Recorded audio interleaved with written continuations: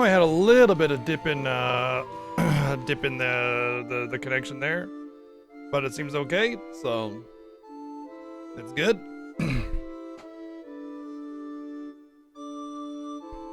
Hi, hello. It's day 27 of the Final Fantasy Fiesta, and boy,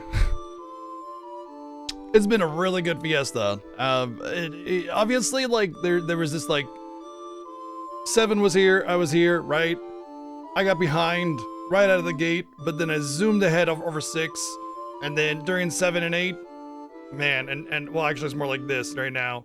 Like I'm just ahead of him, just under an hour. Obviously, he's not streaming today or tomorrow, but he'll be back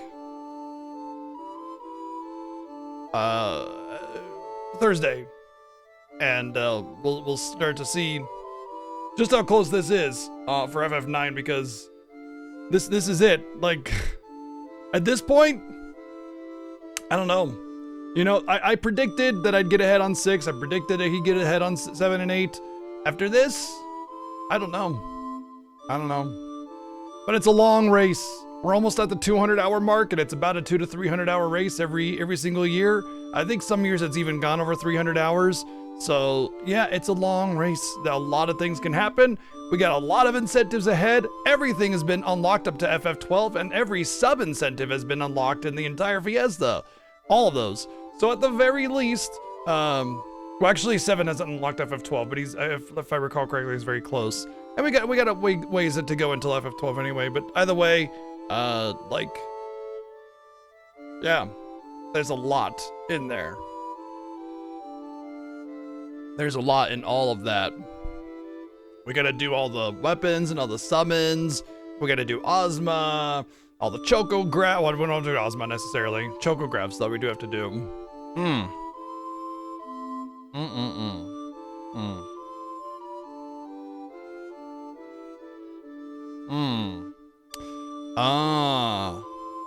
Okay.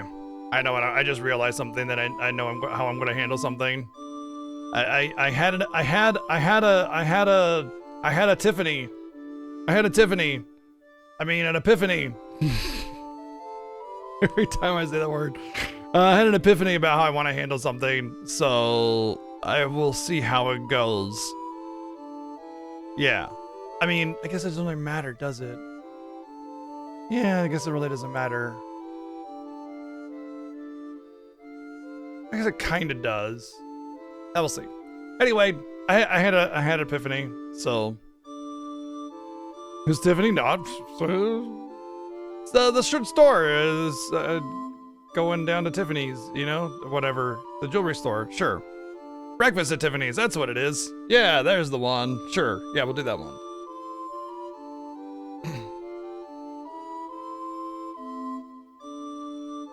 Whew. But yeah, we are making our progress, and I got plans. I got plans on how to handle things. Either they will work or they will not. That's it. You haven't been here since last year? Probably, considering it's been a week. What do we got? We got Northrex, what's up? Berserk, how's it going? What's up, Jazzy? Oh, Jazzy. Coming up with the first. Wyzon, what's up? Dragonite, playing nice, say hello. What's up? Ryu Power, Void Pixel, Lily Knight, hello.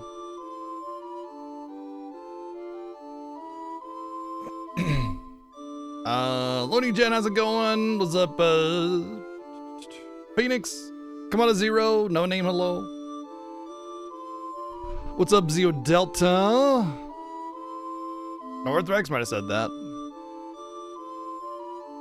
Damn, Jazzy. 135 streak. Good lord. Grimnola, what's up? Halcyon Kiwi, what's going on? Lunatone, hello. Hologrammer, Velacor. What's up, Suntop? Laser Dante. Trans, how's it going? What's up, Jono?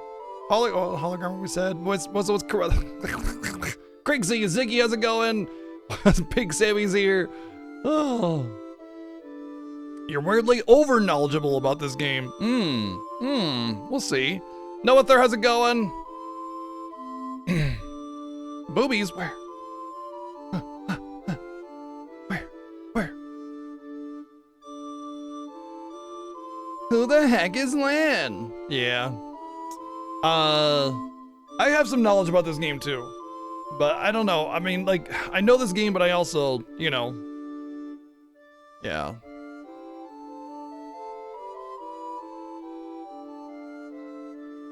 Nice. Yeah, Rebirth really is amazing. I get blown away when people complain about some of the things that make Rebirth so freaking fantastic.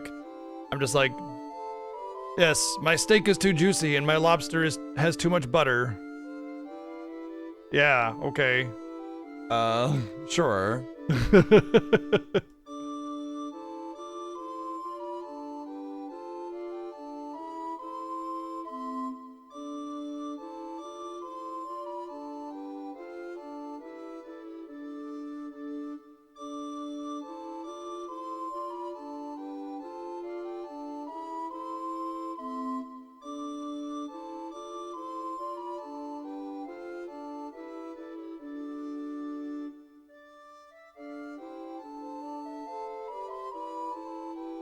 All right, so we're on the end of, well, we finished disc 1. We're on disc 2 of Final Fantasy IX. Remember, we can only use half AP, so we're going through that way.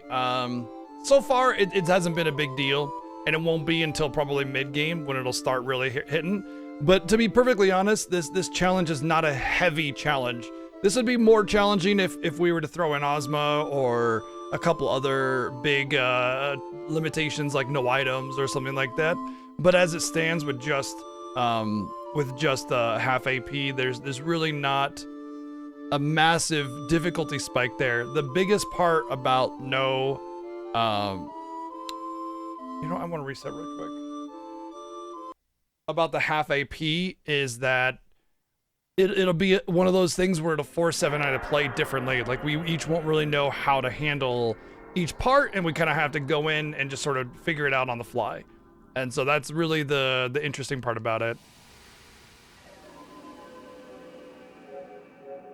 I knew it. Knew it.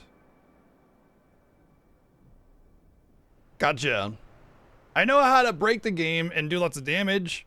I know how to play it very effectively, and I know certain like enemy weaknesses and how to prepare for them. The biggest part for me is like the Slayer type abilities. I'm not 100% about which ones apply to which boss, but yeah.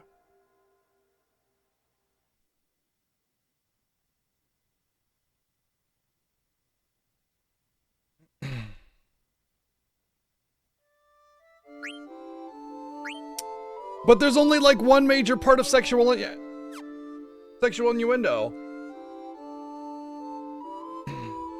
One sec. It's fine.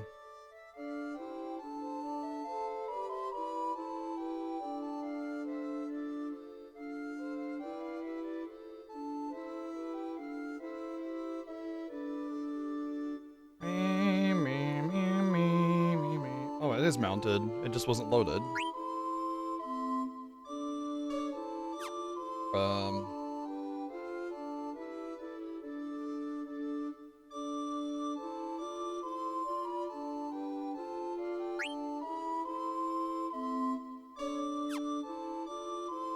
Excuse you?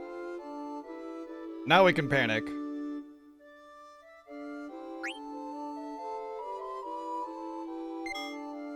Alright, no panic. Wait, panic. Oh, no panic. Never mind. Panic, no panic, panic, no panic, no panic, panic, panic.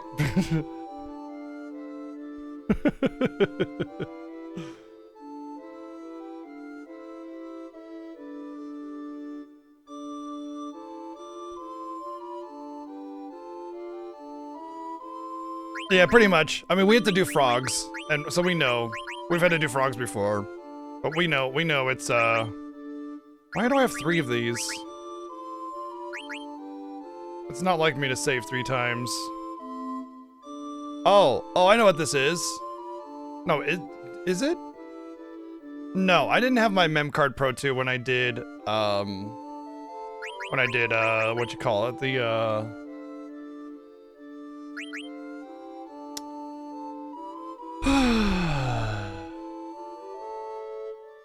Excalibur 2 run. Besides, it's 12 hours, not 24 hours, so yeah. All right. Final Fantasy IX, let's go. Like, I don't know the specifics and the math of everything involved in this game, but I know things about it. I don't really need to know the like ultra detailed scripting math aspects of things in order to like really take advantage of them. So for me, it's not a much of a factor, but there is something to be said about knowing that kind of stuff for sure.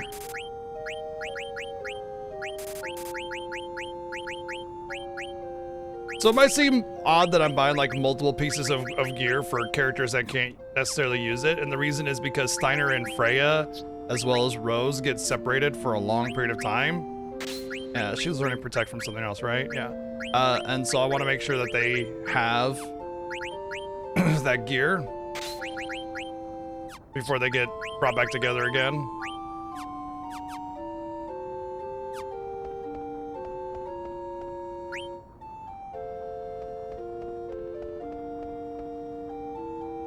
Yeah, when it comes to technical knowledge about stuff, I almost always have very little. I think you have to... It's like a lot of plot triggers here. There it is.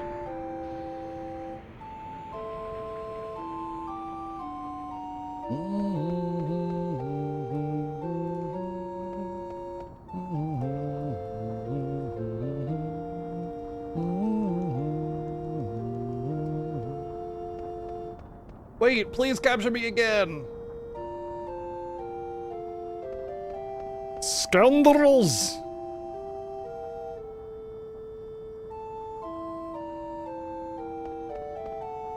Steiner, but stop being a baby.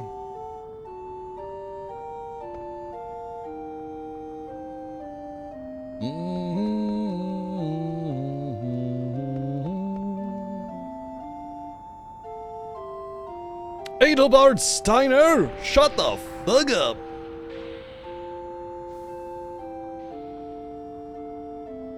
Day 2 and 25 hours in, I know I'm so good at time.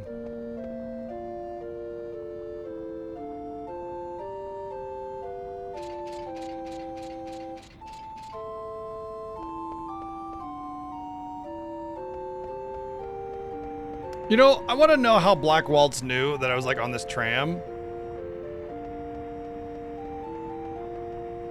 Does he have like Garnet sniffing abilities? He's just like, she's that way. She's that way.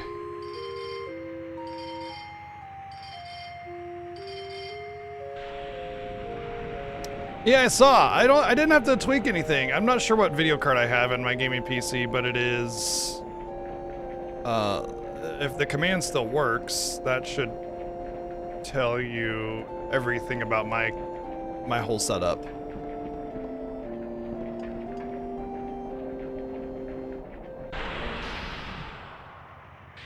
But I don't remember what my GPU is. All I know is that with that computer, Rebirth ran extremely smooth at pretty much max settings, if I recall correctly.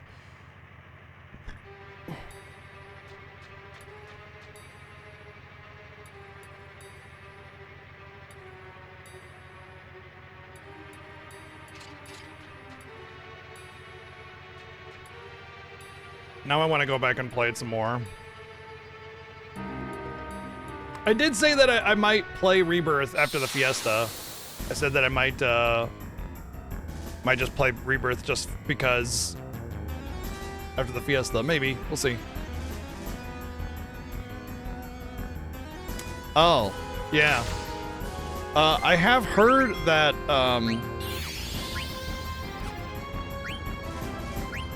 not Stein. Cool.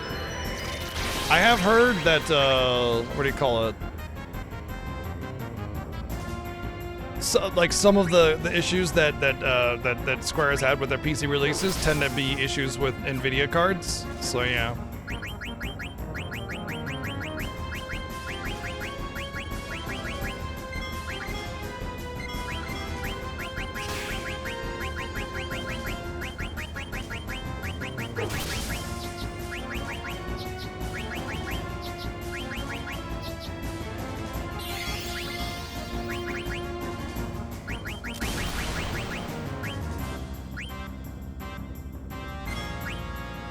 Huzzah! That's worthless.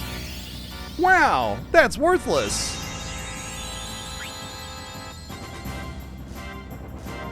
Ah, pretty new. Okay. Yeah, then it's more than likely an issue with the NVIDIA card specifically, because like I said, oh my God, a useful trance. Useful trance 1! Well, debatable on the useful, actually. The boss is very easy. He does some freezy shit, and sometimes he can nuke you, but like, it's an easy fight.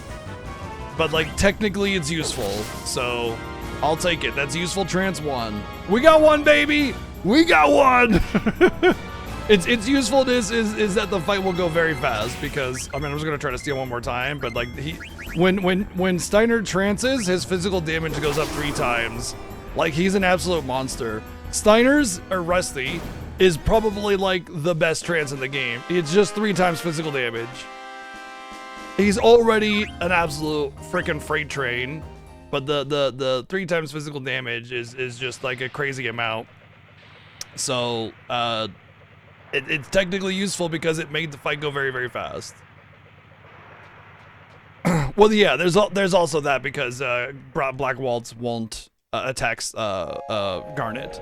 None of the Black Waltzes do. Even the one Black Waltz, the second one you fight, that does the AoE lightning, it doesn't actually hit Garnet, because they're there to bring the princess back, not kill her.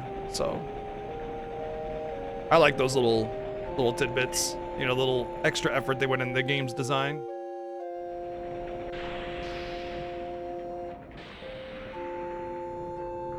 Yeah, exactly, Penguin. Rusty is already a monster. Rusty is by far the best character in the game, and it's not even close. Actually, that's not true. Zidane does come very close. It's honestly, it's just charge that sets them apart. The difference between Rusty and Zidane. If it wasn't for charge, they would just pretty much be on mostly equal terms.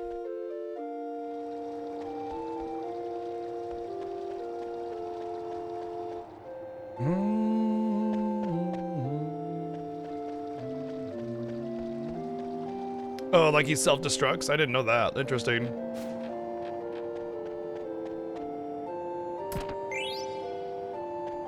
Oh, yeah, I need to equip the new weapon here.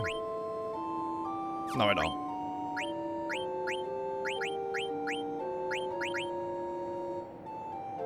I do need to make sure that he has those on because he wants to have Bug Killer for the what you call it segment with what's her name? I can equip 9, so I can't really equip anything here. Just level up and that's it.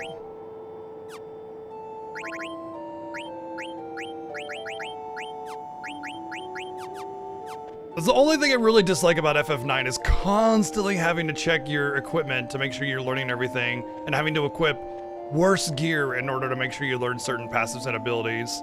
It's just the constant micromanagement of the gear and the equipment and the abilities is an annoyance to me. Everything else, aside from the extremely excruciatingly slow-moving combat, I really love. Oh, and Tetramaster can take a long walk off a short pier. That shit's garbage.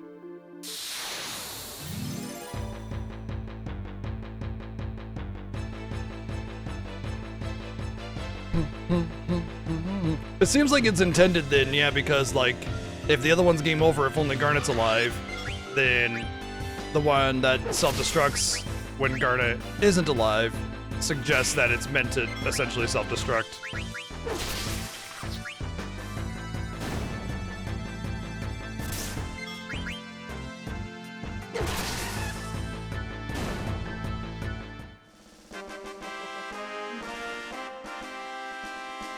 There's a risky but good grinding spot.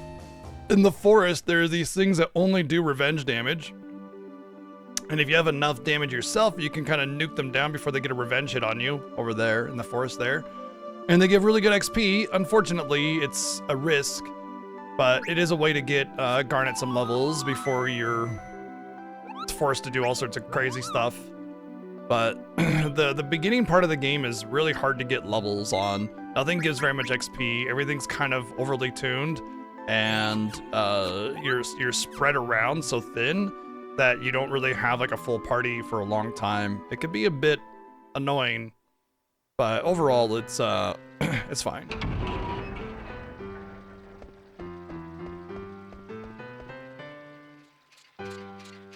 All right, so there is a ACT I need to do here for the power armlet or whatever it's called.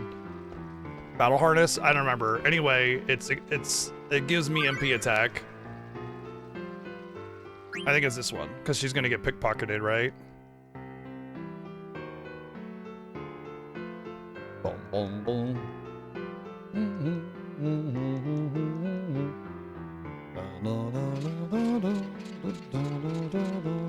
Hello, what's this? Sure. I feel happier.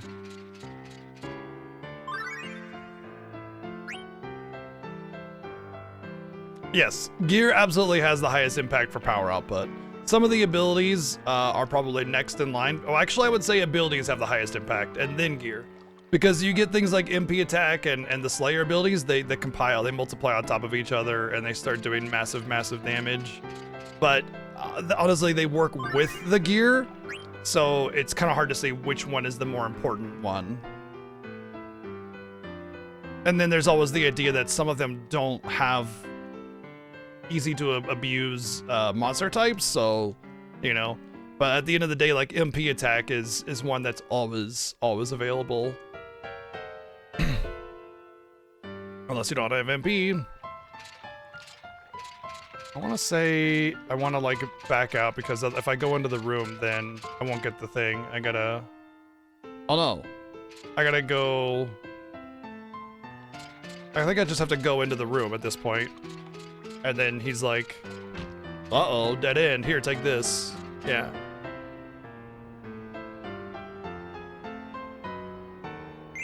There we go. Got the power belt. I don't want to give it to him, even though it does have MP attack.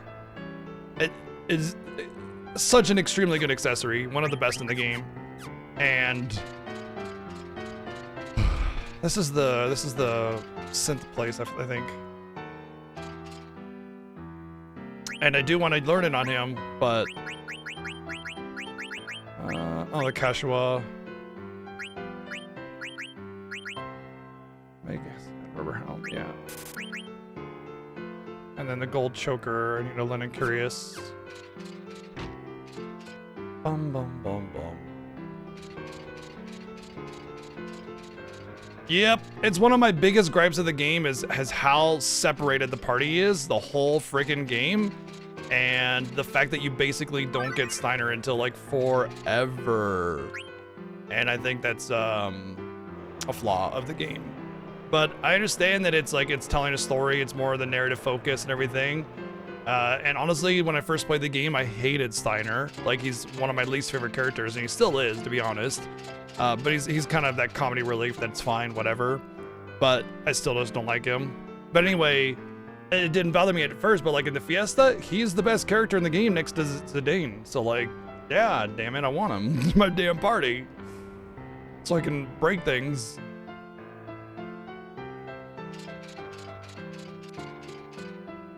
Yeah, the Roses of May situation. There's a name for that track. It's a motif of Roses of May, but it's called something else. It's like Something to Protect, I think. Okay, so I want that.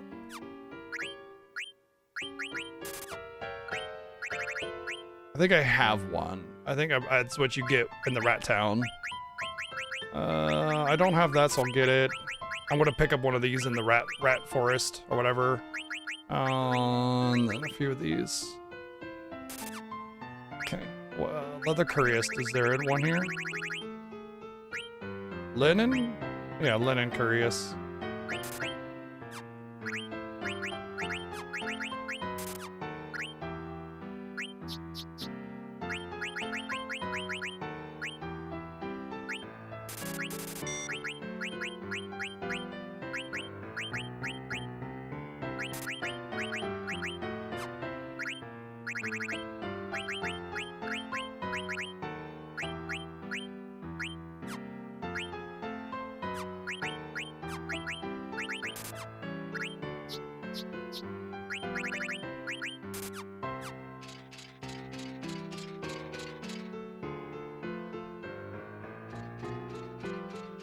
Oh, fair. I just like using characters that I want to use, that's all. It has nothing to do about like the design of the game. It's a personal preference. Me, no. I pick my party and I go with it. I don't like to swap party members constantly. It's actually funny, my wife and I play games totally different in that regard. She likes to constantly swap party members in and out. For whatever reason, I don't even know, just cause. I like to find my party, build the thing that I like, that I know that works, and go with it. Alright, I don't have enough to make it.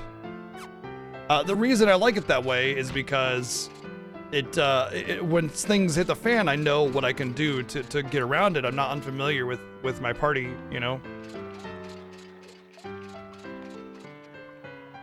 Why would I have Aiko in my party? Gross. Oh, Marcus. Yeah, Marcus shares XP with Aiko. Yes. Yeah, you can level up Marcus and Aiko will get the XP for it. Yeah. All summons, I said. Yeah. It just means I have to learn them. Doesn't mean I have to use those party members. PTSD from Breath of Fire games forcing random party members. Oh, interesting. So it's a like self-sufficiency kind of thing. You're worried that the game will force party members on you, and you'll have to adapt. Interesting. Aiko will get the stats from it, but will stay the same level. Oh, interesting. I did not know it was that way.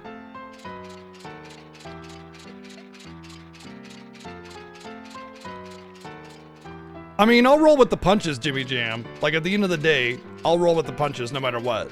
So that's not gonna be a problem. But I like to have my party set and kind of mess with it. And I'm fine with the game, you know, throwing different party members here and there, all over the place. I mean, that's cool. I want to get Steiner on my team. God damn, something smells so good right now. And just like settle in it, you know? But yeah, it's like not even until late Disc 3 until you can really get your team the way you want it. And even then, it's pretty much all over the place all the time. It's weirdly like Final Fantasy IV in that regard, where you don't get your actual full team until the end.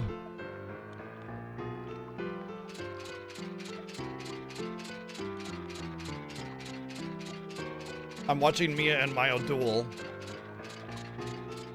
I need to play Duel of Fates while that's going on. Oh, this way. Yeah, the Phoenix Pinion situation. I was trying not to sell Phoenix Pinions, but I decided I don't really give a shit.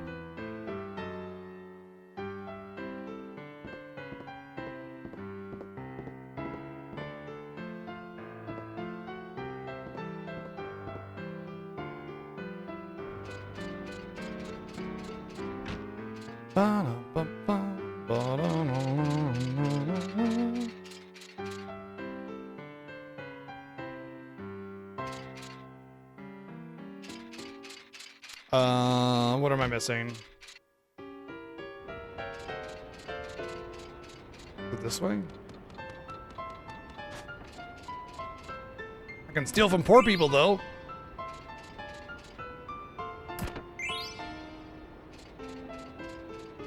No, that's not it.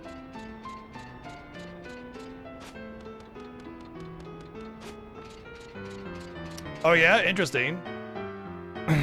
I mean, I could see not really giving a crap about Zidane. What's up, Hildebrand? Oh, it's this way. Did you check out our latest E33 like?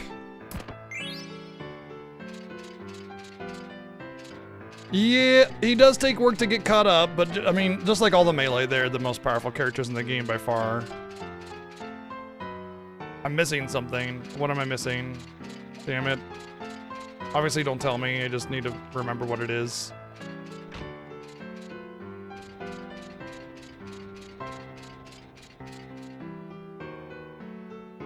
I gotta talk to the Schnoz guy. And... I can't remember. Do I need to go? Oh, I think I need to go over here. And it's like I meet up with that guy and he's like, whoa, what's with... Over here, no, that's when you get Ico. When he's like, that's Amaranth and Ico. Where they're like, what the hell's Amaranth doing with a kid?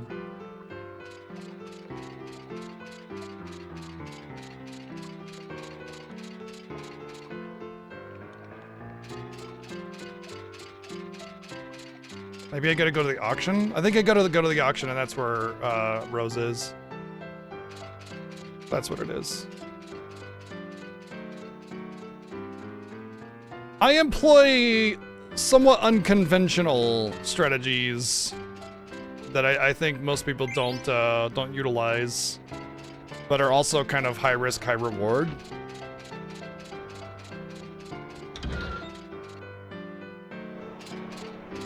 There she is.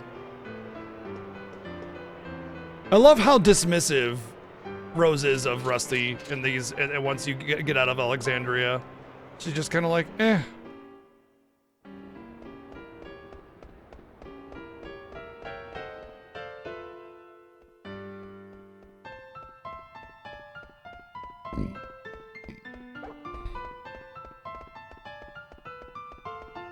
I don't need to worry about saving it. I'll save it when I get to the tram area. You know, burning down the whole city to cinders would give me exactly what I needed.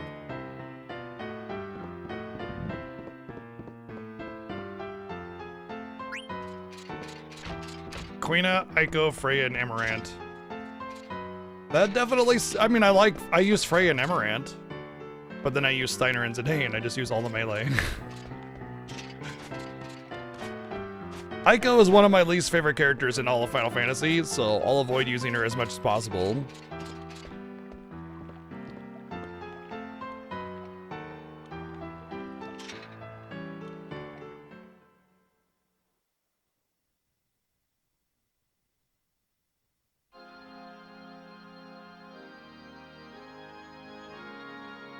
Pandemonium!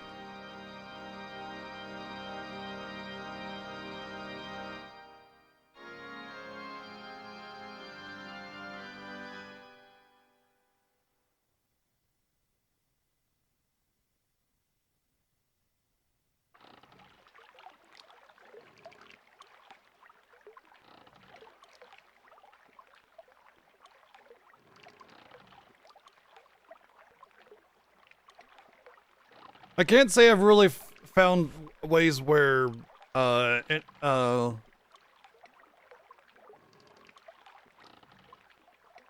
I guess with Arc, both the Garnet becomes very powerful. But I mean, that's if you don't mind waiting for the half-hour summon every battle. Well, I'm curious to see how you find my strategies when we get to the end. Maybe you already know about it, maybe you don't, but I will say that a lot of people are surprised by it, so. What's up, W Knight?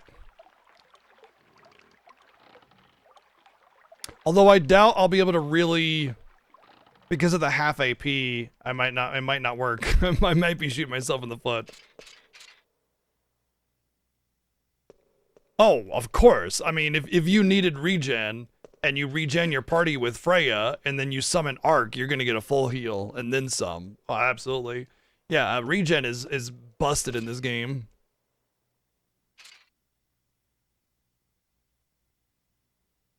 Yeah, that's a very balanced party. That was what I used when I first played the game. Literally that. Well, it was actually Zidane, Freya? You know what, Zidane? I'm not sure, but I you know I used Garnet and Ico. And Zidane. I don't know what my fourth was. What was my fourth? I don't know. It's been a long time. Approximately 26 years.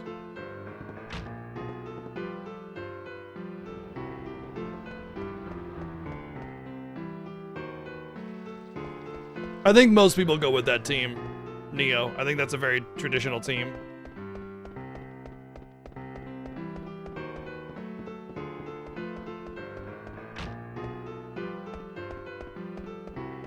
I tell you what, though, the guy that we're about to meet, he really knows a lot of things, you know?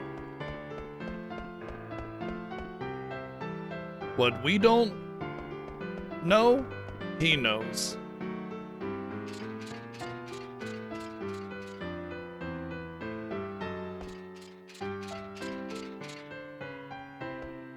Yeah, I don't like Steiner. I only started using Steiner because of the Fiesta.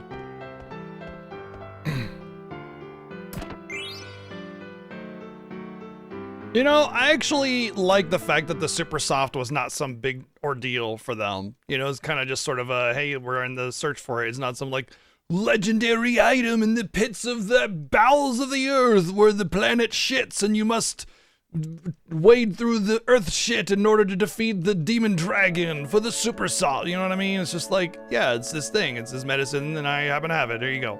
You know, and the end.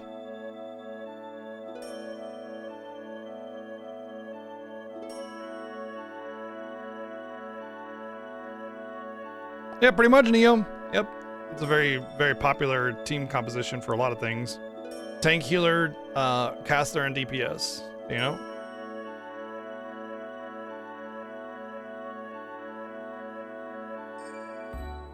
I'm pretty sure I used Freya instead of Steiner.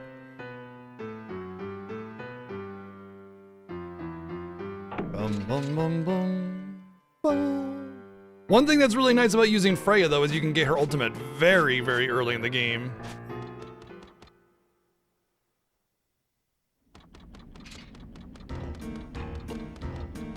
Quina is definitely very powerful with all of his blue magic, but I would still say that Steiner is the best.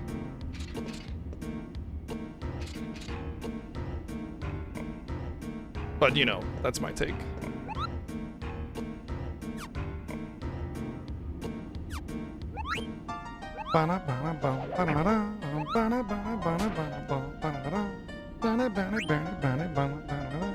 Although, to be fair, Steiner only really works with one build, so, you know. I do think I have to go over there to like, figure out where it is first, but I think this is the right way. So I might be shooting, yeah, it is that way first. Wait. Yeah.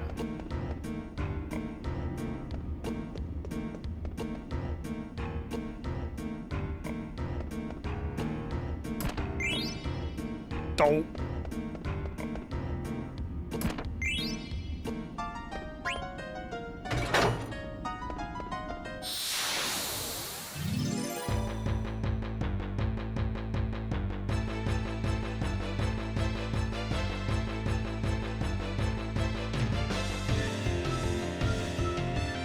Don't prolapse me, bro!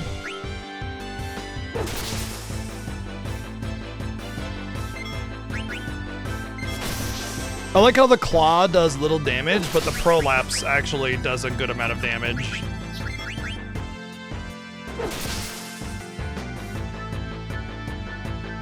Like, let me just hit you with the inside of my rectum for 500 damage, but my razor sharp claws are only gonna hit you for 50.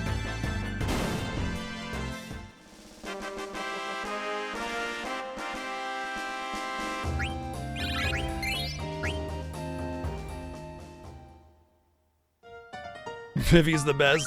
Vivi's the best at being the worst. Hey yo, Vivi sucks.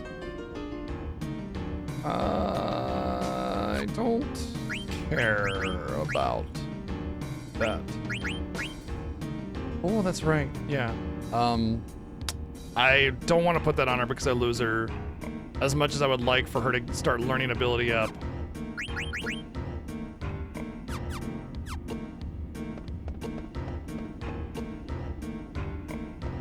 No, I love Vivi as a plot device and a character, but combat-wise, he's doo-doo compared to basically everybody else. He has some moments though where he can really shine. Unfortunately, they are far and few between, and most of the moments where he can shine, somebody else can shine brighter. What was he doing? Hey, bud. Is he getting in trouble?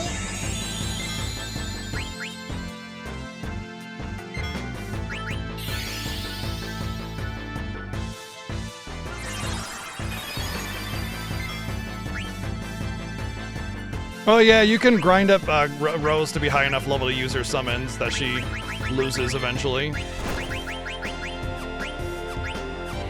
The nice thing about this game is there is no real penalty to overgrinding, unlike FF8 or something like that, where there is a penalty to overgrind.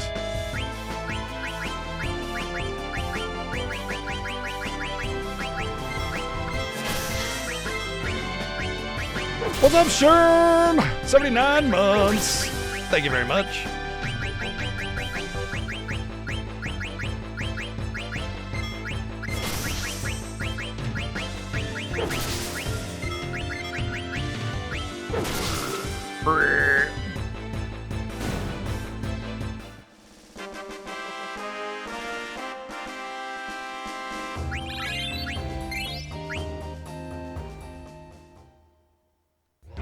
FF2 is weirdly easy to overgrind in, but also difficult at the same time.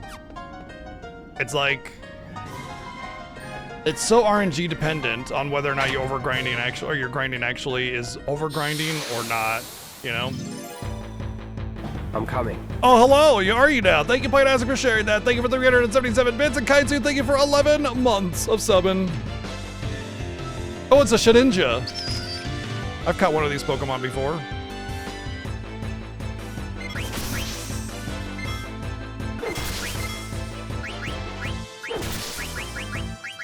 Aren't they like magic, right? Oh, I don't have a racket though.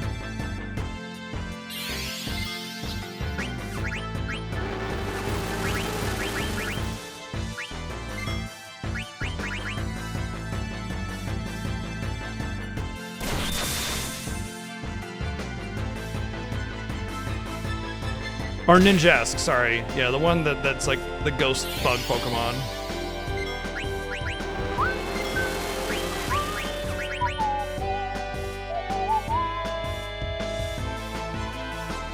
Well, that wasn't intense, that was tense in.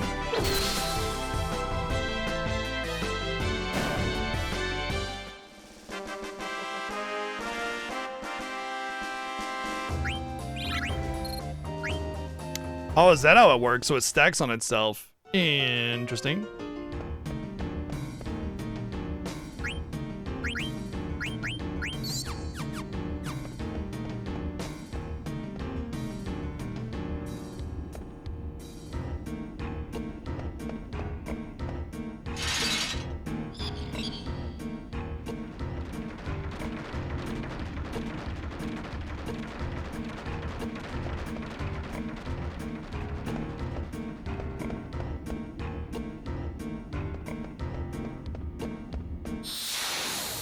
For being this like scientist doctor guy, it's kind of dumb. He's like, what did I do next? There's like one lever that says, pull me! He's like, complex puzzle indeed.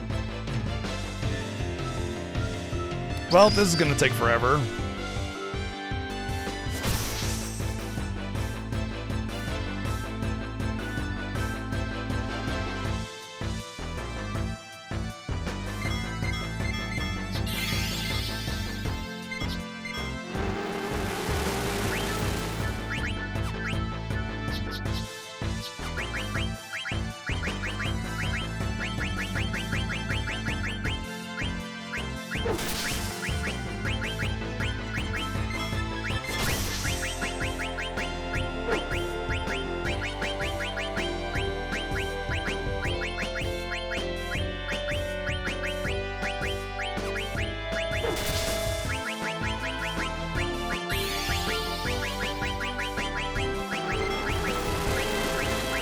Okay. Yeah, enjoy the lurks, Delazio. GG's on the day off. Well, I guess we're just gonna have to be here for a sec.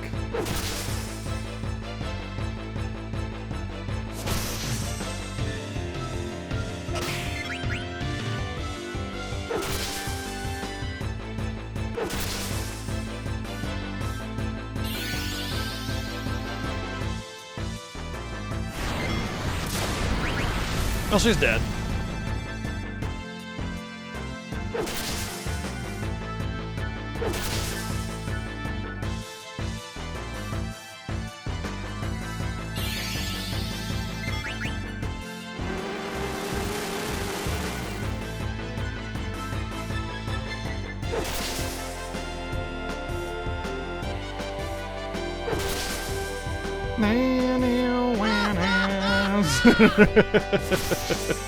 Thank you, Playtastic, 110 bits. I don't know why they gave you this physical resistant enemy when all you have is physical damage. Yes, we've done early Tentarian. In fact, that was a Final Fantasy Fiesta incentive a few years back where we had to defeat Tentarian at the first opportunity possible, which is after the rat tree. And it was fun. We definitely grinded a little bit, and then it's an annoying fight that unfortunately wastes a lot of time every time you die, but it would be nice if there was a save point right before it or something, or somewhere in that area before you had to, you know, vacate the area.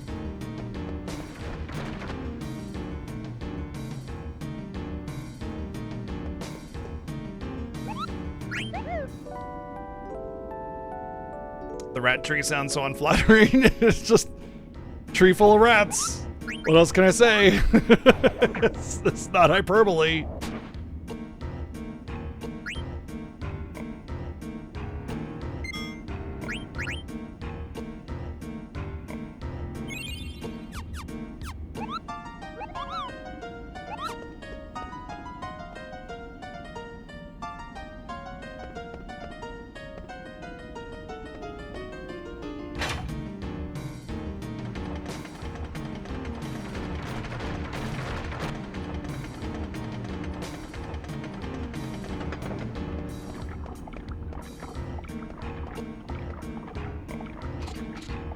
Yeah, I know minus strike is the easy way to take advantage of it, but you also need to set up for minus strike to be what you need.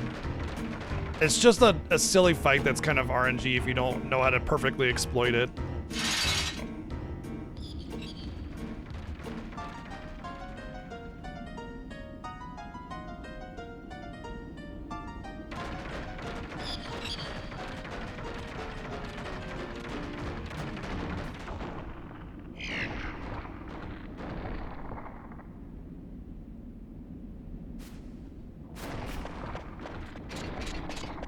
Say hello to my enormous friend. Wow, Playinastic, your friend has such a big snake.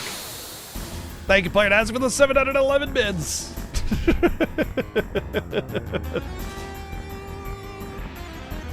Extremely easy fight, but also kind of extremely annoying.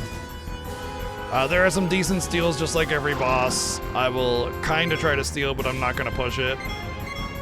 Usually what I do with most boss fights in this game, unless there's a steal that I really want, I just attack with everybody and then steal with the stealer. And then, like, if I get it, I get it. If I don't, I don't.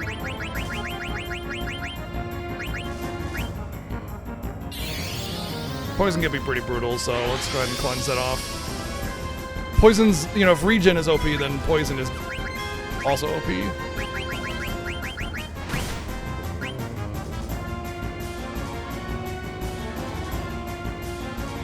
Oh, got everything.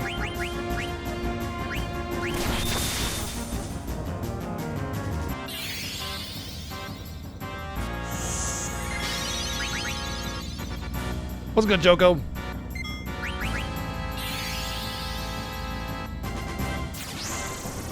Ew, all over Garnet. Oh, disgusting.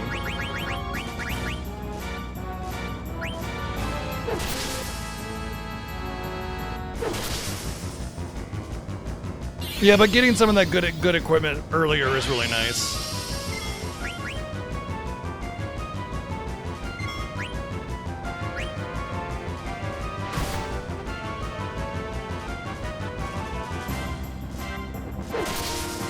I kind of don't weight trick very much with this game because it honestly doesn't really matter. The ATB and everything, the pace of the game is so slow, and the animations are so long, that oftentimes weight tricking is basically going to result in everybody getting one turn and then the enemy getting one turn anyway. And so I usually don't bother weight tricking. It's actually funny because one of the Fiesta incentives was fast active ATB, and honestly not really much changed for that fast active ATB incentive. It was pretty much just the same pace. Does this... oh. Whatever.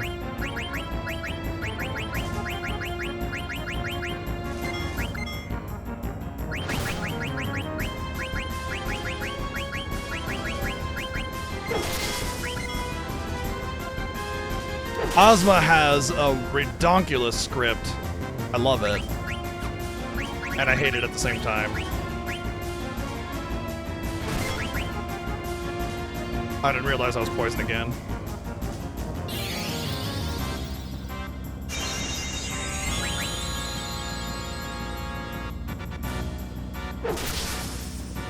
But you can't really weight trick with Ozma. Not really, anyway. You kind of have to go, you have to commit to all in and then wait.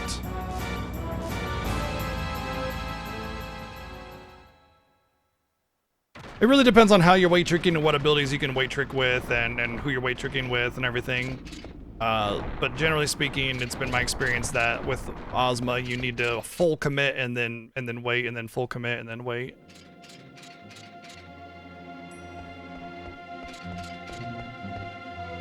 I hate that they don't give you an opportunity to unequip characters right here.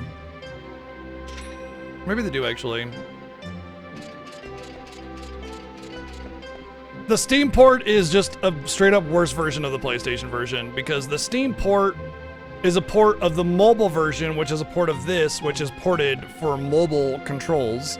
And so it has that really like delayed input mobile aspect to prevent fat figuring on the touchscreen.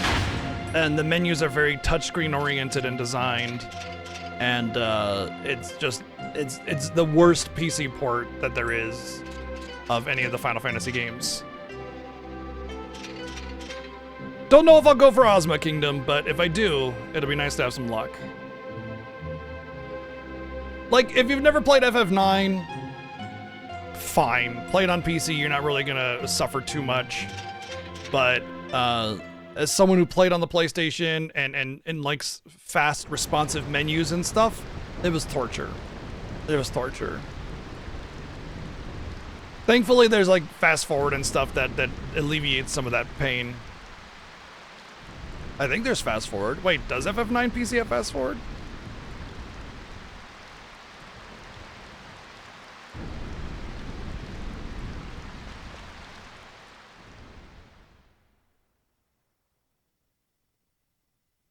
Sort of. From my understanding, is not that's how it fills up. It's that it fills up whenever you rest your cursor on him.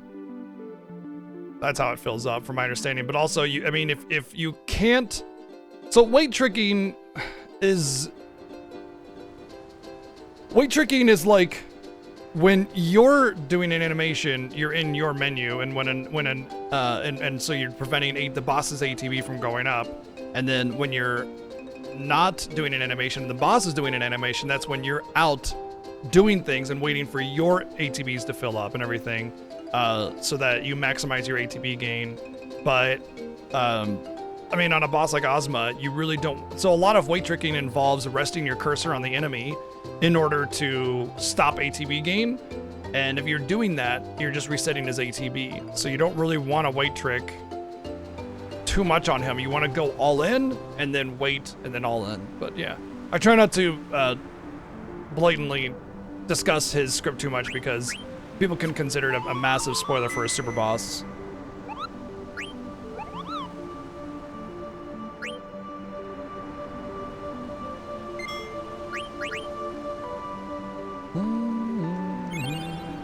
Right, we're on our regular party now. Now we want to equip that ability up stuff.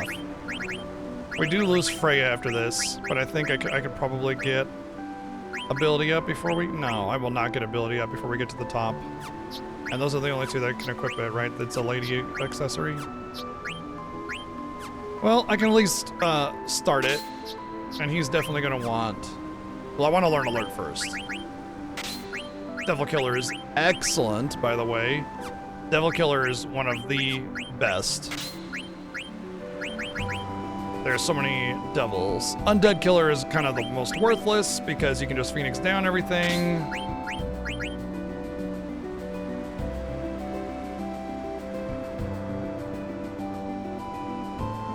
Yeah, if you use a fast forward, you can get easy Xcal 2.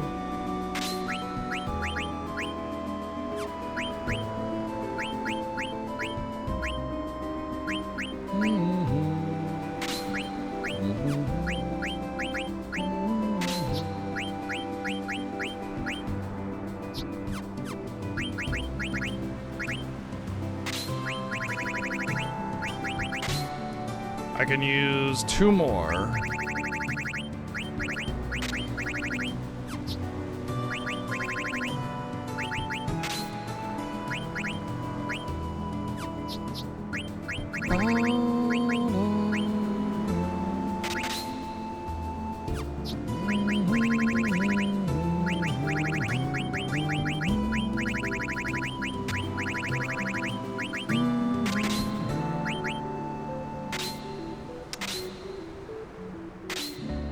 Yeah, can't use that. Man Killer is rarely useful, so. Alright, I think that's fine.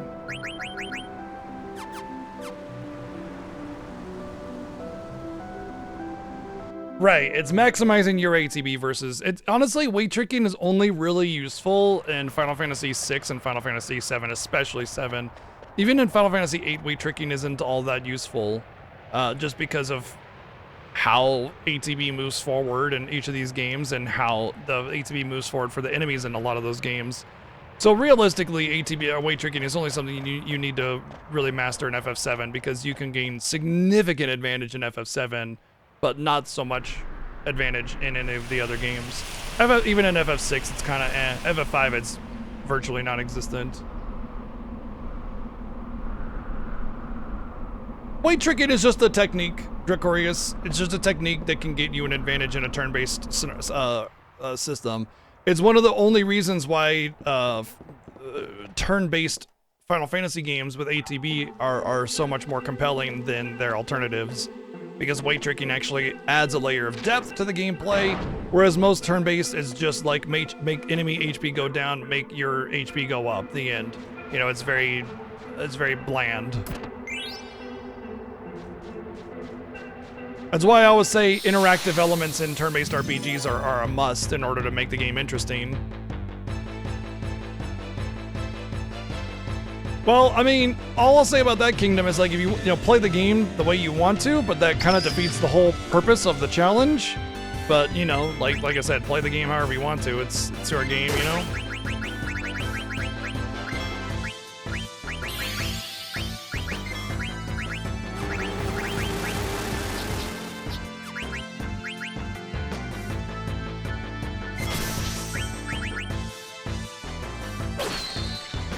Oh, apparently he just hits them. Okay. Maybe they aren't the same ones.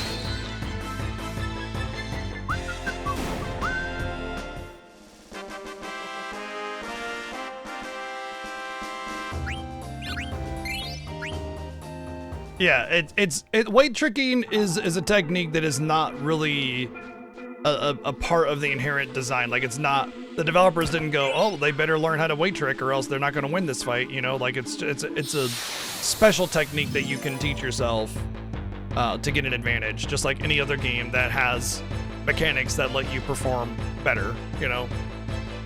Well, I wanted to equip the Blizzard Rod and I was just 2 steps away from getting it, so now I have to fight this thing without Blizzara.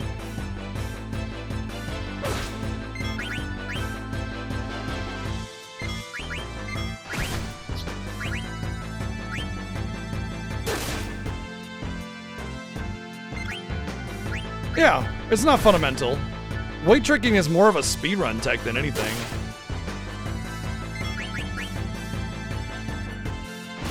Yay, counter me harder.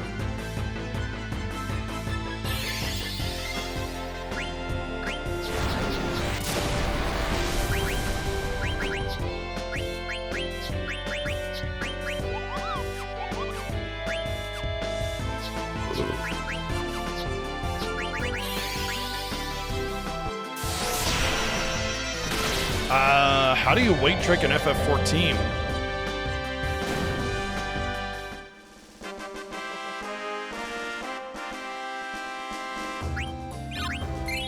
There's no ATB.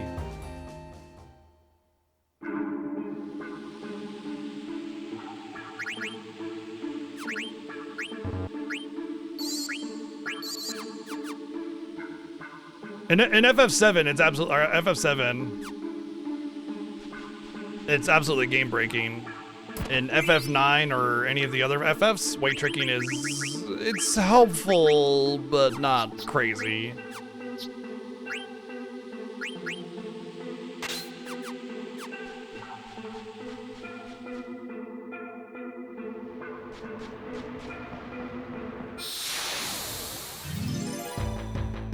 Oh, you're talking about like min-maxing. It's the equivalent of min-maxing in FF14. Yeah.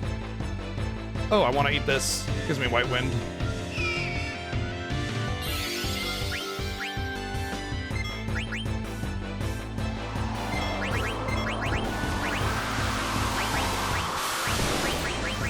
Usually I don't get this guy until the end.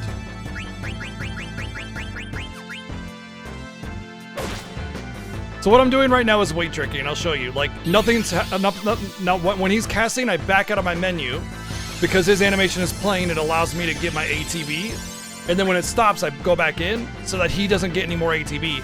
But my actions aren't going out, so I got to back out and come back in really quick. Now Rat Girl attacks. Nothing's happening. Back out, back in. There we go. There's my eat. And then I set up an action and I immediately go into a menu that waits, causes the ATB to wait. But when they're attacking, I back out. My ATB is going up. Now their animation has stopped. I go back in to stop the ATB from going up. And then I just back out and back in for my animation to play.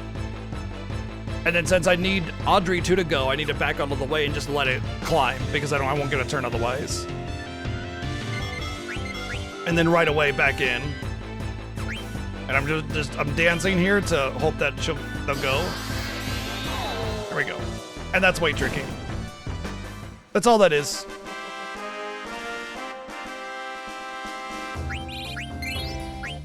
It's because a lot of the animations and the way the game moves in this one is very, very slow. It's not all that optimal. In fact, even with haste, oftentimes you'll only get one turn to the enemy's turn. But with haste, weight tricking is definitely much more effective. It only works if a party member is faster than the enemy. No. It works, period. Because turn order, like, the turn order is dynamic because of ATB, so it doesn't matter. Like, you always can weight trick at any time.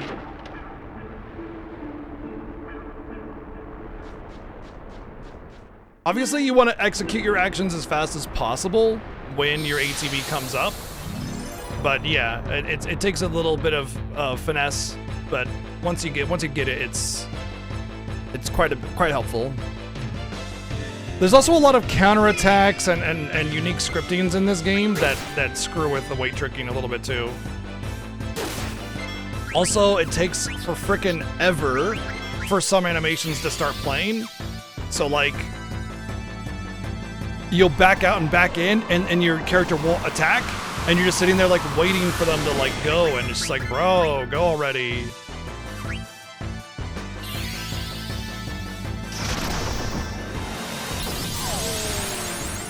It works, period. Because if you're getting ATB while they're making actions, you're getting extra ATB, period. And turn order is dynamic because of ATB, you're just getting more ATB, period. It doesn't matter how fast they are or how slow they are.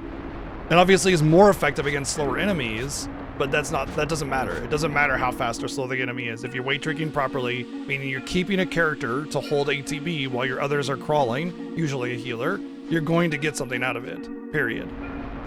It doesn't require that you be faster than the enemy.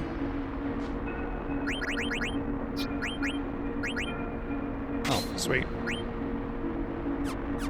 Yeah, you're just allowing your ATB to go up while they're making actions, and you're preventing them from getting ATB while you're making actions. And so there's just a net gain, period. But like I said before, in this game, because it moves so slowly and all the animations are so long, a lot of the time there isn't a real benefit to ATB weight tricking, but it still is a benefit, and it's still a good skill to learn in order to not get dunked on by enemies with multiple attacks.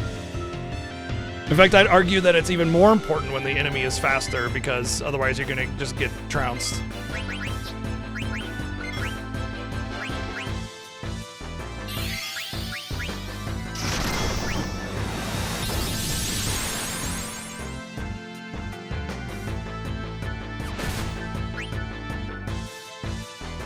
Yeah, it also sometimes requires that you put the battle speed lower in order to have an easier execution of it.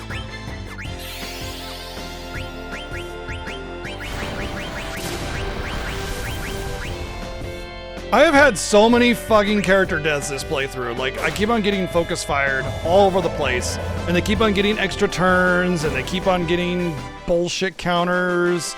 Like, I've used more Phoenix Downs this playthrough up until Disc 2 than I usually use in my entire playthrough of Final Fantasy IX. It's crazy.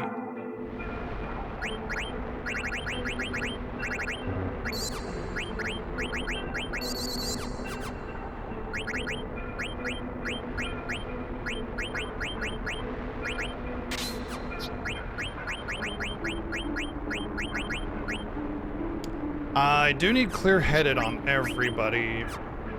All the melee anyway. Eventually. Am I learning antibody? Yeah. I guess I can start learning it, but I gotta make sure that I take that away from him once I need to start learning it.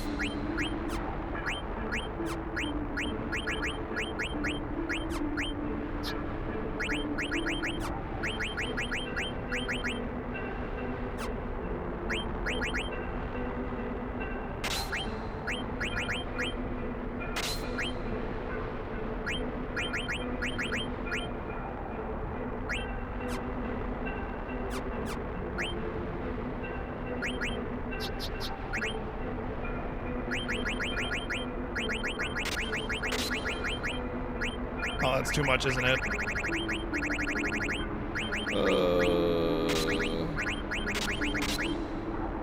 I can learn 3 more points.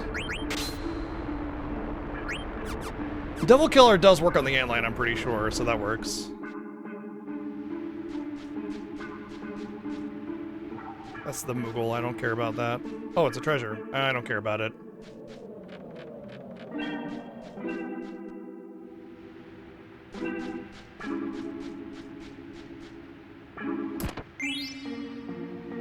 Dessert boots.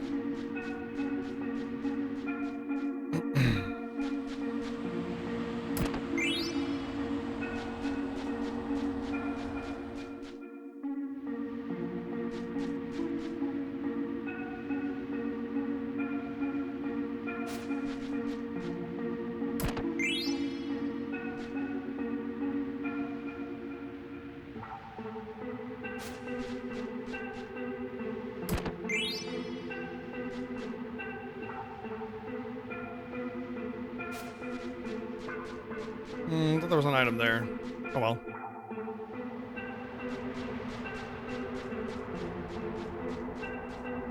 Yay, I don't have to farm the bird this time through. Pretty sweet find, yeah. They're made out of cake. They came to you for the 110 bits.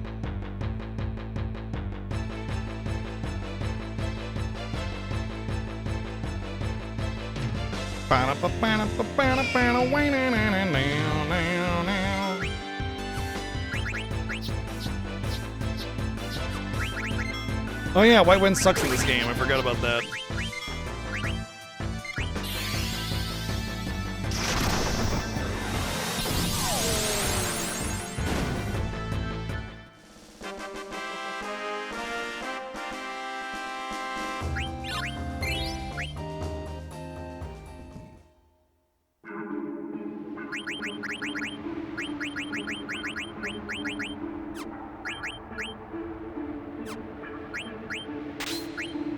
Not that Undead Killer is worth a damn. I really shouldn't even bother learning Undead Killer, to be honest.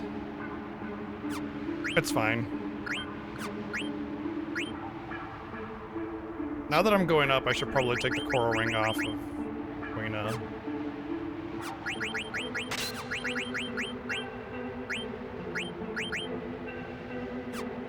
Feathered hat? You can keep it. Okay. None of those items I care about.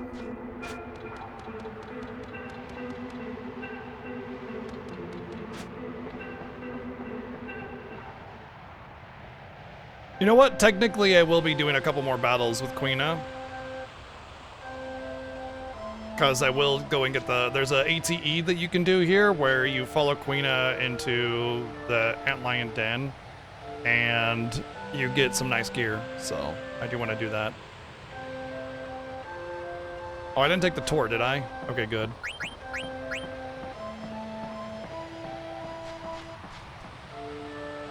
Yep. Honestly, I like it when White Wind is healing equal to HP because it lets you actually work around that. It being tied to like your max HP just makes it feel weak. Because of the enemy name? Okay. I don't know. I didn't see any auto mod, so it must have been a banned word. That's the only thing I can think of is that it was a completely banned. The only time it will tell, like, say your message was not sent because of a filter is if it's a banned word. And there are very few words that are banned. Everything else is... Oh, that one. So that one, how do I say this? I'll send it to you in a Discord DM.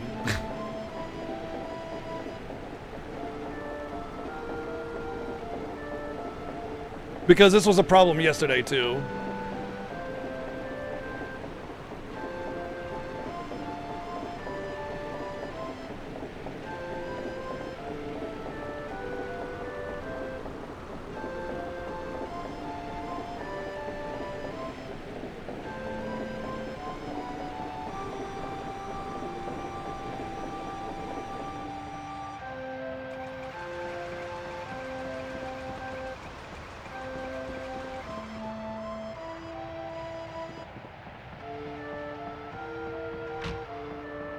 Yeah, yesterday we had the same problem, and I had to manage that.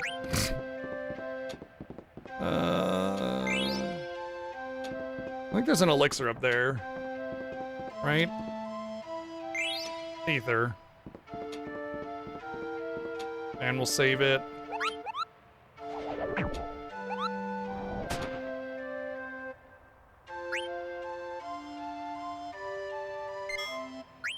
Yep, the early dragon farming is a neat little trick you can do to get some heavy XP, but there is some setup required for it, so, and it's still risky.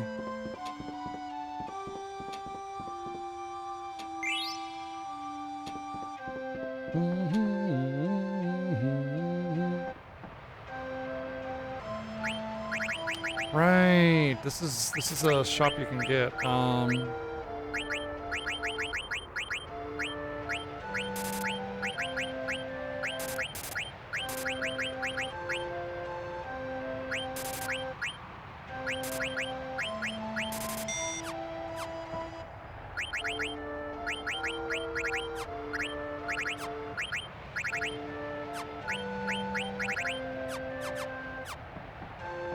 Queena, where's my AT girl?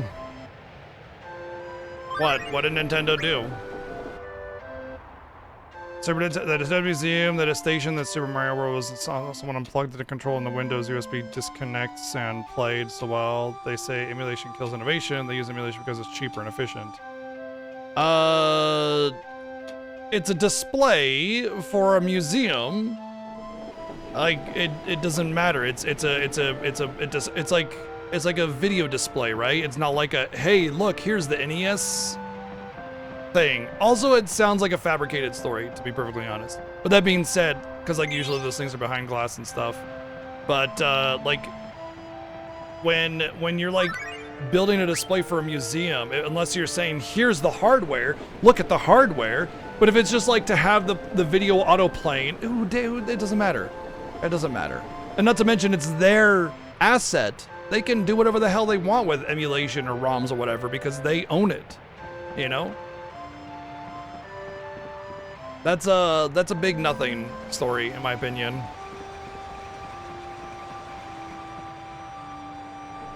Like, when they're talking about emulation being bad, they're talking about specifically stealing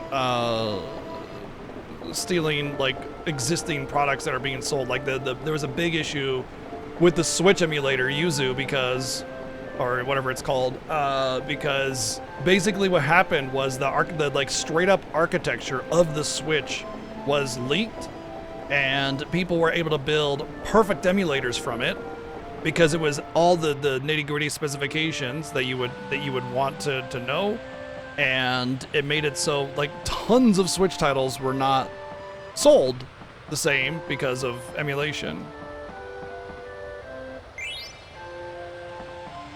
Right, they're talking about pirating. They're not talking about emulation as a thing. But like if I were to build a display where it's just showing the thing and it's like showing the startup screen and that's that, emulation would be the most reliable thing there because an actual NES piece of hardware would have a hard time staying up and might fail because it's old. Not to mention you'd want to keep it intact. Running at 24/7 for a museum display would be crazy. There he is.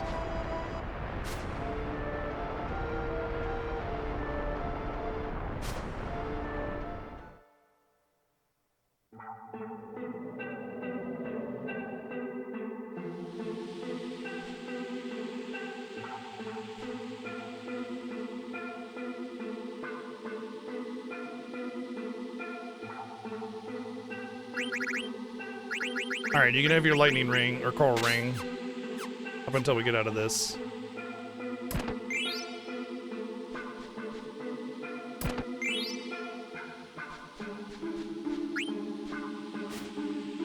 Unfortunately, it does mean that we have to do pretty much half the dungeon with just Zidane, or sorry, just Orin and Audrey.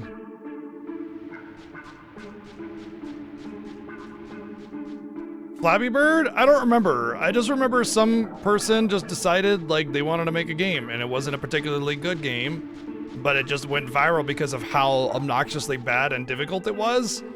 And it went crazy and some company bought it out for like $5 million or something like that.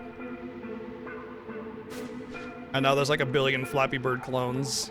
And then it immediately died, by the way, which was even funnier. As soon as they sold it, it immediately died. The meme, the whole aspect of it. It was alive for like 4 to 6 months, and that was it. That was the end of it. Not a bird. Not a bird. Oh boy.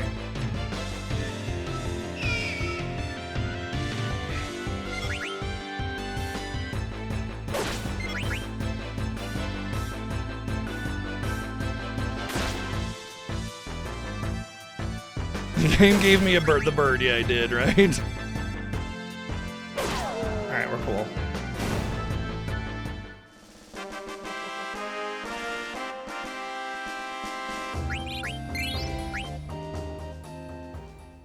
Yeah, the infrastructure of modern hardware basically requires that older games be emulated. Like, it just has to be that way. But official emulation is not the same as emulation where it steals.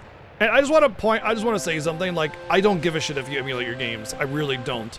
I do care if you steal your games, though, because, like, games stolen means that they're less lucrative, and less lucrative means they're gonna sell less. If they sell less, then we get less. At the end of the day, though, if you can't afford your games and you get them by less than legal means, then, like, I'm not gonna care one way or the other. I'm of the mind that if I saw someone stealing at the grocery store, no, I didn't.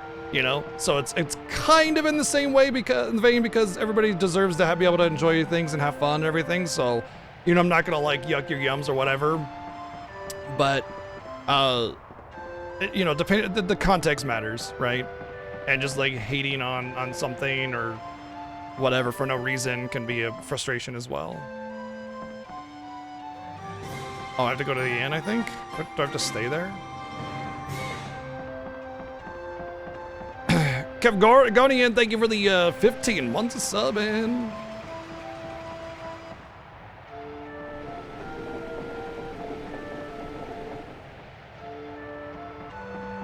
Plot trigger heaven.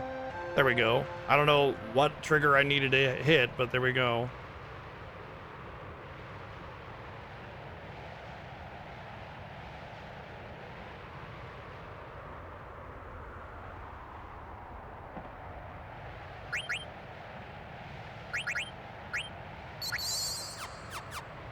Doesn't the rat heal you to full? I thought the rat healed me to full. Well, that doesn't matter. It's gonna spam trouble and sandstorm anyway, so.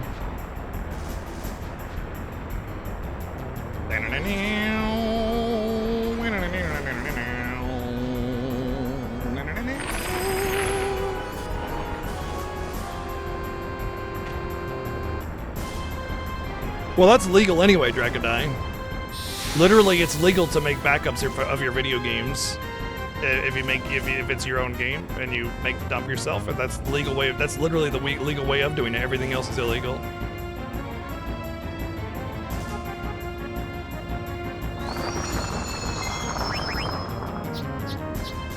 Still can't cast Mighty Guard. LOL.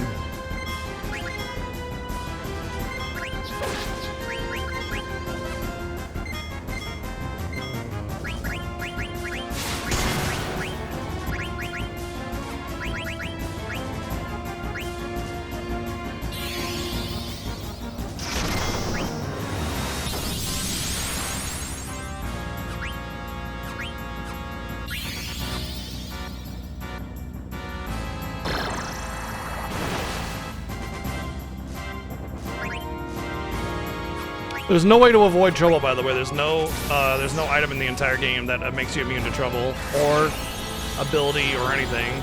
Same with, I think, Zombie, Virus, and a couple others. Debuffs in this game are so mean because they give you opportunities to avoid some debuffs, but there's no ribbon in the game that works the way that normal ribbons do. It's all elemental effects and protections instead of status.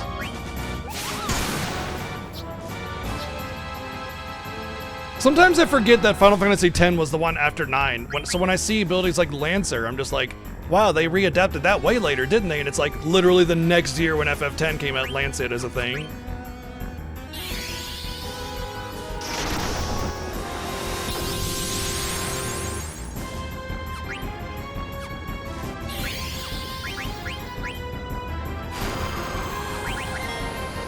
Oh, she's dead. I just sentenced her to death. Because she's gonna get counter-horned before regen happens. Unless it dies. Oh, she didn't get counter-horned. Nice. Boss is dead.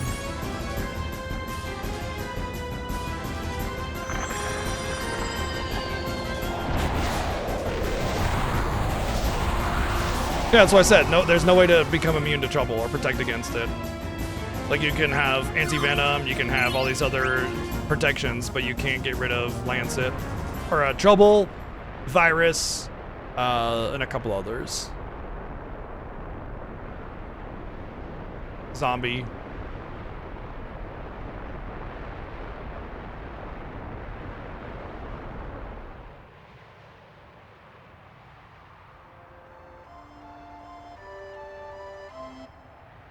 Yeah, that's why I said, Ziggy, if you're not able to afford a game, you're not going to buy it anyway, so you're not taken away from the market, you know, in that regard. So it's a wash anyway, but yeah. Every status effect is bonkers? Pretty much, yeah. Every status effect is pretty strong. We did a playthrough of this game with a no... The first Fiesta I was a part of, which was the second Fiesta, the incentive was no items for FF9 and defeat Ozma. And so no items and defeat Ozma, and no items is crazy in this game. We were allowed tents because you kind of get soft locked without tents for the way tents work in this game and how full restores work in this game, but that was it, yeah. Party! I forgot to take the coral ring off of Audrey. Thank you, Playdads, for the 311 bits!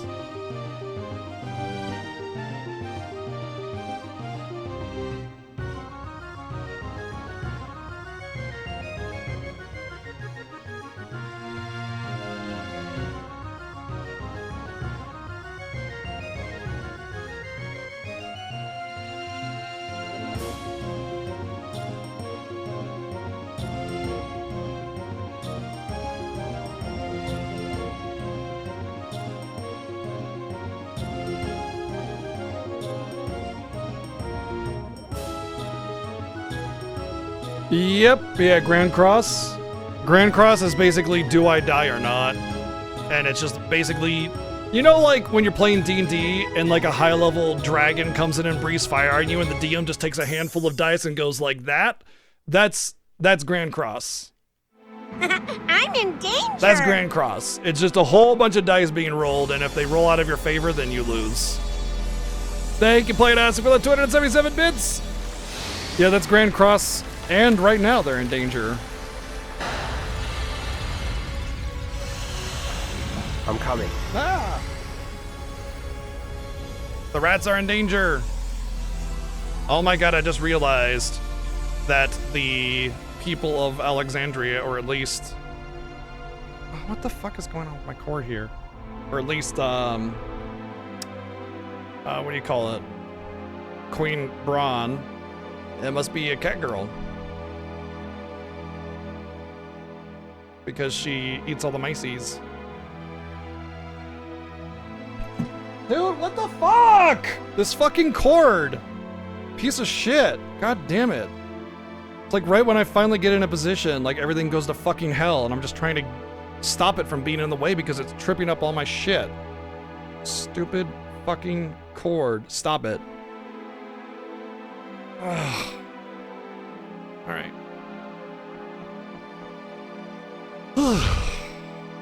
Nope, Queen Braun is a cat girl, sorry. You can't convince me otherwise.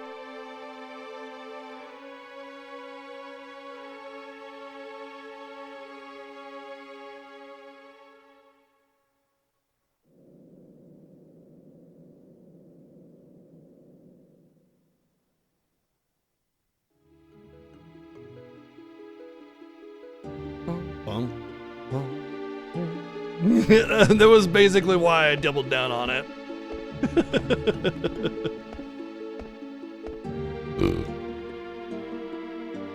Bum, bum, bum, bum, bum.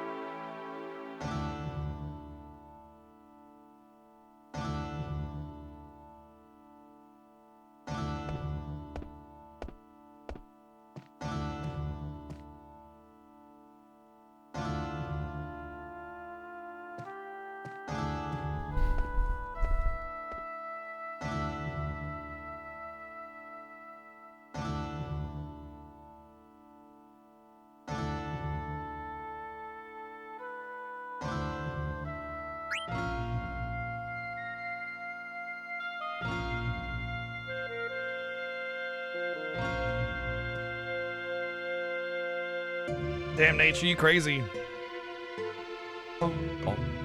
Hey, there's that one person that was being mean to me. What's he doing here?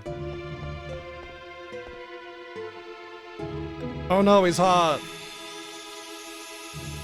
Once upon a time, go the fuck to sleep. The end. You played as with the 288 bids.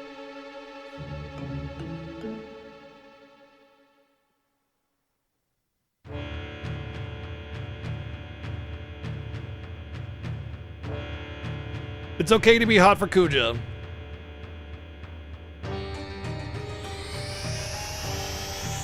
Kuja awakened a lot of people to their true self.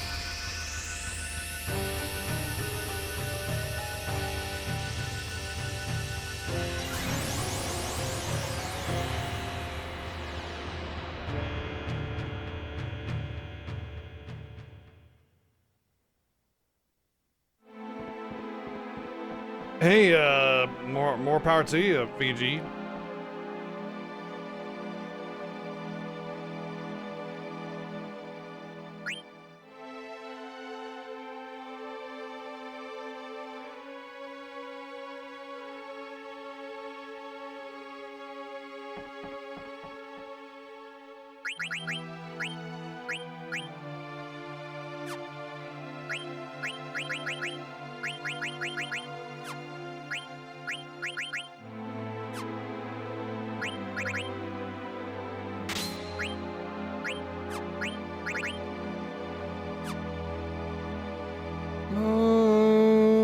I'll never use that, but I will use that potentially. Well, probably use either actually.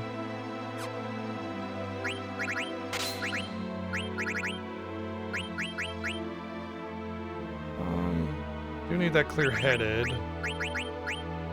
But I'll lose her soon. For a while. Actually, with that in mind, I'll dunk that as well.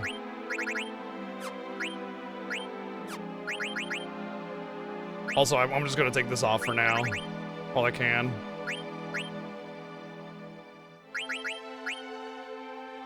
Yeah, you can take that because I have another pair of those, so it's fine.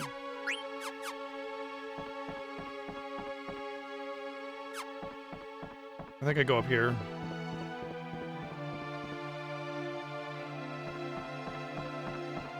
I don't know what you're talking about, Shinjo. There are plenty of non-villains that are quite sexy or attractive. Thank you, Neo, for letting 10 bits. Actually, come to think of it, you know what the most dangerous animal to humans is? A lion or a tiger, but the hippo. Actually, mosquitoes are the most dangerous to humans. Mosquitoes are the most dangerous creature on the planet. They have the most kills by far.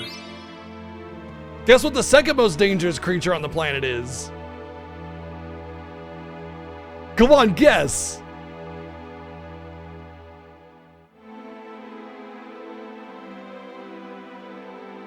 Kittens? No.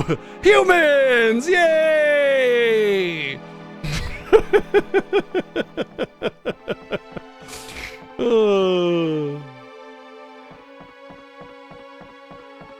Cars. No, it's like mosquitoes are like way up there, and then humans are quite a bit lower, and then way down is the rest. Yeah. Isn't humanity great? Golly gee, it just makes me so glad. Look, I'm an optimist when it comes to humanity. I think that at the end of the day, people in a safe environment are inherently good. But I would also say that as soon as the shit hits the fans, there's no delay between the time at which they will sell you out for their own benefit. And that's like kind of the crux of humanity in a way. But I believe in the ability of humanity to, you know, make it work. I don't know. Yeah, but there's a difference between like running away from like a bear and then like pushing your friend into the bear to run away from the bear. Do you understand what I mean? Like that's what I'm talking about. Survival is survival, but sacrificing somebody else for your survival is crazy. Not to mention, then you have like zealotry, which is like throwing people into volcanoes because you think the great Tatiki god is going to give you a blessing or some bullshit. You know, there's a lot of other nonsense that people have done for the sake of self-gain or benefit that's crazy. And that's not survival, that's just cruelty. Oh yeah, we have this whole thing.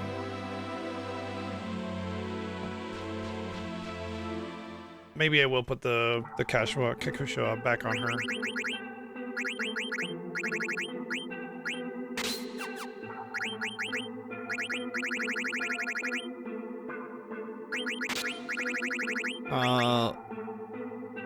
Anteater's actually good here, so we'll put it on.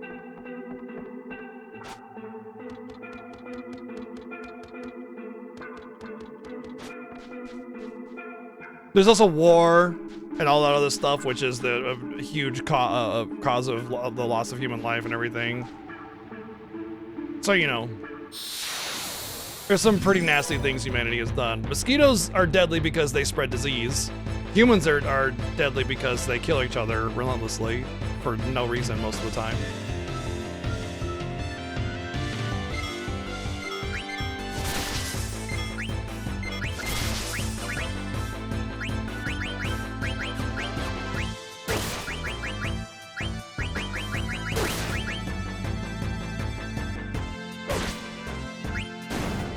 Yeah, it is. It is at this point where the game takes a turn towards seriousness, where the major plot starts to unveil itself. I mean, we already had the end of the first disc, which is almost an end of Act 1. I would say that at the end of this is the real end of Act 1. the tree probably is the end of Act 1, but then again, you could say that Rat Town was also the end of Act 1 as it did start to unveil the greater plot at hand. Which is a typical end of Act 1 situation where it's like the game starts off, the story starts off kind of lighthearted, you have these things, there's a little bit of drama. You think the big bad is like, you know, just a bully or something like that. But then the end of Act 1, it's revealed that it's not the bully that was the big bad, but the bully's boss that's actually a drug kingpin or something like that. You know, that kind of thing. It unveils the greater plot at hand and starts to make you feel like there's some big pieces at work while resolving the first minor situation, the first minor dramas.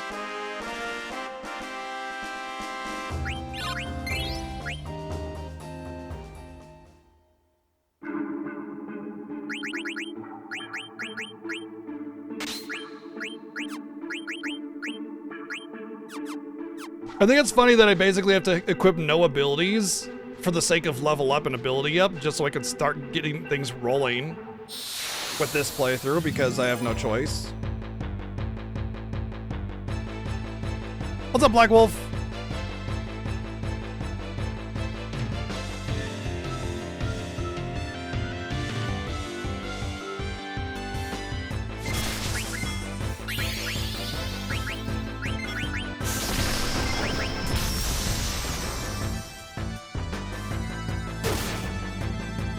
Yeah, oh, absolutely. I mean, the game still maintains its whimsical nature, but some big things happen. But I mean, the thing is that it's not that much different than a Disney film. You know, it's lighthearted, it's whimsical, it's bright and cheery, and there's some silliness to it. And then of course, plot happens. You know, story has to go forward. So in that regard, it is very much Disney Final Fantasy.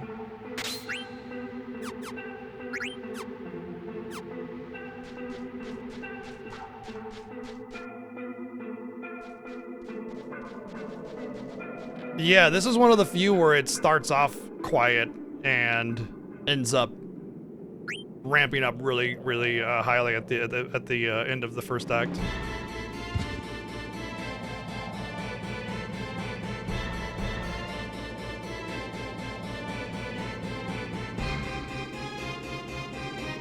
Although I'd say it still starts off a little bit actiony. I think it's important though, Neo. I think there's I've talked about this before. There's the two most important parts of a story in any regard, any story, is the beginning and the end.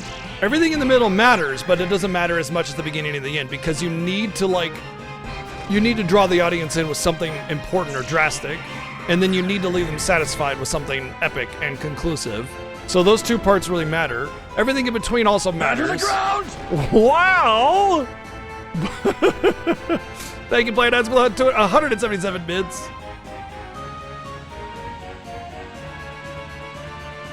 Sarith in Seven Sins was the very first Final Fantasy Fiesta, yeah. And then, damn, Neo. Burn to the ground! Wow. Thank you, Neo, for the 177 bits twice. And then the second year and on, it's been me in 7.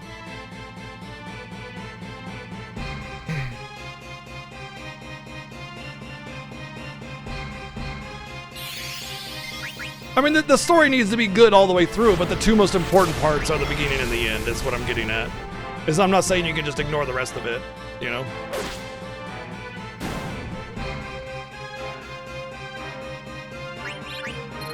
Alright, so a lot of people don't know what to do with this whole event, and I'll make it very easy for you.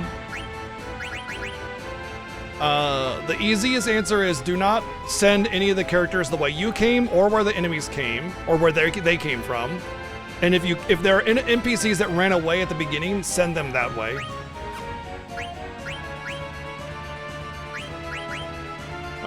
Take those.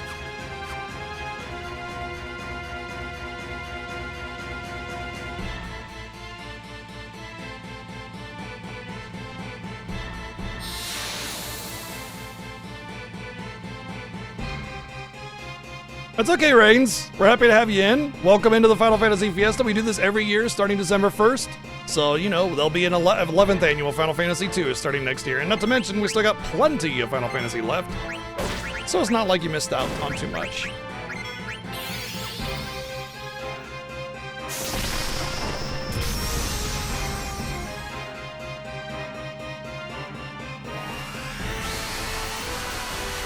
Yay, another useless trance. Huzzah.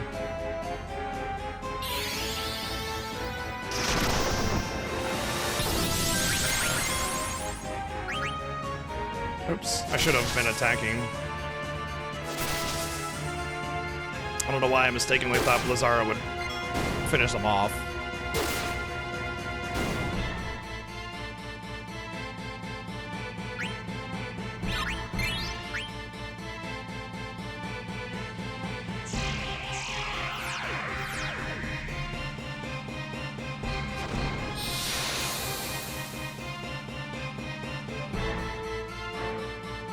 He sure is. Along with,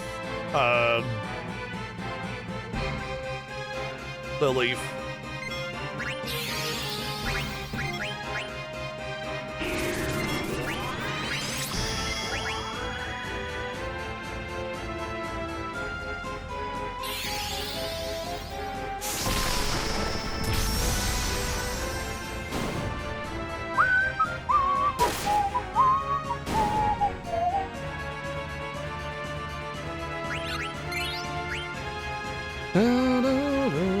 Alright, let's set things up.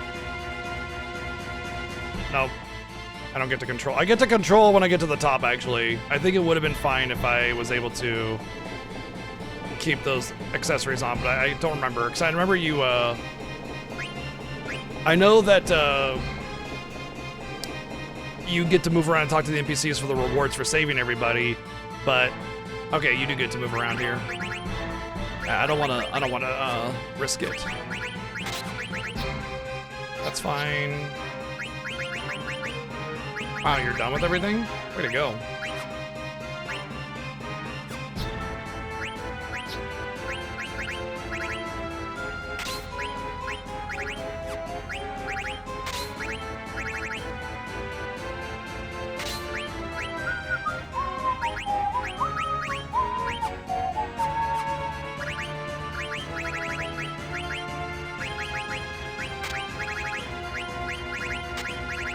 I can do 2 more for my half AP restriction, but I don't have anything there.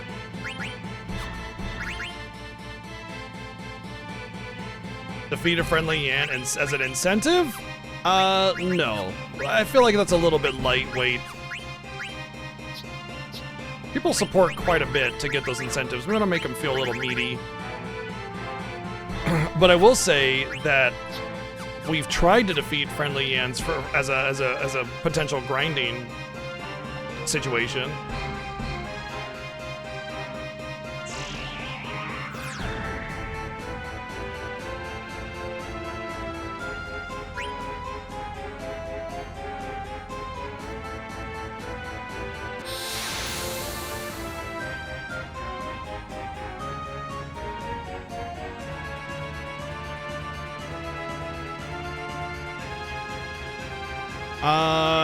Maybe I'm not understanding the difference between a friendly and a regular Yan.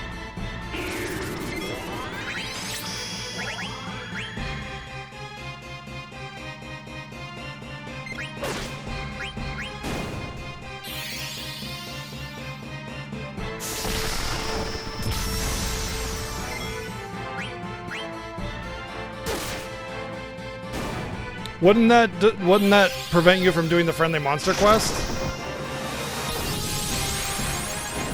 Oh, I see.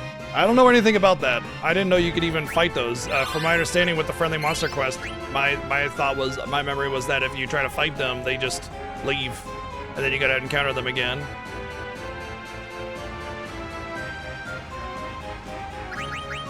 Oh, so it's not that it's not meaty, it's just essentially virtually impossible.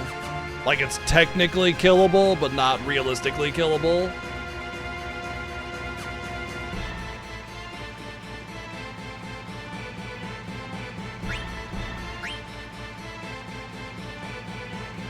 Well, then that's not gonna be a thing.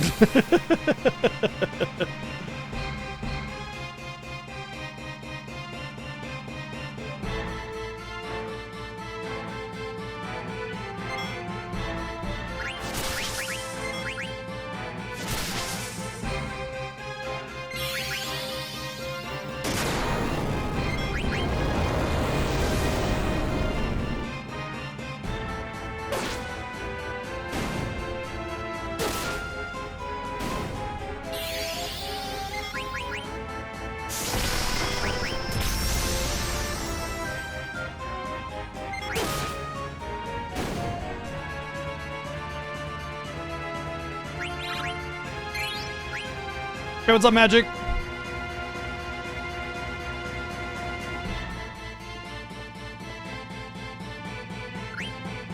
Oh shit, I accidentally... Oh, this is just the one where they're like, hey, it'll be okay. You have to tell them no, I think, because it's like, we still gotta run.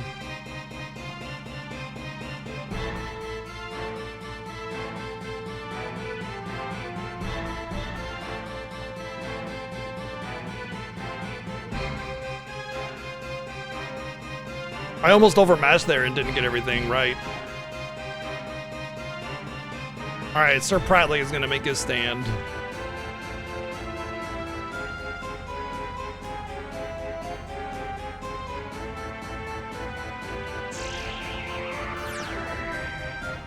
Well, you get items.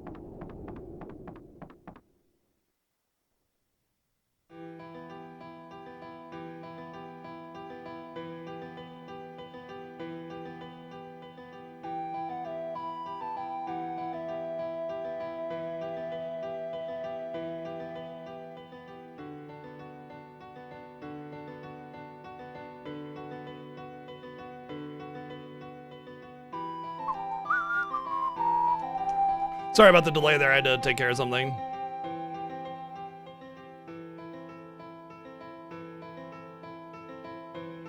You know, as much as, like, I don't think any Final Fantasy needs any kind of sequel or any kind of remake or any kind of remaster or anything, an HD remaster of any Final Fantasy would be amazing, which is why the Pixar Masters are so good. But just 7, 8, and 9 have kind of traditionally been the ones that have been touched the least, aside from, like, the remake of 7, which is, of course, a totally entirely different game, so it's not quite the same kind of experience. But, like, the OSTs are so good, I would love to see a 7, 8, and 9, like, HD remaster, where they redid the tracks kind of like Final Fantasy Pixar Masters, and they just did a very nice HD remaster instead. But that being said, they absolutely don't need it, you know?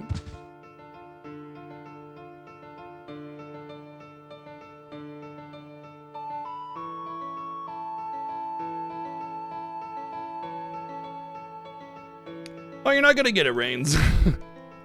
Like, you might get a game that has a more whimsical approach, you know, with a more, like, lots of anthropomorphic creatures and stuff as characters, but you're not gonna get FF9 2 or another new Final Fantasy that's basically like FF9 but different. You know, you're gonna get a new game with a new aesthetic and a new style and a new whatever, which I prefer, honestly.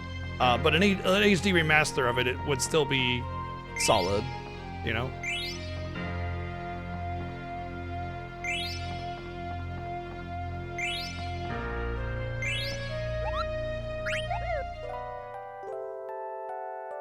So if anybody's ever seen the Memorial Project, I think that's the aesthetic that an FF9 remake should do, and it should be very faithful, where very little has been changed except for, like, the whole graphical overhaul, and then of course rearranged OST, and then maybe some updated mechanics and stuff like that to balance things out. But otherwise, if they're gonna do anything different or new with FF9, it should be like that, in my opinion, because I don't think this game would work well with, like, a full-on, high-quality type remake, you know?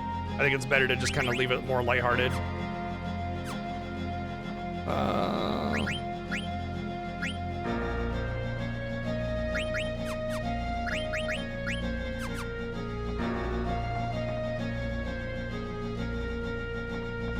FF8 makes the most sense to go full-on realism.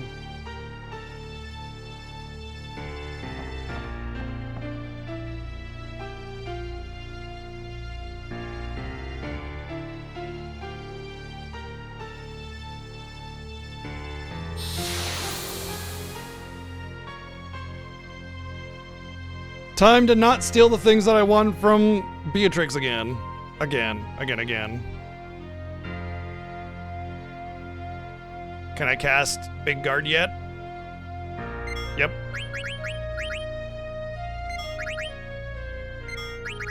I can finally cast Mighty Guard.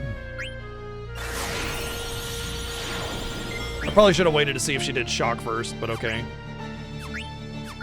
She's gonna go first, right? Yeah. And of course she did Shock. Of course she did Shock.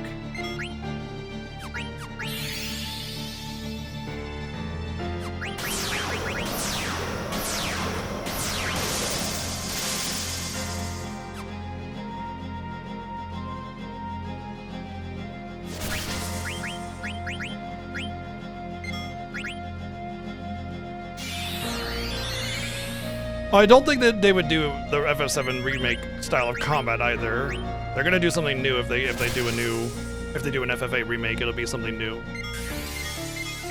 The only FFs that really have the same combat are Remake and Rebirth because they're like supposed to kind of bookend as the same game all the way through.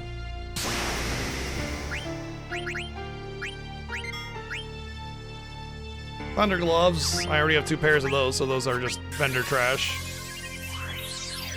It's the sword. That's what I want.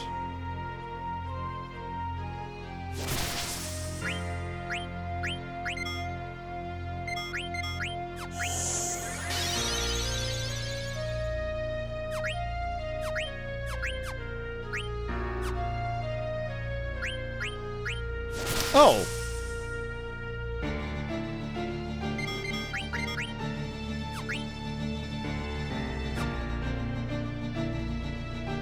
Is this Roses of May?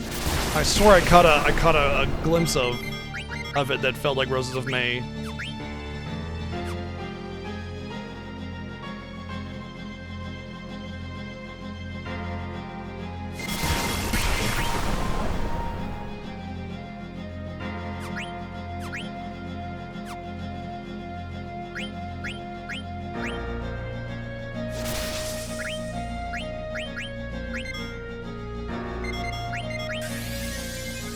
I think it is. Sigh. I think that's the last opportunity I get. Maybe one more. Oh, that's definitely the last opportunity I get because my Stealer just got nuked. So yeah, it's over. Yeah, that's what I thought. I hadn't picked up on it before. Just now I was like, wait a second, that sounds like Roses of May. Yeah, that one's called Something to Protect. That one's a little bit more obvious that it's a Roses of May motif, yeah.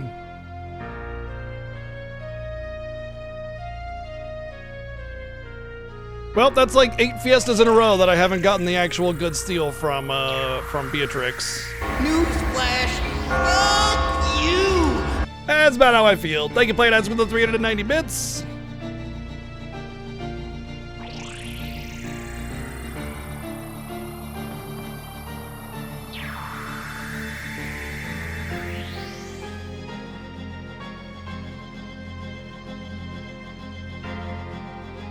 If I recall, she has the sword that gives me charge. It's like the diamond blade, I think is what it is. But I can buy it at the beginning of disc 3 anyway, so it's fine, but still it's really annoying.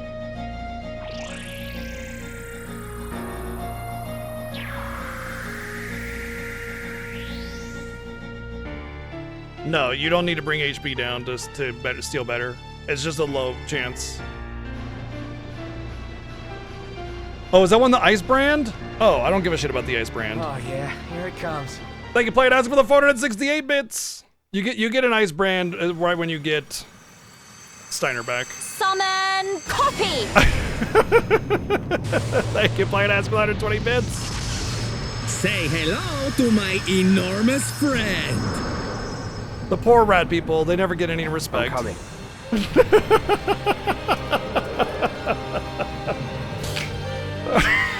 Oh, man.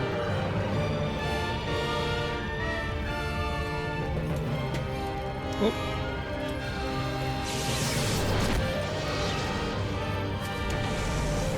Kabir! Boom!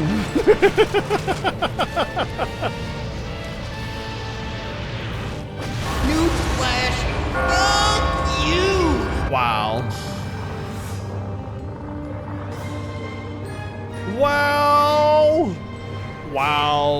Wow. Wow. Hey. Wow. So beautiful. And so huge. Was beautiful and huge. Oh, God, yes. Was beautiful and huge. Yes. Unless you're talking about the explosion, in which case it is current. It was also beautiful and huge. Thank you, Planet Ask for the 711, 377, 300, 390, 768, and the 469 bids. And Neil, thank you for the sub gift to Catastrophe. It is a bit of a catastrophe of what just happened.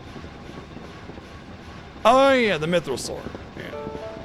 Maybe I don't care about the steals as much as I thought. Maybe not. I thought it was the charge sword, which is really, really strong. But now I realize I don't give a shit about the steals, so I'm not gonna care too much about it. Hey, come on. Ha ha ha ha.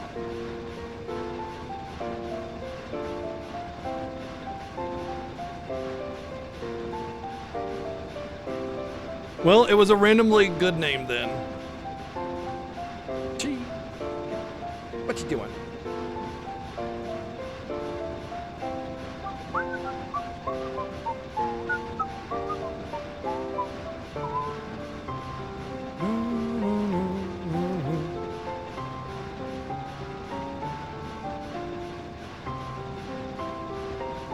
No. You're just not meant to get ultra rare steals, period. Because the rate is bonkers even with Master Thief.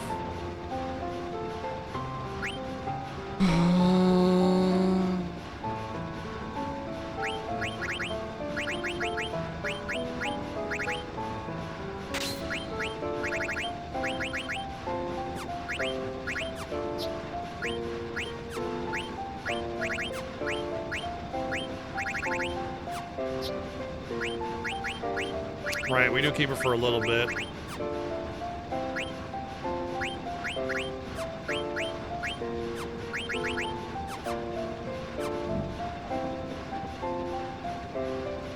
think I need to go up here, and then I get a save point, and then I can go. Oh, Master Thief is different than Bandit.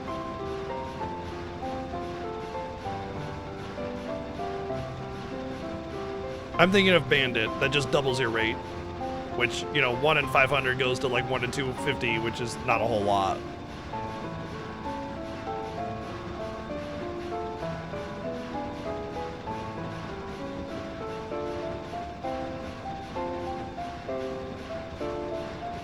Maybe I'm thinking of something else. Yeah, there's a different one. There's Master Thief,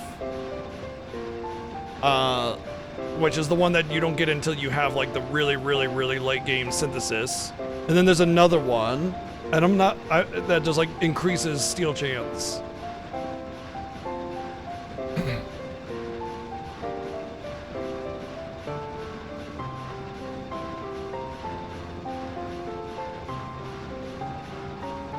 And then there's another one that gives you mug instead of steal, which is nice if you don't really care too much about stealing stuff, so you can still get damage while you're doing stuff. I think mug should have been given to the player much earlier, because if you want to steal stuff, you basically have to remove Zidane from the damage dealing rotation. Oops, I did not mean to do that.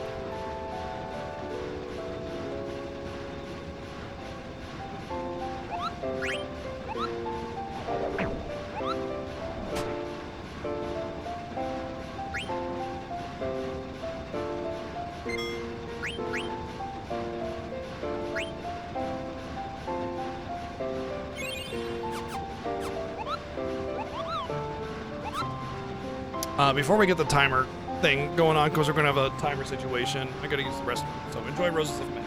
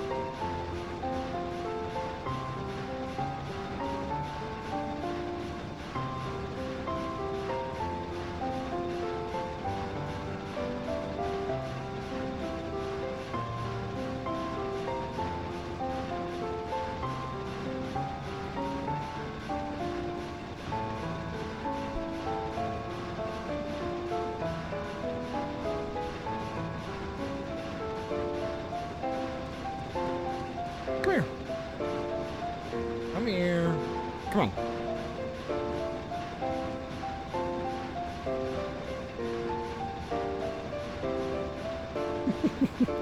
She is being very coy right now.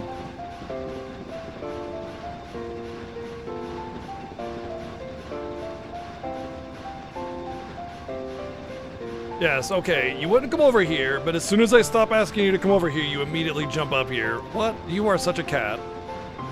You are such a... If you didn't have cat ears, I would still think you were a cat.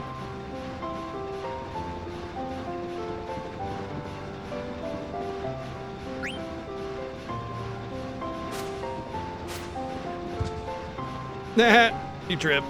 Get wrecked, Vivi.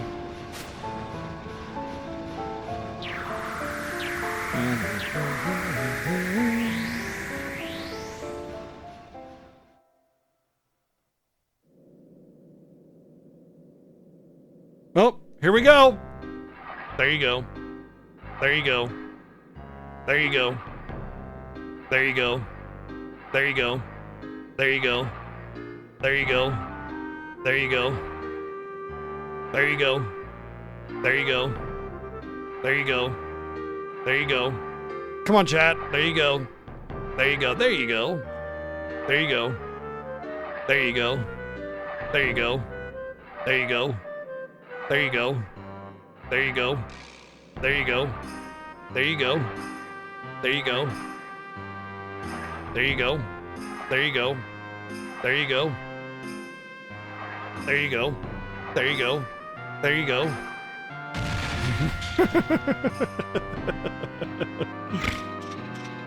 Okay, what do we give Steiner?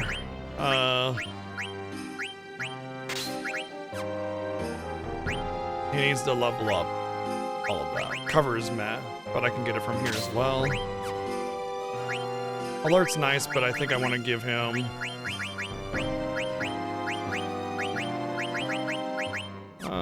let's just keep him on that.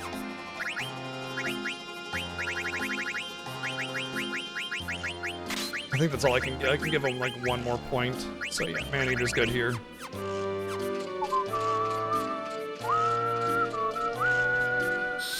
Damn it! I'm bad at avoiding the guards. I've only avoided the guard. I've only avoided both the guards one time, and I want to say it was during my Excalibur 2 run. But you can avoid both the guards here.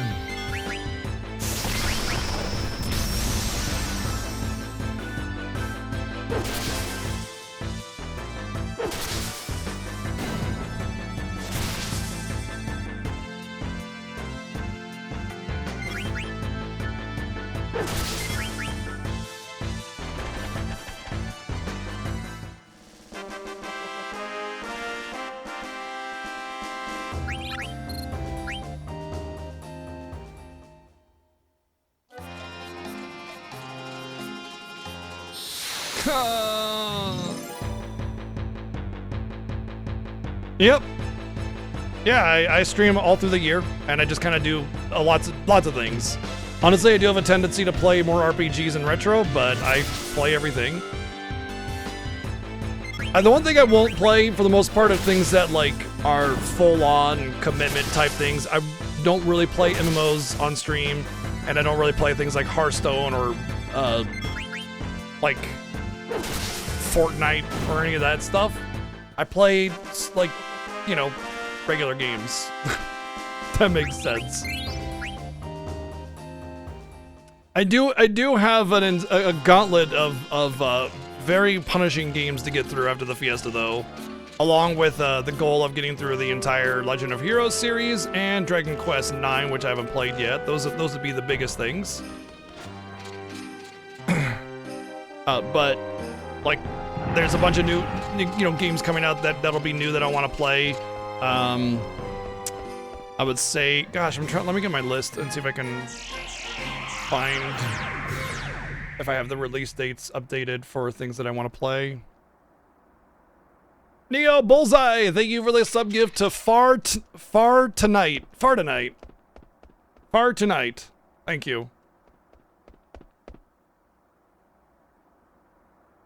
Let's see. Tides of Annihilation, Phantom Blade Zero.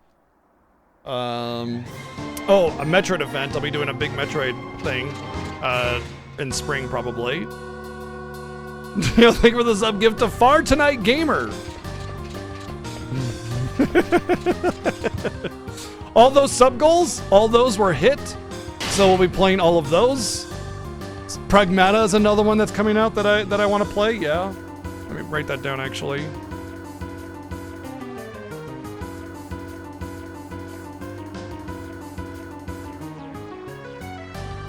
Yes, I did play Baldur's Gate 3 or when it released. Yeah.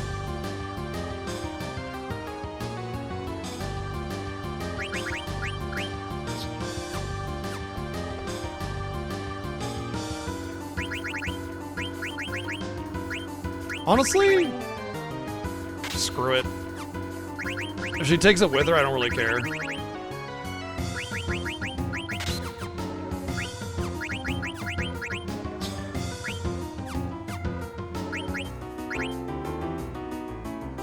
Okay, that's still fine.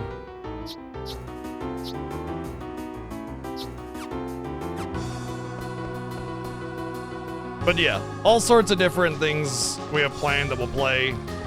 And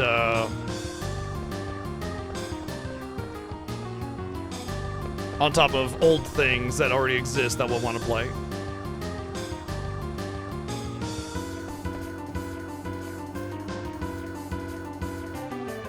Was it Baldur's Gate 3 that did that?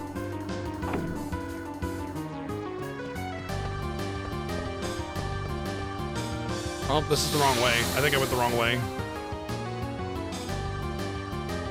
Take it easy, Neo. Oh, that's right. Act 2, or was it Act 3? Act 3 killed my PC. And basically it's like I could not stream and play at the same time. Yeah. And so I had to get a new computer to be able to stream it. And it was telling because it let me know that my rig was on its last leg. I needed to upgrade, or else I just wasn't going to be able to participate in PC gaming anymore. It was Act 3, yeah. Act 3 had a lot of people had issues with Act 3, so I think I remember it being Act 3 specifically. I'm trying to think because the casual can only be equipped by the girls, and I don't really give a damn about Aiko or Garnet, and so them not getting the equipment for it is fine. And by the time I get her back, it won't matter.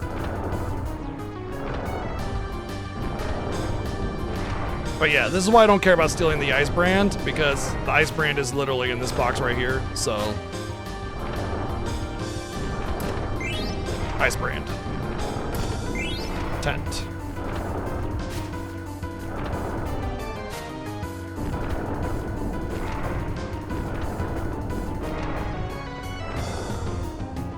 But yeah, we play all sorts of different kinds of games. We have lots of stuff planned. Retro, RPG, modern, brand new, whatever. I like lots of stuff, so new games excite me quite a bit.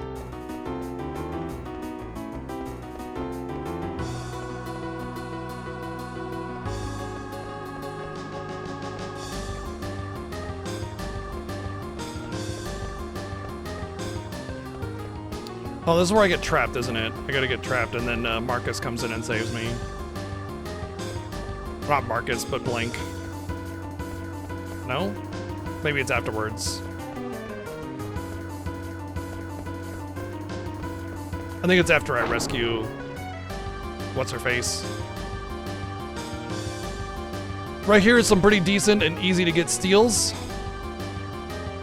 I want to say they only have a common and uncommon steal slot, which is kind of nice to be able to get what you want here. But there's some Magic Caster gear that you wouldn't normally get, if I recall correctly. But it's worth stealing from these guys because they're a very, very easy fight. The way it works is that anytime one of them starts casting,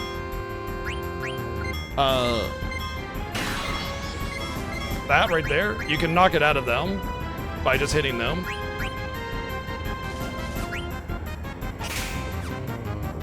And that's it. They won't do anything else.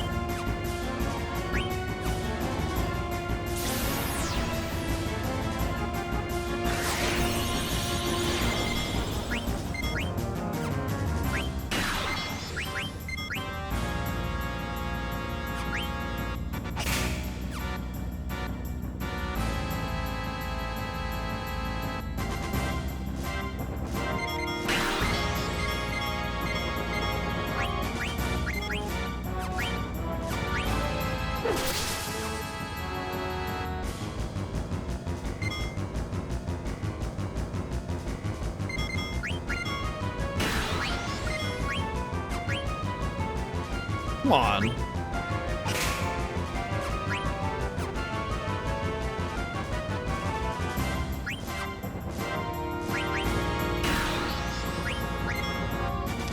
At this rate, I'm gonna kill them before I get my steals.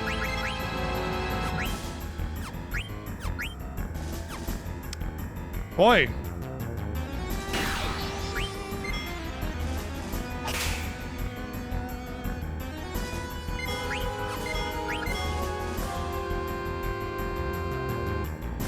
Maybe I should just stop carrying, huh?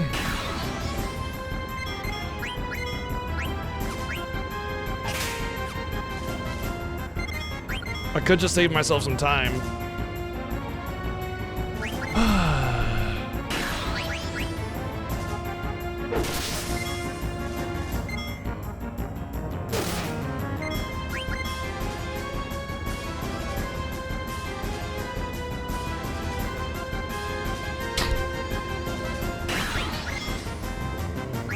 Just my RNG.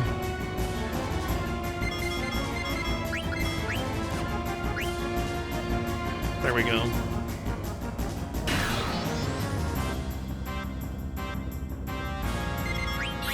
Oh, wow, I let him get it off. Whoops.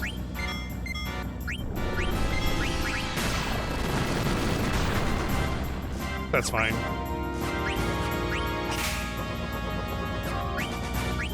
I did push it a little bit, so I guess I have nobody to blame but myself on that one.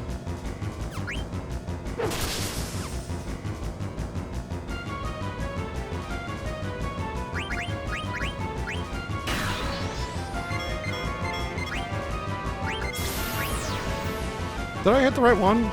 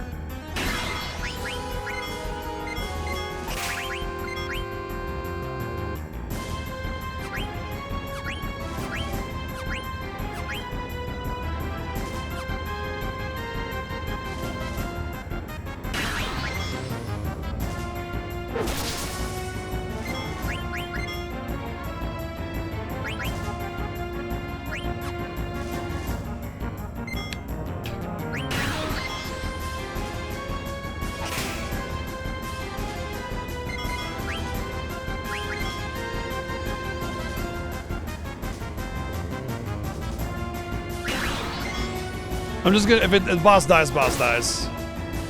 I'm gonna just do this. If I happen to steal, I'll steal, but I'm not gonna sit there and try to micromanage my HP damage in order to guarantee the steals, because this is like incredibly bad luck right now. So.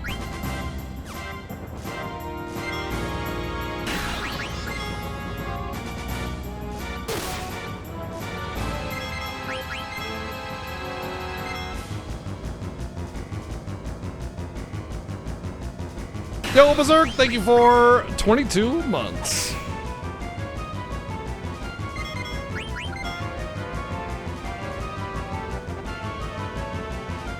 I want to say this one has the staff too, but it doesn't matter.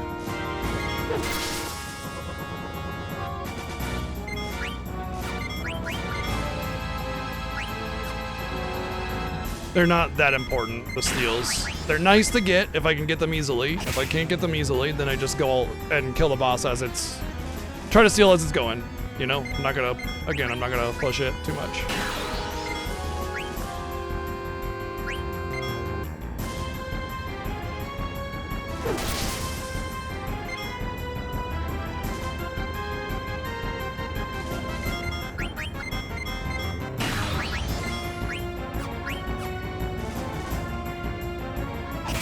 Yeah, I mean, for me, it's about going fast, because some of the gear that you can get from stealing gives you huge advantages, and that's my mindset is I can go faster. There it is. Okay, we're good.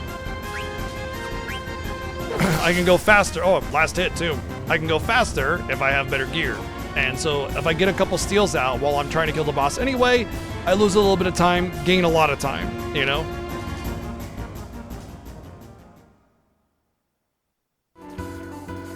I understand how math works, I freak.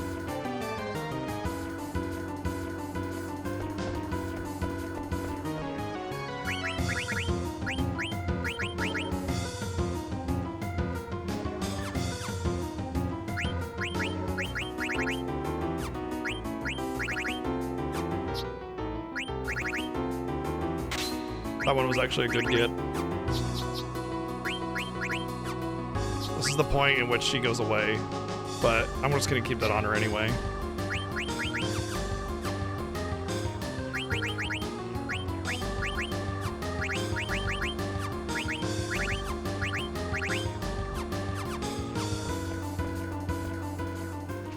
Yeah, that 25 minutes is really just about Tentarian.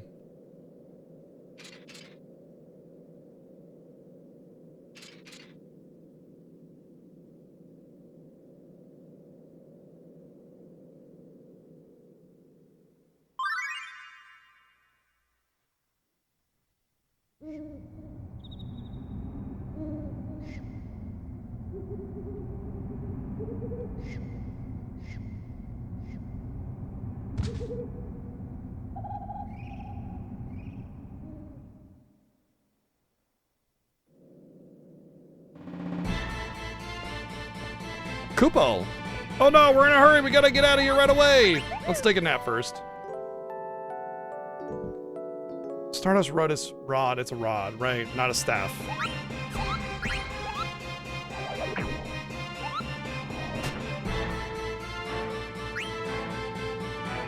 The difference is rods are for Garnet, staves are for Vivi.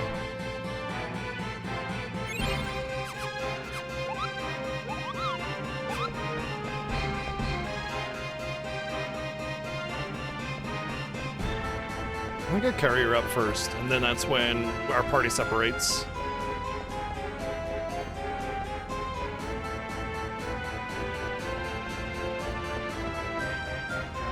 Marcus, he gets a little bit.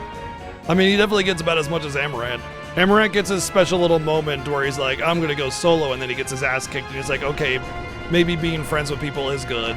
And like, that's it. That's his character growth. That's his whole arc.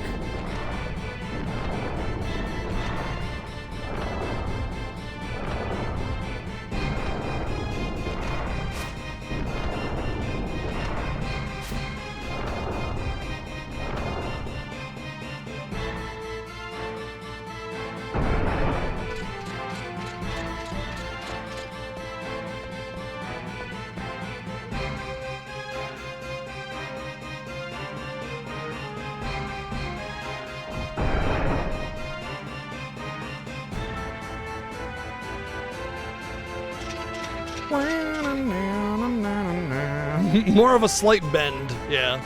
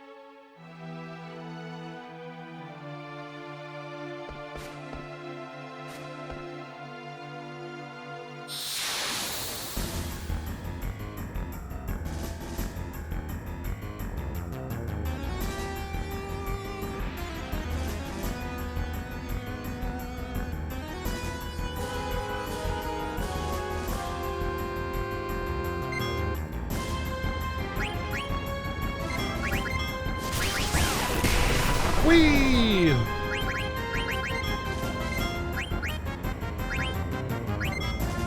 don't want to waste too many items on trying to stay alive, because like I can't win the fight. Any fight against Beatrix you can't win. It's always just wait 10 turns. But if I don't heal at all, then I'll eventually die. The only way to actually stay alive otherwise is to have a lot of HP on Orin, which I don't have. Oh goody, I got the Ice Brand. Right away, I get the medium rarity roll. Like, can't make this shit up.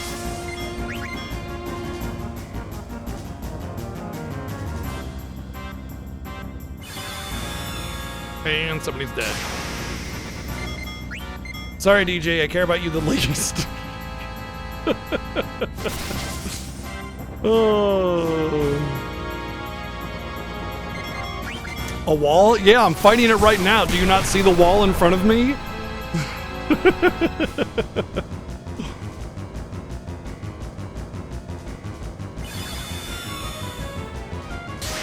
Yay! Well, that's it. Actually, I should probably Phoenix down. This is too early in the fight. This is too early in the fight. Yeah, Survival Vest. That's an excellent one to get. But I would say it's not that big of a deal because I do get the Survival Vest in the next dungeon. It's a little hidden, but it's there. So I don't really need the Survival Vest. I always felt Beatrix should join instead of Steiner. I think most people kind of agree with that too, but you know, whatever.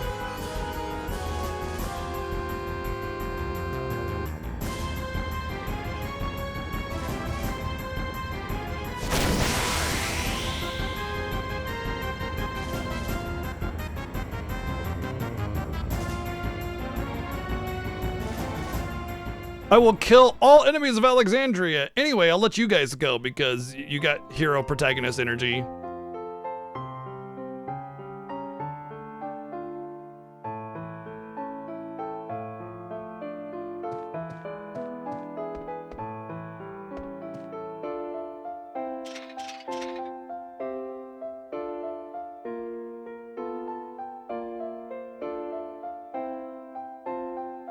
It could also be Beatrix instead of Amaranth, to be perfectly honest, because they do kind of play differently, Steiner and Beatrix. But, cause like at this point, it's when she learns that, you know, Alexandria's been corrupted, you know? It actually makes more sense for Steiner to blindly follow the queen than Beatrix.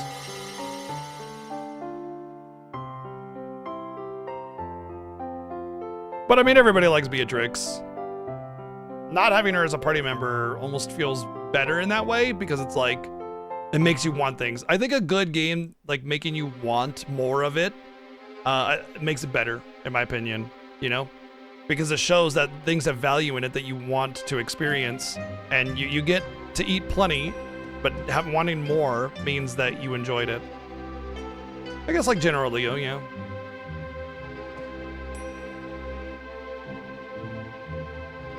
I agree that he does have some decent growth, but I'd also say that he doesn't grow enough because he's still right back on board with the bullshit after Disc 3. Or on Disc 3, rather. After Disc 2.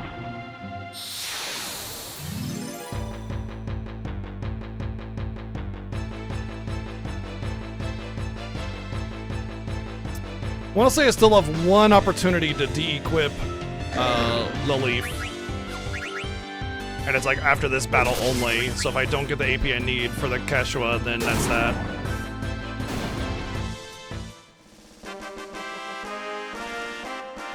I want to say these things give decent... Oh, 2. Okay. Wait, I think I get one more opportunity to go into my menu. I think that's it. Oh, it's for this team. Okay. Oh, it's for Steiner only then. Can you stop it?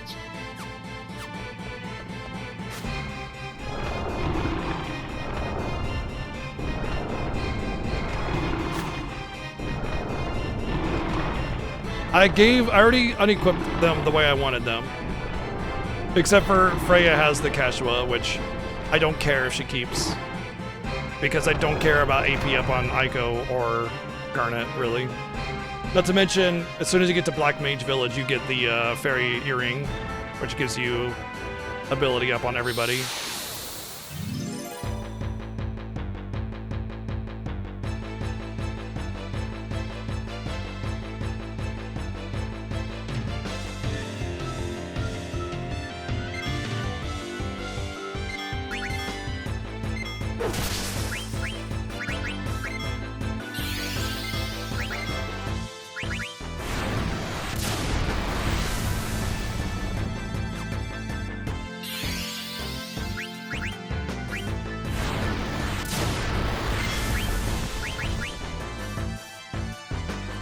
Boy, they just focus fire, man. That's it. You're done.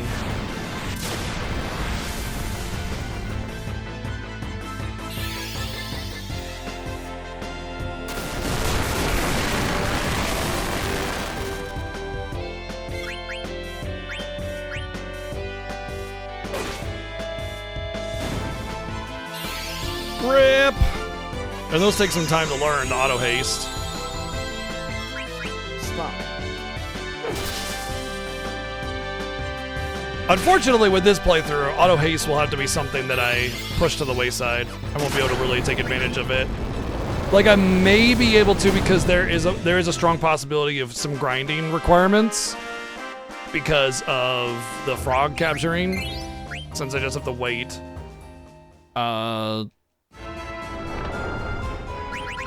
But it really depends on how I manage it.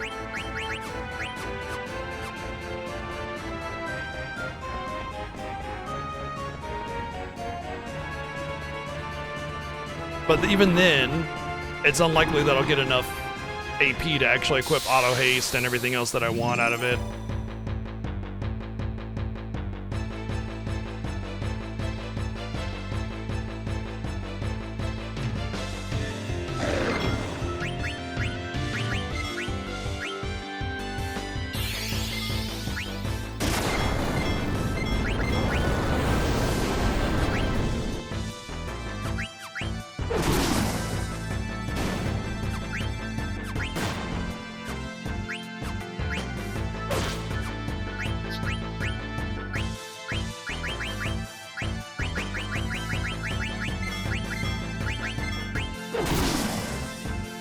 Get him, Rusty.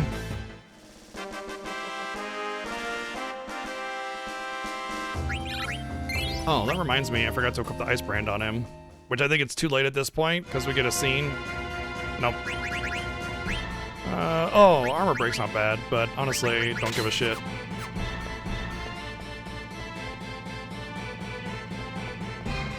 That was the last opportunity you get to equip Rusty.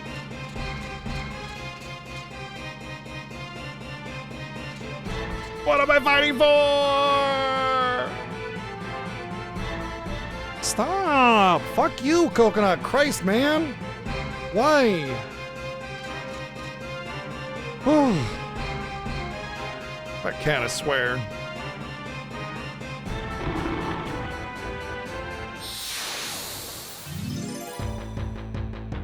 I gave him the power belt one year.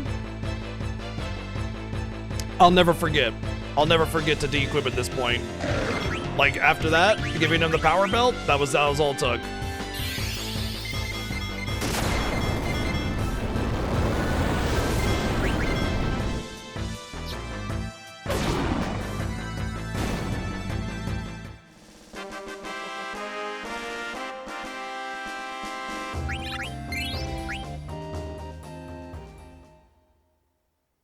Coconut's being a jerk and keeps on my leg with his claws because he wants attention, and I give Coconut the most attention out of any cat that I have. He gets so much love, but he is insatiable when it comes to attention, so.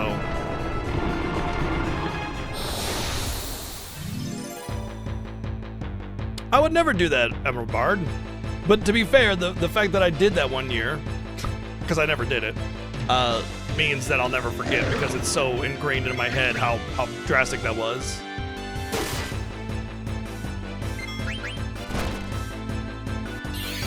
Yay! Getting put to sleep. Huzzah!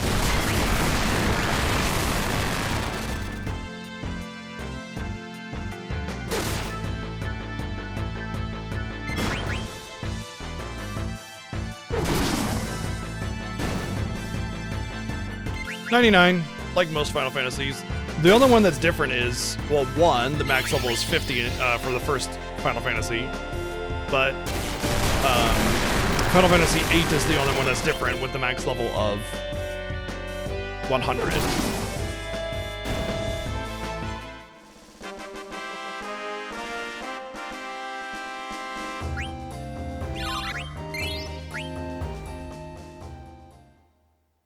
I want to say there might be some outliers. I think Final Fantasy 15's max level is like 120, but that was like after a patch. They patched it in. It was 99 before, and I don't know if I never got to max level in FF16. I got to like 95 or something after I finished New Game Plus. So I would say I don't know if it goes beyond 99 in that one either.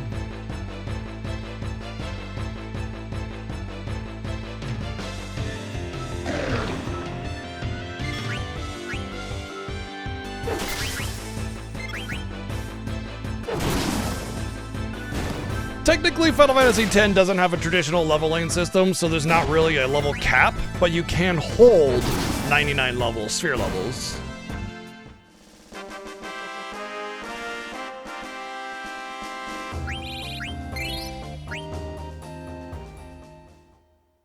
But like that's a weird question to answer because it's not really the real answer. The max level is not 99. The max level is there is no max level. Because you can continually spend sphere levels and level your sphere grid constantly. Oh, I gotta go backwards manually. So there's not really a max level, but the most you can hold is 99.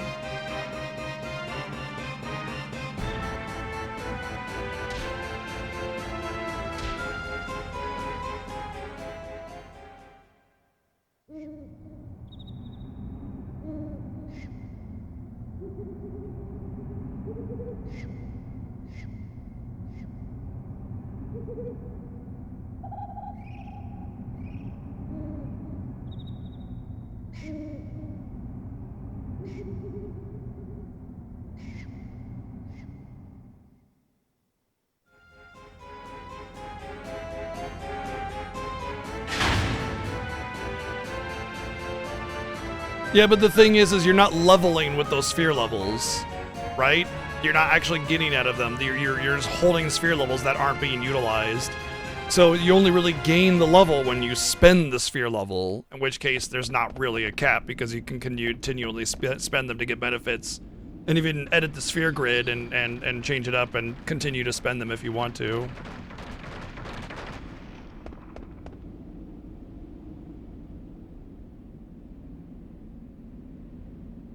Yeah, exactly. Like I said, the first thing I said was it's kind of a non-traditional leveling system, so it like doesn't really apply, you know, to the whole question of what's the max level, because holding 99 sphere levels and being level 99 it's not the same thing. Thank you, Playdads, for the 377 bits. Say hello to my enormous friend. And the 711 bits. I want to say you can steal a Brigadine from this guy, which isn't bad, but I don't really care.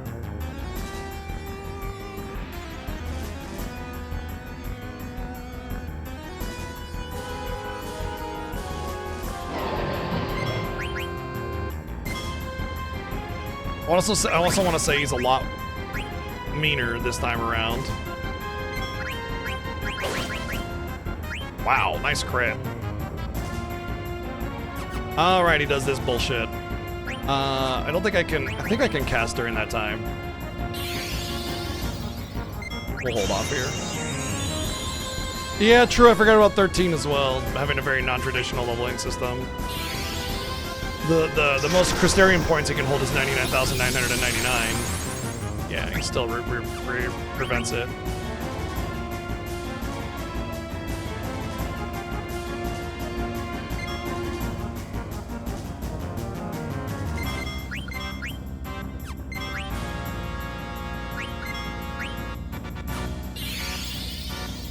Gaboo! Gaboo was like, if I recall correctly, was like the Final Fantasy 14, like big mossy giant creature thing.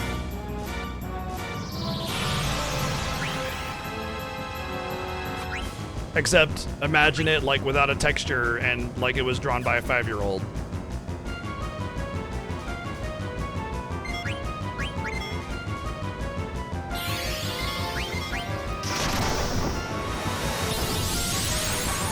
Oh, pause over. I got the oak staff, which is actually the only decent thing there.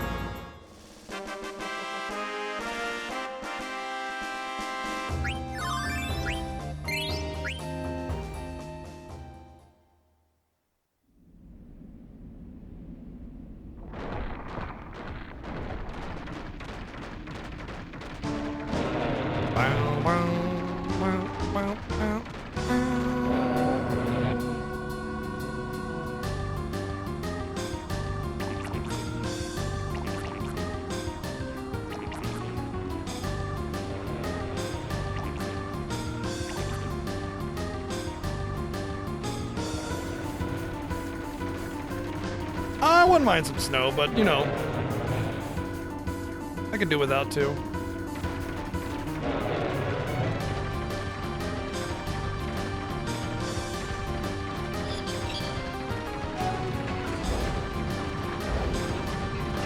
Whee! 5 FPS cinematic.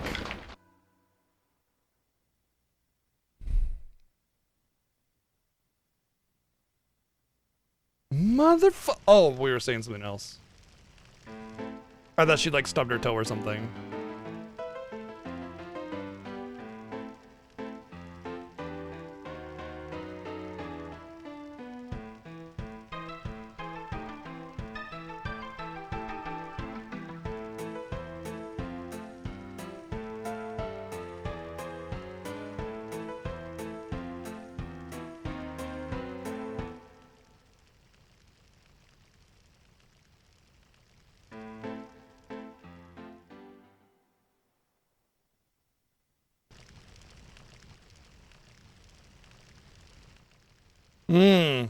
I'm always a fan of letting the leaves stay there because they protect the foliage underneath and provide automatic mulching for the yard.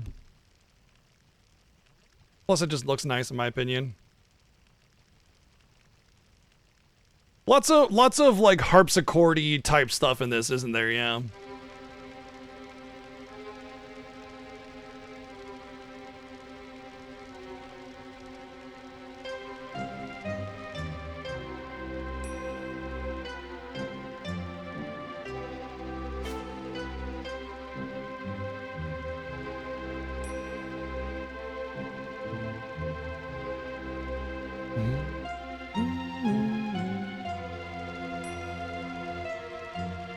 Not in the winter. Your foliage is already going into like hibernation essentially. It doesn't really subsist on nutrient, water, and sunlight anymore. It basically dies and goes into hibernation, or just dies and regrows, depending on the plant. Suppose it does matter where you live. Most of the time when the leaves fall off the tree, it's because of winter, which is freezing, in which case it doesn't apply. But if you live in a warmer climate where the leaves still fall off, but the ground doesn't freeze, then yeah, you should probably rake them up. And then turn them into mulch.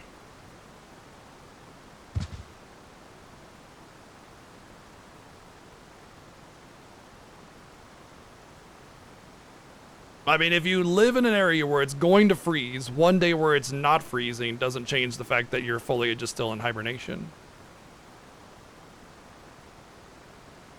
The game's had a lot of keyboardy type jams and synthesizers because it's all digital MIDI kind of stuff. They didn't really have ways of recording audio very well. Even though there is CD quality audio in a lot of these games, it wasn't really able to be utilized very well until PS2.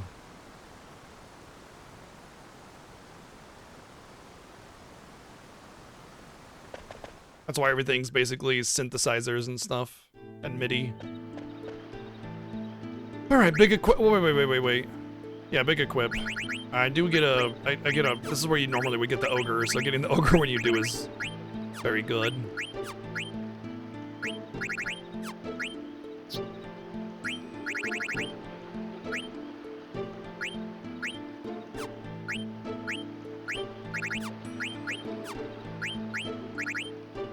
Yes, there we go. That's the one. Bio. Thought you could get it pretty early. Bio will be good for quite a while. Probably loudmouth, which is ironic for Rose to get.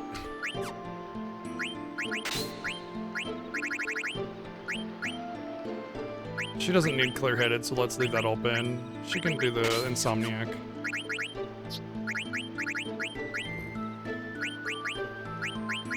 I can do 10? No, 9.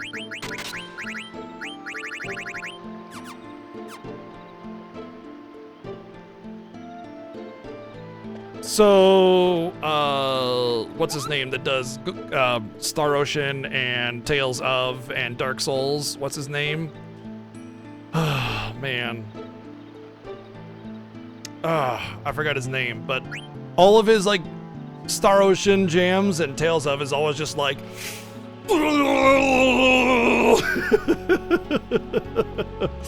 like he's just absolutely going ham on the synthesizer keyboard.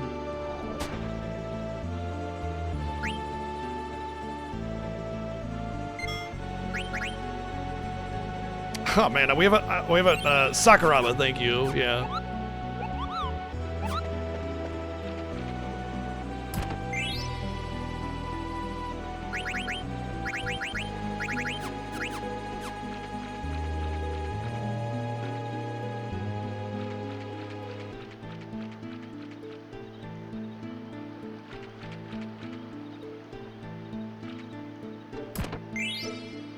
There's where you normally get the ogre.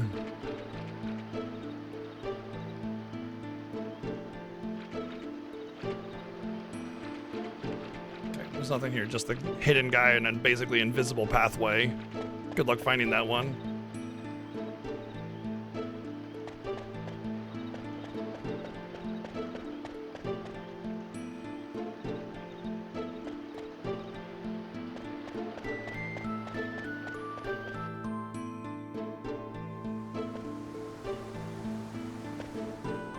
By the way, this is a Final Fantasy II reference in case you didn't know. This is basically the story of Joseph, which is a weird thing to reference because, like, who cares?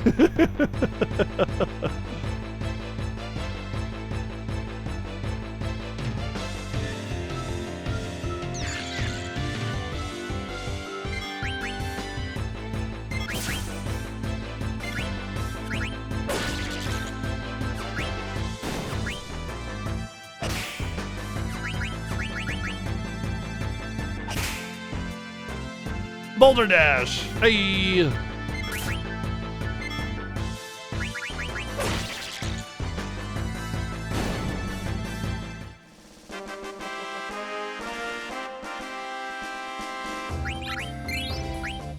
Yeah, we need to get those 365-day streaks by the time the next Fiesta rolls around. Come on.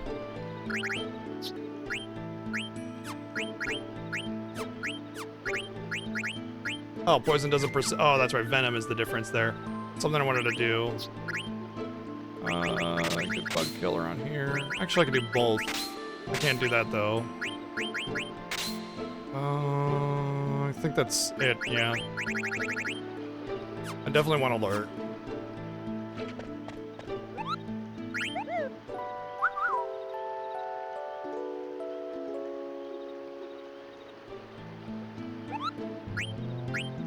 Then you need a 700 streak by the time the next Fiesta comes out if you're already there.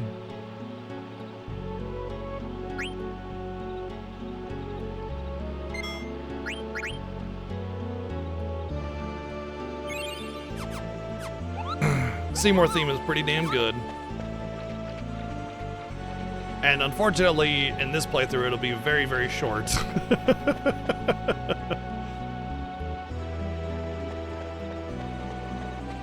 This way. You can go down and get that treasure by jumping off here, and you gotta go back around, and it's like basically nothing. Scotty Too Hottie with 89 friggin' months. Thank you very much.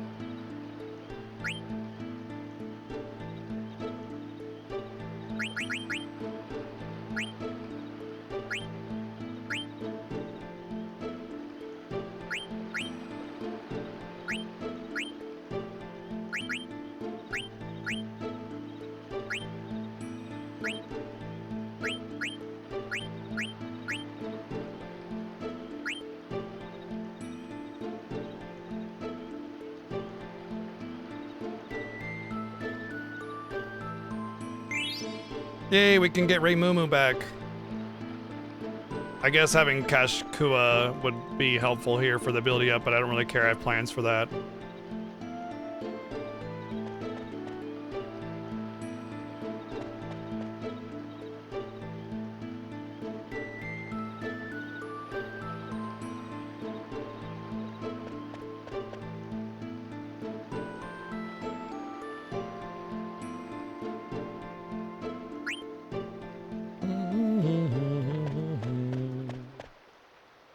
I don't know what that 3D object on the left is. It looks like a door or a closet or something, and I have no idea what it is. But the whole back, all the backgrounds in Final Fantasy 7, 8, 9, and most of them in 10 are not 3D. They're not rendered. They're made in 3D, but then there's a screen print is taken of it, and it's used as a background. It's just a flat image in order to save memory to make everything look really, really good.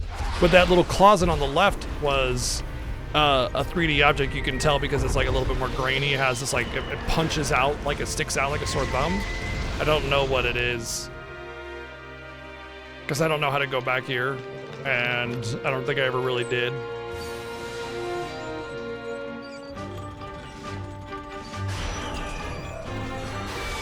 It didn't look like a chest, it looked more like a closet or an armoire. It's the armoire of invincibility!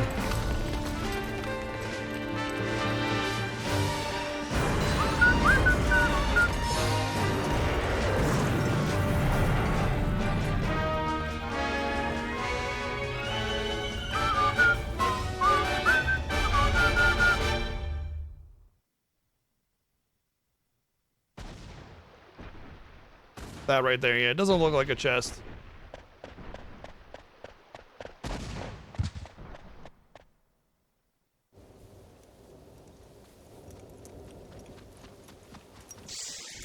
Nom nom time! It's nom nom time!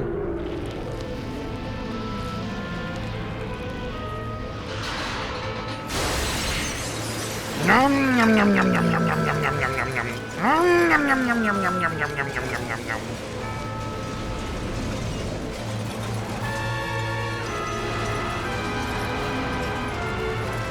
Gigantamax Gengar.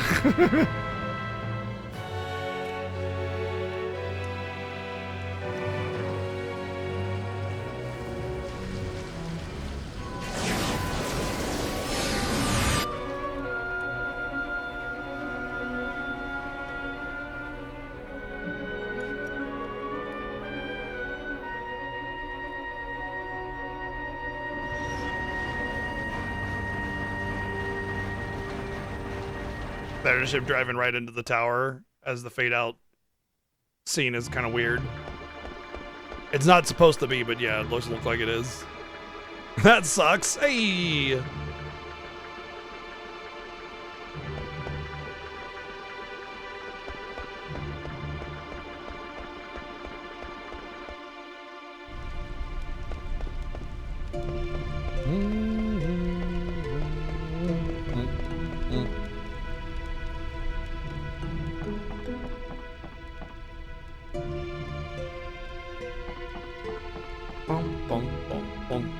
Forget what I needed to go. That's just the end, I think.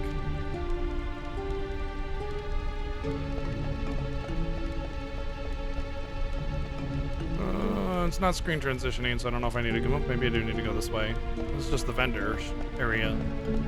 Maybe it is where I need to go. I don't recall. It is where I need to go. Okay. Bum, bum, bum, bum.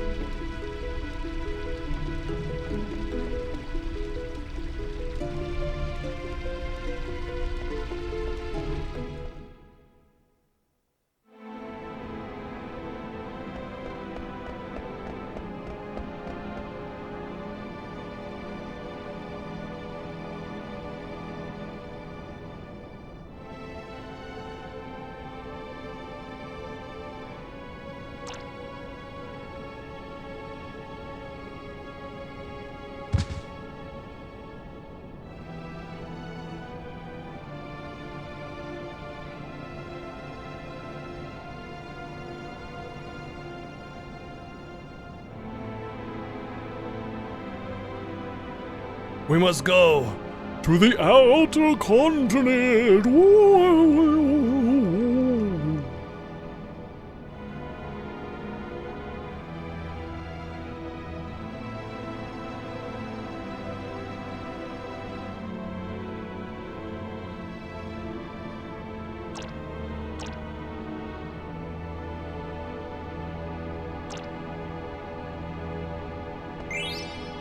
Thanks for the money, loser. Ha!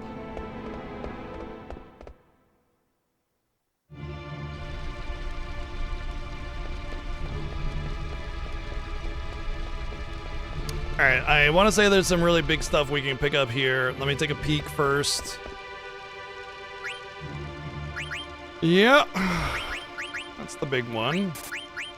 Silk Road we have. Oh, I could just get another Keshkua, so yeah, that doesn't matter. I can get another thingy here, so we're gonna get that, and we're gonna get that.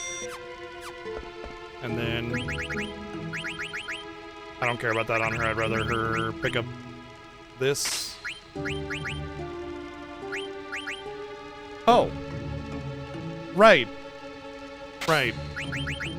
Right. Forgot about that.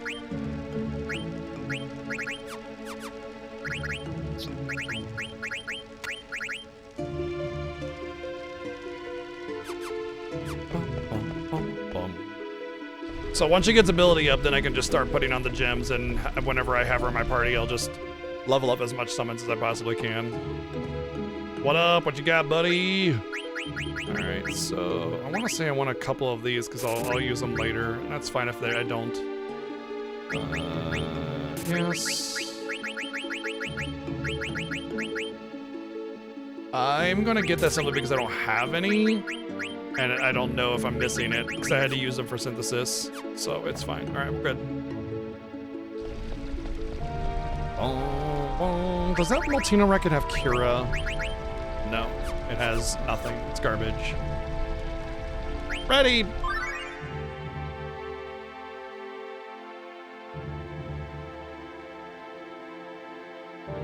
More treasures I don't know how to get. If you even can. I don't know if they're just there to be little doodads or whatever.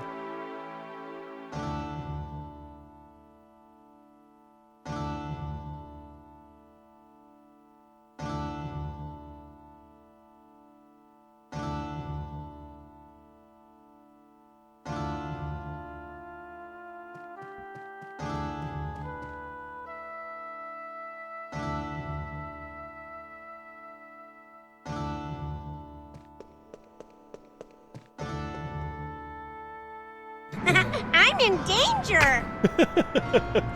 Well, the danger is coming past for now. But yes, thank you, Playing Isaac, with the 277 bits. 1 second.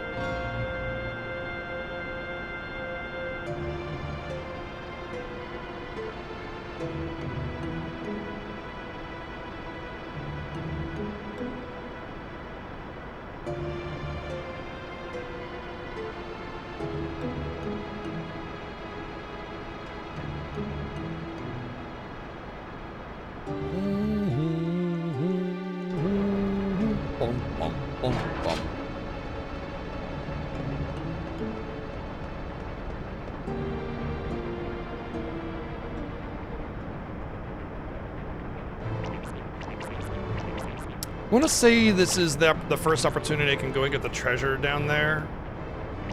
It's like an Inkai armlet or something, but maybe not. I don't remember.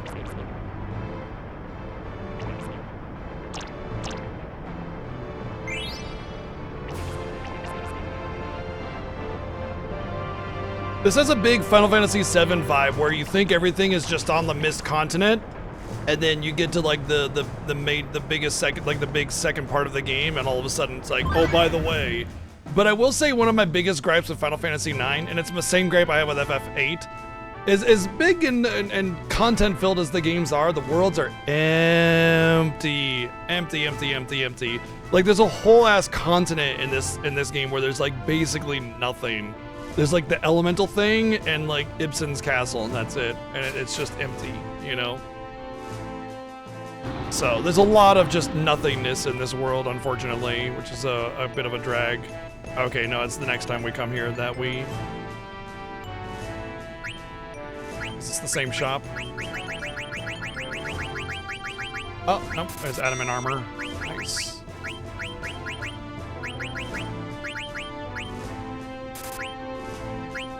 Wow, got a lot of Phoenix Downs.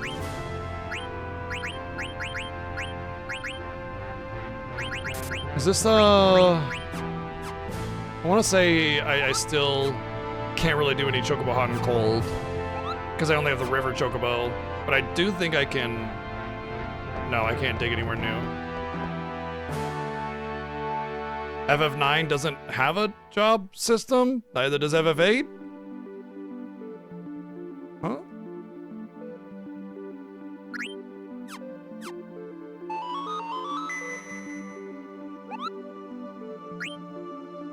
Oh, you thought I was in danger because of the Atamos cutscene, which just happened before you came back.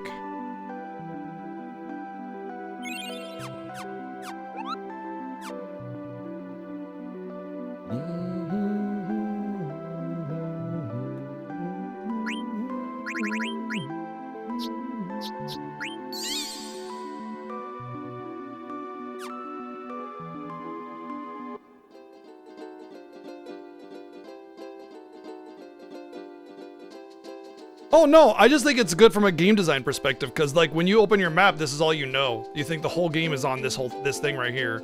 But I understand why there's like nothing in the rest of the world. I get why, but they still could have they could have built it in a way that made it feel like there was more to the world and we were just isolated, you know what I mean? They could have built it like that.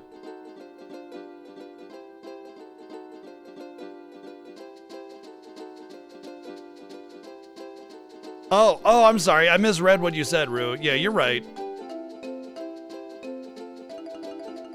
FF9 did a better job than FF8 did. I agree. I do agree with that. I think you're right on that. All right, let's see if we can actually choco hot and cold here. No, you're fine. Yeah, I'm not Lord on high, God of all existence that's always right on everything, you know? Debate me, discuss, correct me, whatever. Okay, there are chocographs.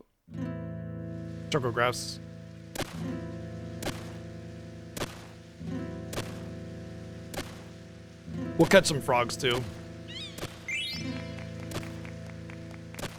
Maybe I should have caught frogs first because it's based on a timer, and there is a Kumarsh right outside of. Well, I guess it doesn't matter because the Kumarshes are, I want to say, have their own frog population, and so it doesn't matter if you. Like for the other one that I haven't gotten to, it doesn't matter. The growth of it, it's always going to be full. So doing the frog catching first won't matter because by the time I can get back here, it'll be full anyway.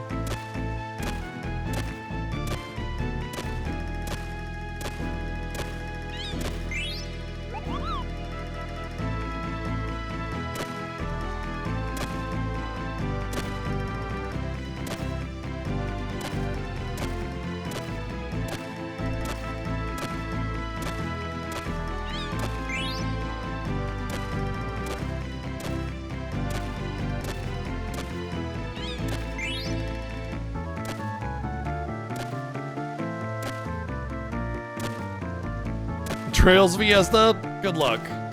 Yeah, I don't think so. I don't think so.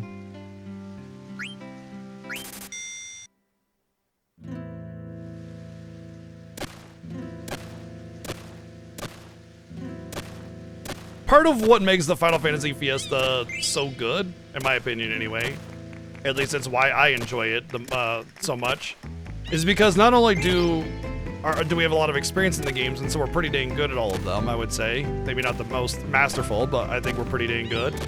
But we love them, right? And so our love for them lifts everything up, you know?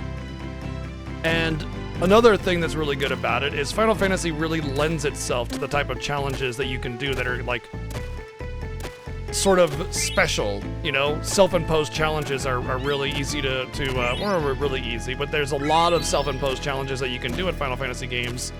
Not so much in a lot of other series. Like Dragon Quest, you can't really do any self-imposed challenge except for like kill the super boss or something, you know? Because the games are so rigid on rails in terms of their power that you would have to grind a tremendous amount just to like be able to do something like no items or something like that, you know? And since the mechanics are rather straightforward and basic, there's nothing there as well. And since they're all pretty much the same, you know, every game would have the same sort of restrictions if you were to impose them anyway. So Dragon Quest, you know, and the same goes for like Trails of. They're all pretty much the same game. They all pretty much are pretty rigid in their designs. And so there's not really a whole lot that you can do for like fun self-imposed challenges. Not to mention I'm not overly fond of the Legend of Heroes games, so I wouldn't really want to do a Trails Fiesta or a Trails Fiesta anyway.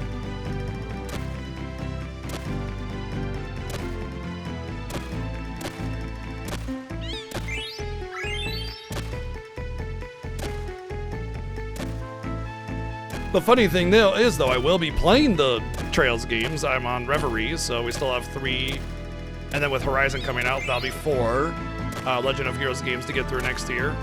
When we get to them, I don't know, but you know.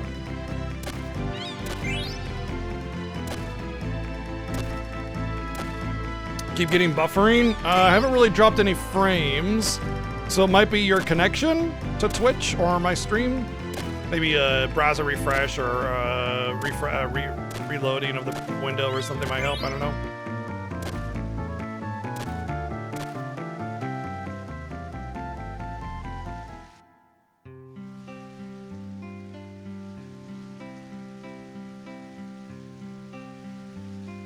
The trails.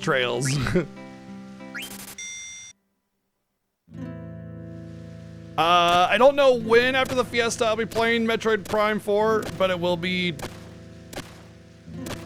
by spring, I imagine. Oh, you know what it is? I think the Chocobo pieces are story progress based, and the Choco graphs are Chocobo based. Thank you.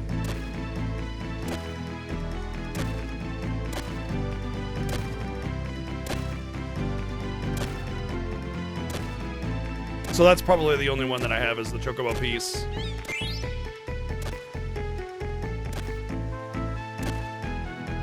Well, May the 4th is my partner anniversary, so doing it in May would make sense.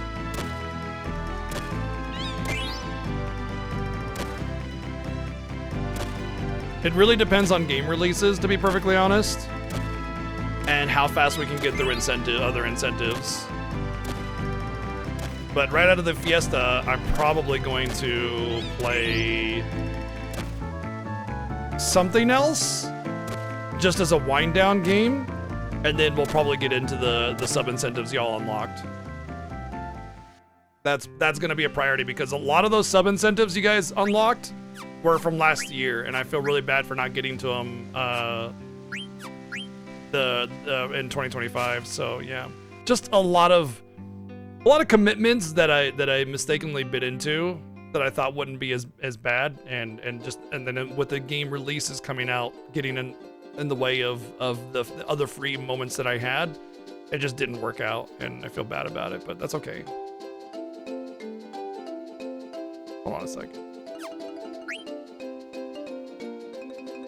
Yeah, it's this right here. This is where that other Chocograph is, and honestly, I don't know. Like, I gotta wait until I get the boat before I can do any more real Chocobo Hot and Cold, which is such a long time for that. It's basically disc 3.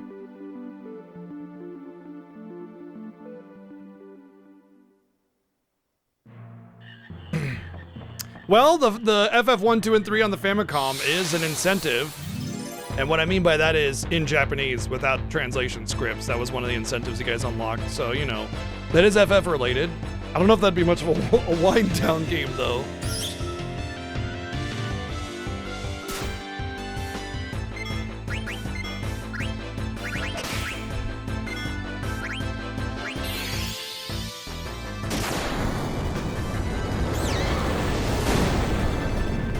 But it does mean playing a game that's very mean, 3 games that are very mean, without like any idea of like what's really going on or what I'm doing.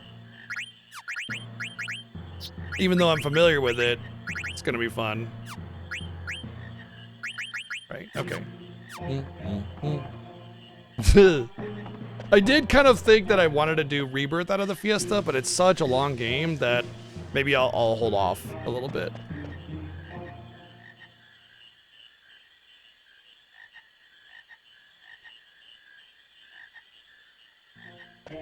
Wow, they've only grown to tadpoles. And all the time that passed. So I can't catch frogs. I had a golden frog and I had a male and a female. Which should have increased the respawn rate, and still.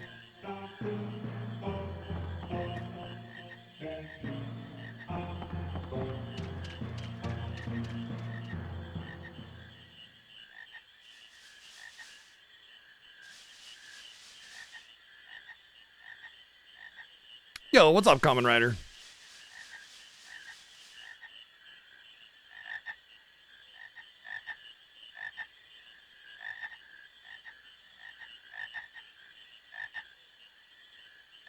Okay, so it's actually interesting abiding the dude about the minigame history. Part of the reason of Final Fantasy VII's success is well-crafted, simple, but engaging minigames that break monotony in gameplay.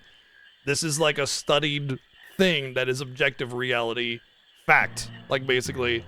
So basically, gaming can be a bit of a slog sometimes when it's just like story battle, story battle, story battle. No matter how good the game is, it can get a little rough. Octopath Traveler is a great example of this because there's not a really strong amount of cinematic quality to Octopath, and so every time you get story, it's just like, here's some more people talking about shit that's really generic, and it's just a slog. And the gameplay is solid, the music is awesome, the visuals are great, the story is a slog, and there's no mini games and there's no cinematics, so it just feels all the way through. It's just very flat. And Final Fantasy VII, as much as FF6 had a lot of cinematic quality to it with what they could do with the sprites, having all those little mini games injected into everything, the little kind of diversifying gameplay, sort of lifts your mind up and kind of refreshes everything, so you can kind of slip back into gameplay, like ready to go. Like, all right, let's go. The battle stuff. All right, cool. You know, it's been a while since I've been able to battle, and you're excited to get to it. That minigame aspect, as well as like the good cinematic quality, is one of the major reasons why Final Fantasy VII is so successful. And when they redid Rebirth, that was one of the things they acknowledged and leaned into very, very heavily. To be fair, none of the required minigames in Rebirth are like really extra. They're all kind of part of FF7, just, you know, elaborated for a new game. And so, yeah, there's a lot of other minigames on the side, but I mean, you got the gold saucer. Like, that was a major, major, major factor for FF7 and the side content and how you enjoyed the game. Of course they were going to go, like, all in on that, you know? So being able to express that in a more meaningful way was something that they intentionally did to elaborate not only on Final Fantasy VII as a game, but what made Final Fantasy VII so popular. Obviously, like the characters and the story and everything about Final Fantasy VII is what made it so good. But these little factors that people don't realize that are huge aspects of Final Fantasy VII's success that they don't pick up on. All right, I will not be taking you, so I don't really care about, yeah. I don't really care about that. I guess I'll just get it just cause. But once I learn that, I'm gonna take it and get clear-headed on him as soon as possible. I smell wine, which means my wife is cooking with wine right now.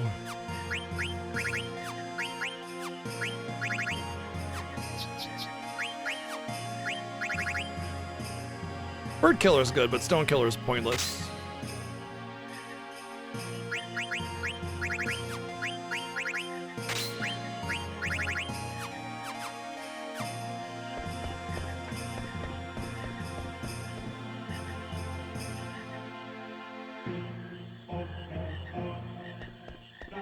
Yeah, some people hate it. Whatever. I will say more people like it than hate it, though, so I don't think it was a bad thing to put a lot of minigames into Rebirth. I think it was an excellent thing. I think they did it really, really well. And all the minigames are really well built and designed to be very well structured and balanced. So, like, if you're going to go into minigame territory, you should do it well, which is what they did.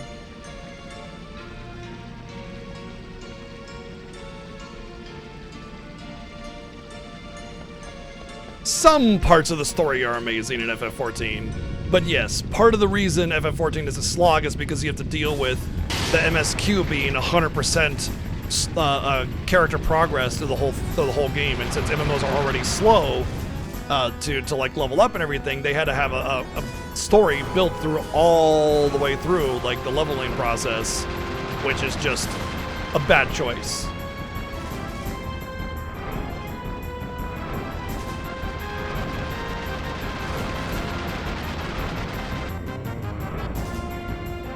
You know, the thing that gets me about it, Ellen, is that it's optional. Like, the vast majority of the side minigames and everything are optional. So that's the thing that gets me, like why people make a huff about the optional content that they don't have to do. That being said, yes, I definitely agree when people complain about Rebirth, it often feels like my steak is too juicy and my lobster has too much butter kind of situation. This is the girl that has the thing that I want to steal. I definitely want to steal what she has. Everything else, I'm pretty sure that's it. But she also is a pain in the butt, and she will go hard on Garnet. So I will try to keep her alive, but... Wrath of the Lich King was kind of revolutionary because it was the first expansion of World of Warcraft that had like an engaging story as part of the leveling up sequence. And everything else prior to that was just kind of like world building, but like not the story engaging with you, you know? It's like, here's Outlands, and here's the things in Outlands. But then Wrath of the Lich King was like, hey, the Lich King is like here, and he's doing stuff. And these are parts of the world. And the progress of the story being built up and structured in front of you.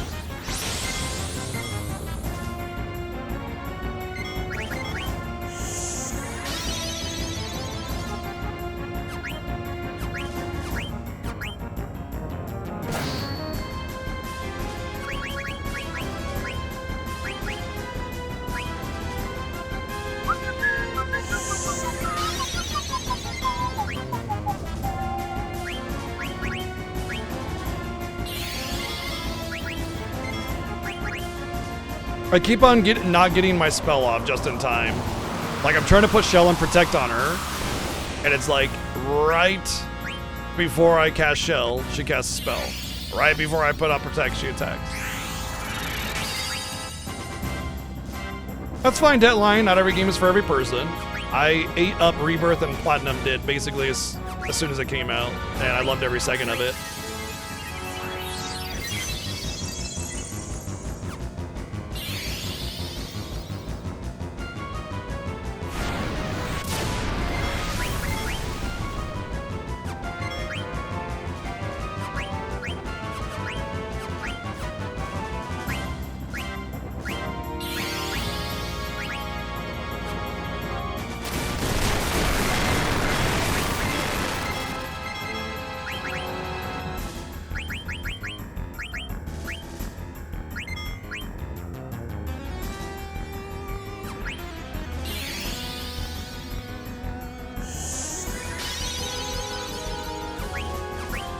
She knows what she's about.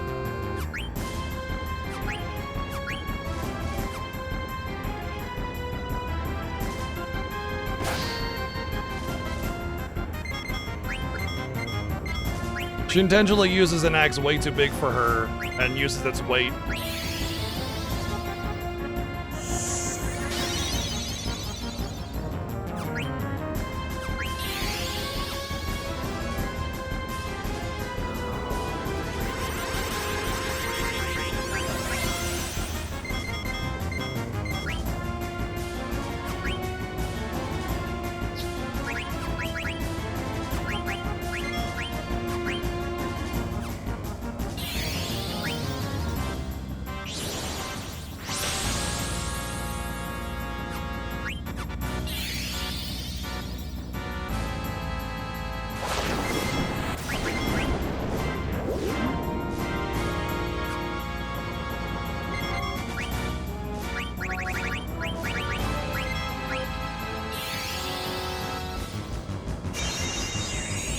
We took guys with tails.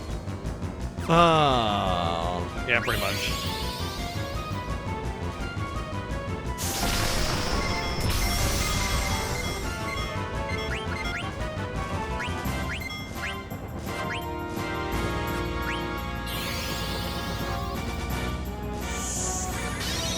Yeah, pretty much Berserk. I won't need to steal all that much, but I will steal some in the next game for sure.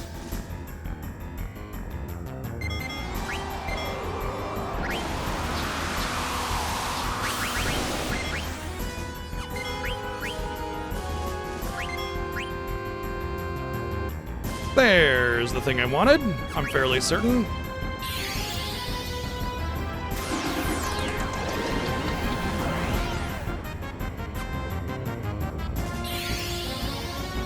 We'll let this go for. I'll go for another steal just to make sure that's actually the thing I wanted.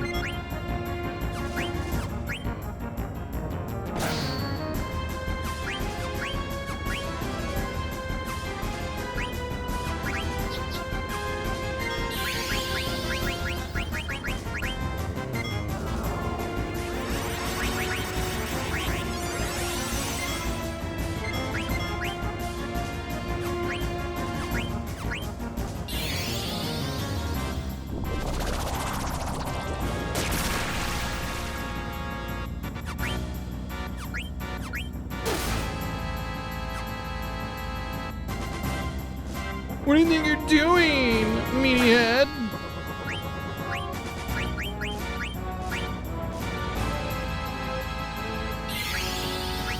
Oh, Audrey might be dead.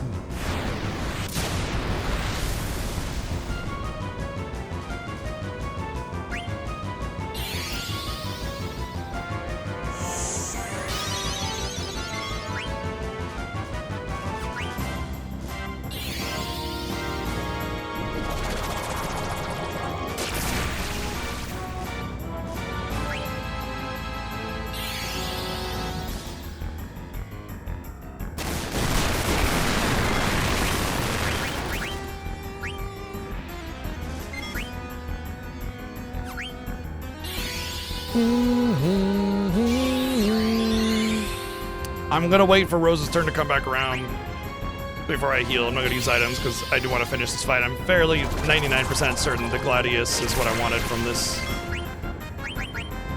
So I'll wait for her to go because she's definitely gonna go. Okay, there she goes. Oh good, it's AoE, so everybody's gonna die. Awesome.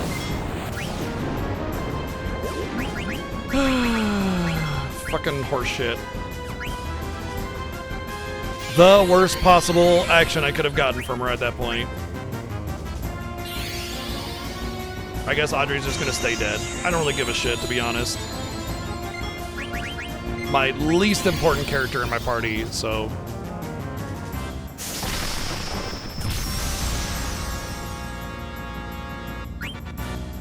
Ah, it was the Coral Sword. That's the one I got. I'm glad I waited. It was the Coral Sword. Wait, no, was it? I'm not sure which one it is. Either way, I got both, so it doesn't matter. That's what's important. Garnet's dead. Yep, saw that coming. She's dead though. So whatever. I've had so many character deaths this playthrough. It's insane how much I'm getting bad luck and focus fire. So many Phoenix Downs and wasted item, consumables, whatever.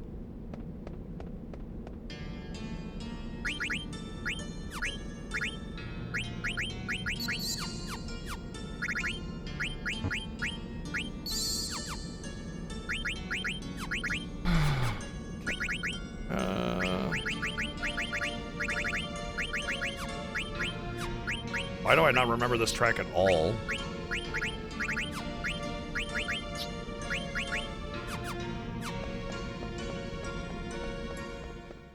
Oh, that's because you only get it there.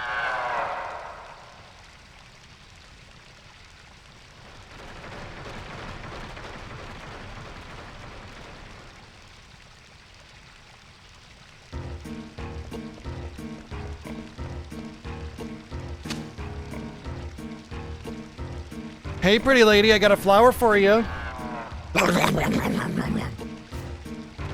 Imagine giving your girlfriend or wife some flowers and she just like starts chowing down on them very aggressively. That always makes me happy when I see my wife do that. What? What? I'm just kidding.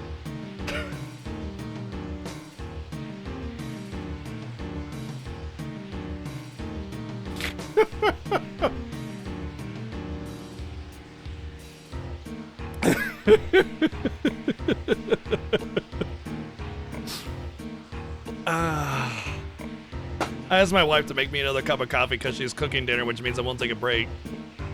And when she brought it to me, I pretended that it was burning my hands.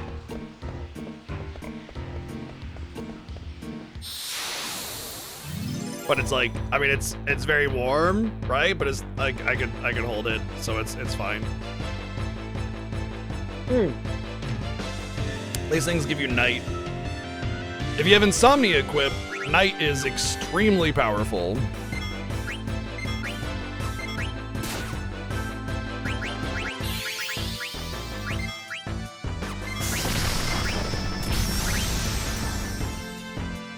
So, oh gosh, that's a waste of a trance. Night is essentially a 100% chance to apply sleep to everything on the field. The only way to not get slept is if you're immune to it. And there are definitely some enemies that you wouldn't expect that can be slept. And if you have insomnia equipped as a passive, then you don't get slept. And then it's just like, that's it, you win, you know?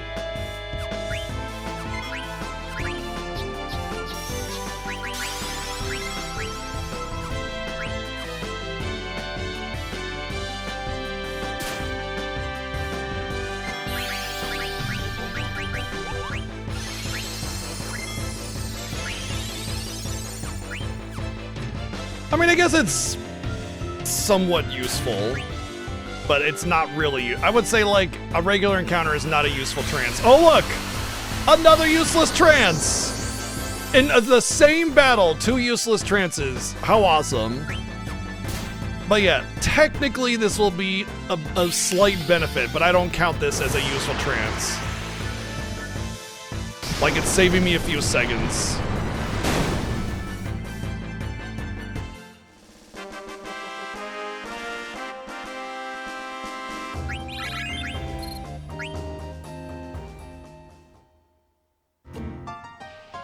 Yeah, there are a lot of edible flowers. I know.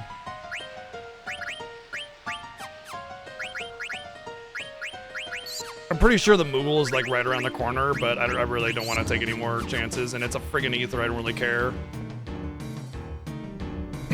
Yeah. Yep. Oh, look, I got an ether. Who cares?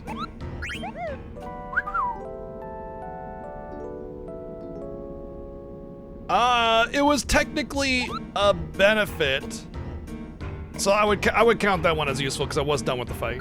Yeah.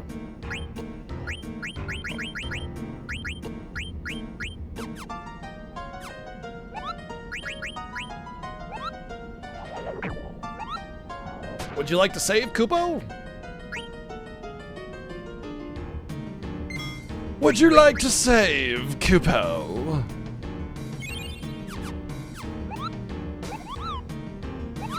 Let's see if I can remember this maze of switches and whatevers.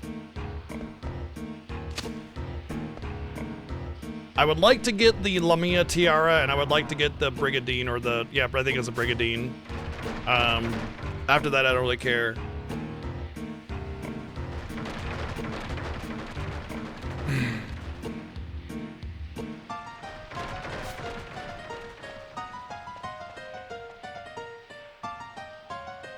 Oh, there's the Lamia Tiara, so... Oh, that's the fairy earrings. That's even better. No. This goes on him, like, right now. Well, okay, after I learn, yeah, it's level up. I want to learn MP attack. I don't really care about counter.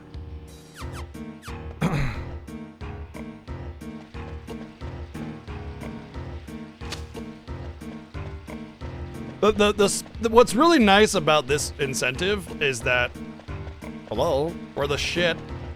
The really nice thing about this incentive is that I know, I already rarely equip things like counter because they're a lot of points and they're not that useful. But in this incentive with half AP, I know I can just straight up ignore counter. Like, I don't need it. I don't need it. Ever. I'll never equip it because I can only use half my AP, so it doesn't matter. You know? And that's like the only good thing about this incentive. Is that I can ignore the things that I'm kind of like, maybe I might want it. You know, that kind of thing. Stone killer, garbage. Undead killer, garbage. Counter, too much. MP attack, the slayers, and the status immunities, and then things like auto haste and auto life are the only things I care about. This is the one with the armor, right? No. No, it's not.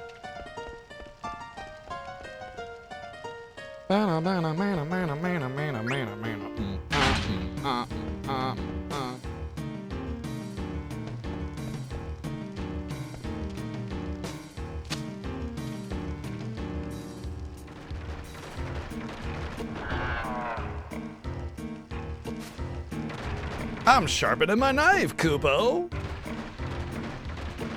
I'm sharpening my wit, Kupo. And I'm at my wit's end. Is up here the Lamia tiara?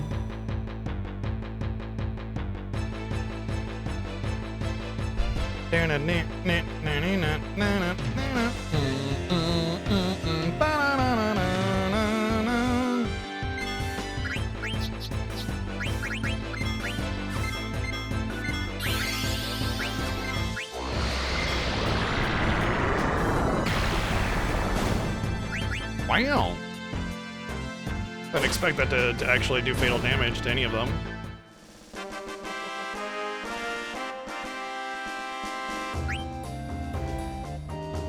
Dude, the slow battle startup is like, ugh. I got ADHD, man. That shit's torture for me. It's fine because I'm streaming and we're talking, we're chilling and everything, but damn. Otherwise.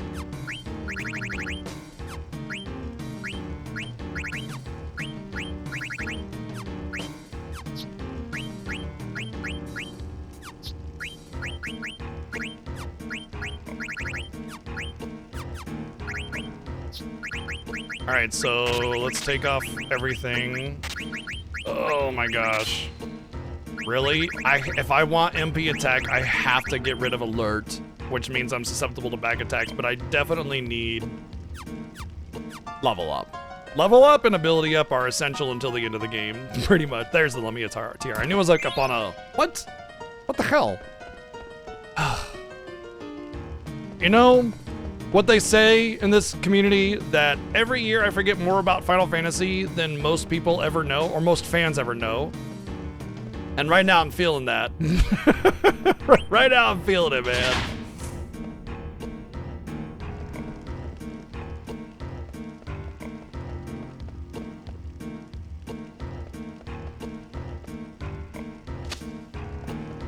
But to be fair, Fossil Rue is always something I forget. I just, my brain cannot remember this dungeon, like how to get through it effectively and get all the gear that's good. So, you know, it's whatever. I think the reason is because the courses feel arbitrary. You know, it doesn't really have a strong connection to what it's doing and where it's going. You have to remember this course thing from like a flash on the screen. It doesn't really connect the whole map together, right? There's no that you can't go to some map and go, oh yeah, I need to connect this one, now I need to go back and connect that one. And that's why it's really hard. Yeah, I don't even know who I am, Fralker. What up, Rubottom?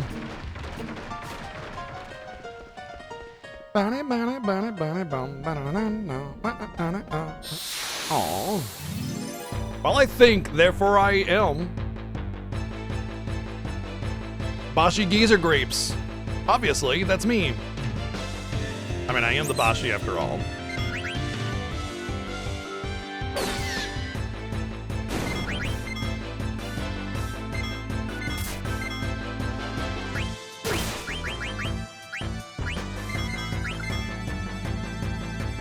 Slam!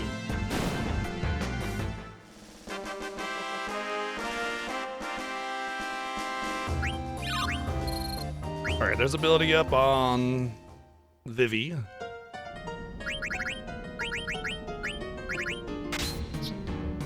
She's learning it. I forget if we get double up on that, but just keep that on for the magic power, and then just make sure I have it.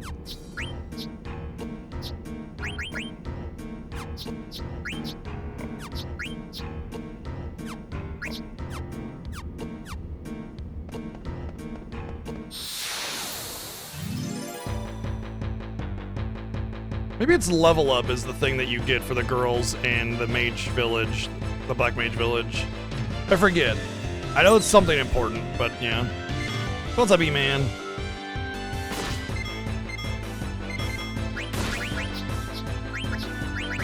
I don't know why, but I feel like they might absorb bio.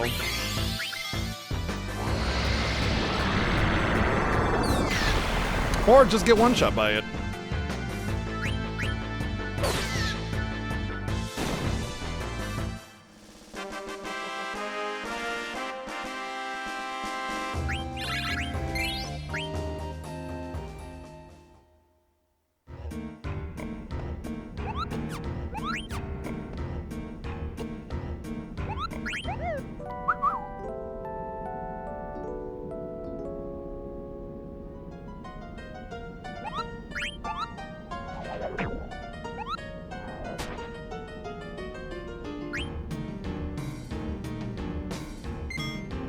You know what the Moogle should do? When you tease him enough on the world map, he forcefully saves your game, and then he just butchers you endlessly. Because you die, you reload the game, and then you die again, and then you reload the game, and then you die again, and then you reload the game, and he keeps you in that time loop forever as punishment for daring to tease him with the saving, with the flute. I think that's a reasonable punishment.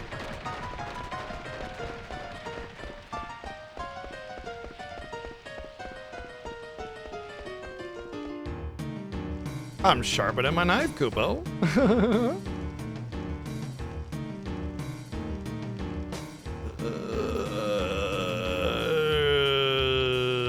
Can't remember. I want to say leave it.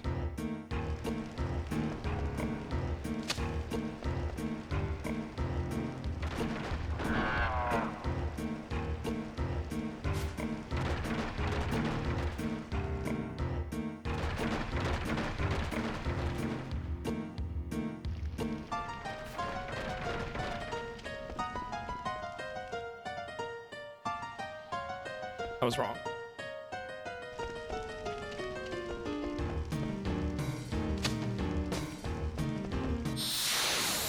Womp! Womp!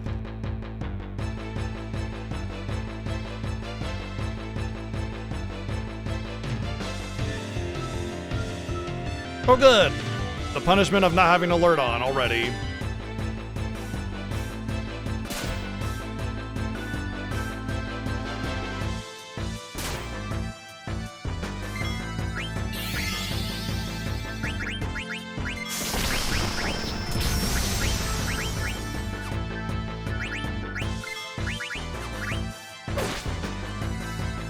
Oh, okay.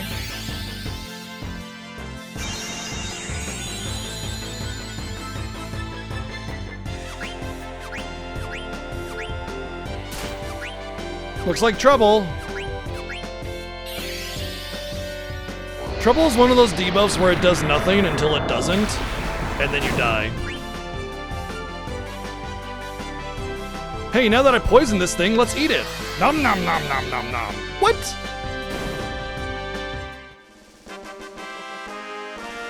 But that's the thing that gives you night.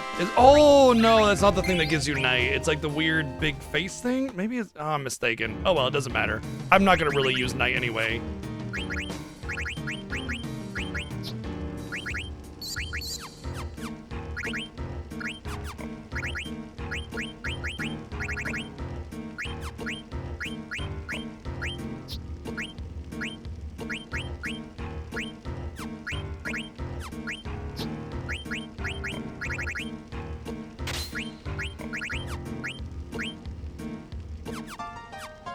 Night has its uses, but I won't use it. Oh, what the shit, dude?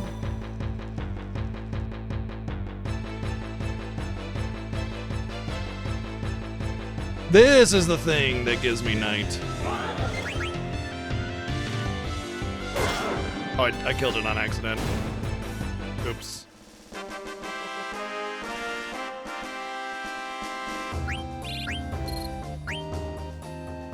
Accidentally.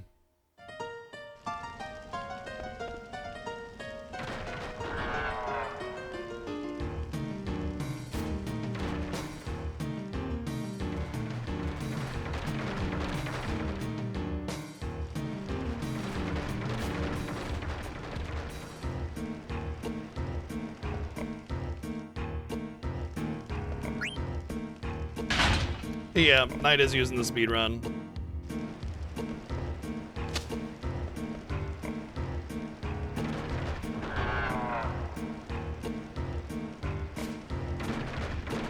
Unfortunately, Mighty Guard is pretty wimpy in this game, and it doesn't last very long, and since weight tricking's kind of doo-doo, it's just kind of like...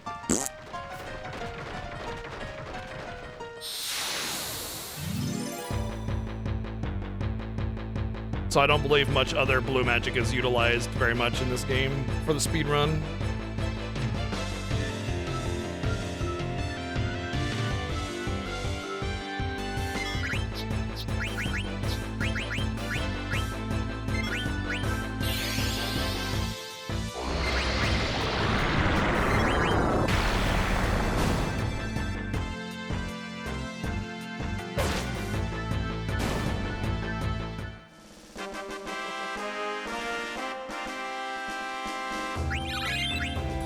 Alright.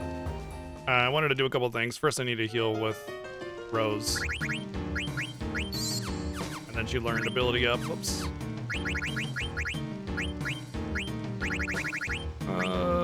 Kira. I should probably go for Rama. Like, just to get as much of it out of the way while I'm required to use her. Normally I'd go for Kira, but, you know, incentive and everything. There it is. I knew it was like on a little cliffy thingy. Frickin' knew it, man. Yes, okay, clear-headed. But I want to say other people can use it? No. It's, oh, you know what it is? It's good for what's her name to learn it? Freya. Because Freya can equip the Lamia Tiara. And that way I can learn it once I get her without interrupting Steiner's use of learning through it with the Magician Shoes.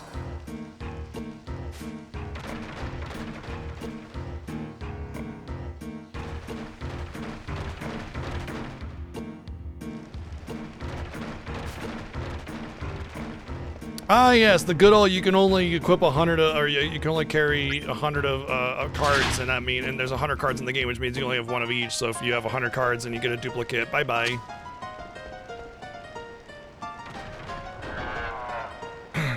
Honestly, I don't even remember how to get Lemon Glove, really.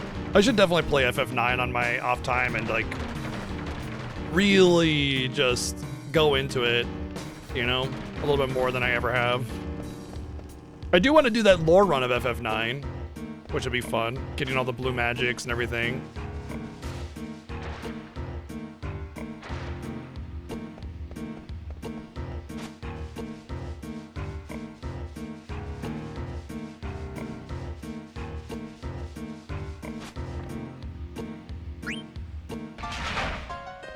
Wait. Actually, I don't want to do that just yet, I forgot.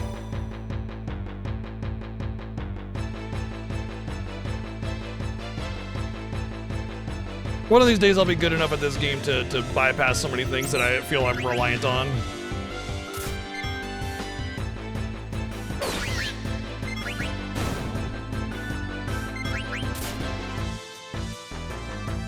Just another reason why this is one of my weaker Final Fantasies.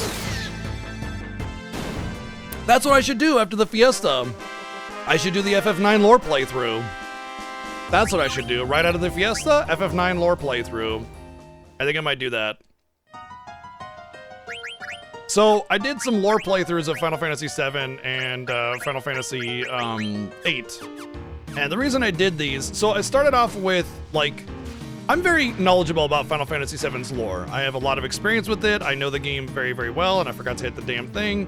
And when I did a lore playthrough of it, it was basically like right after Remake came out, and I wanted to prove that Remake is extremely faithful to the original, which, lo and behold, I discovered that it is. Wow, it's almost like I was right about it all along. Anyway, it was fun because it really dove into like a lot of the details of FF7 and elaborations and everything on a lot of stuff.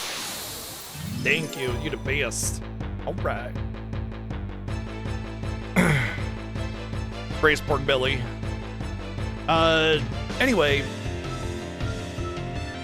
I learned a lot of things about FF7 and how they relate to FF7 Remake. Specifically, things like how much of the dialogue was basically like directly put in, almost word for word in some cases, and obviously they had to add more because it's a much more elaborate story, and they needed to have proper character building and depth of character and everything, which of course they nailed. Anyway, the point is that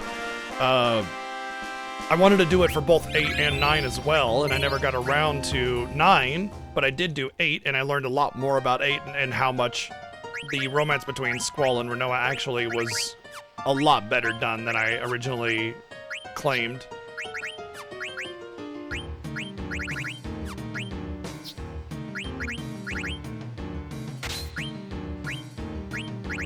But yeah, I want to go through FF9, and a lore playthrough is basically going through the game and just consuming as much of the optional content, dialogue, etc. as possible, like everything that you can, so that we get a really, really, really good idea of the story, more so than what you would normally get, or maybe a lot more than what you remember as well.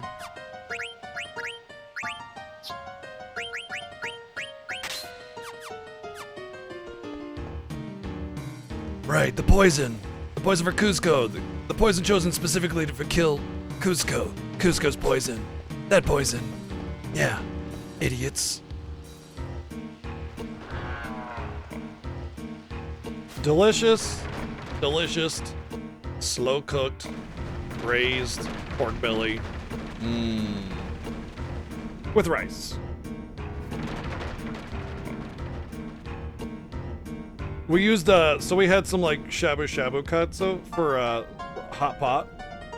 So the pork belly, normally when we do braised pork belly is like kind of chunks. But with this, it was these very, very thinly sliced pieces. There's the armor. This is where the armor is, right? It's right here. There it is. It's a rival vest. I got the name wrong, but the type of armor was right. Yeah. Locomotion is excellent, and I will need that, but we'll wait.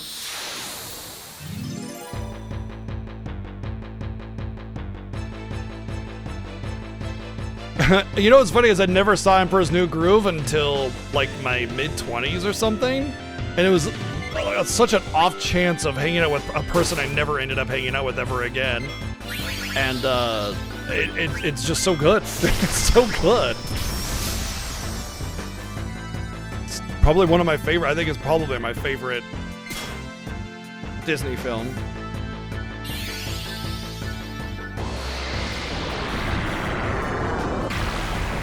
I really like David Spade though, so you know that helps.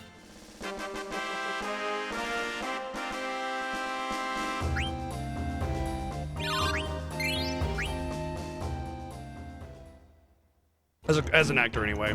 I don't know what kind of person he is.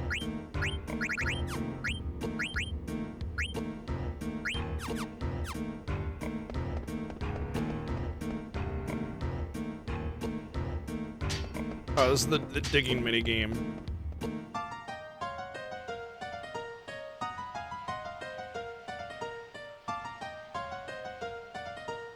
Really? Okay, whatever. Oh, thanks, Titus. Yeah, I didn't want to feel 43 years old, but you made sure I did. Thanks, bud.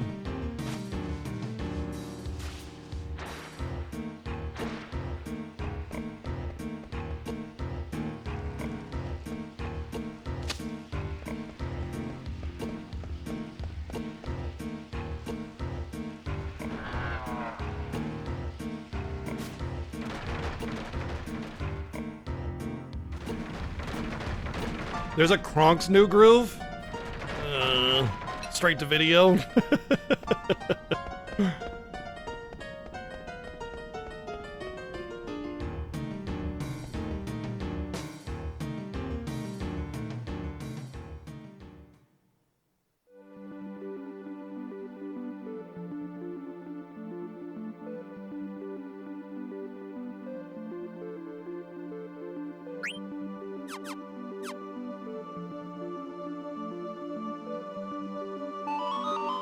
Yeah, I mean, Disney sequels are the same thing as Final Fantasy sequels.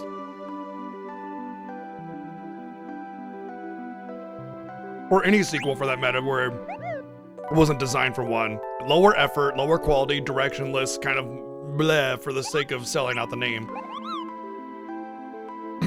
But it goes the same thing for any of those game sequels where the game wasn't made for a sequel. Or didn't leave it open enough for a sequel to have value, or didn't care about making a sequel. That's almost always the case with those kinds of things. Like Frozen 2 and 3? Yeah, there's a Frozen 2 and 3, by the way.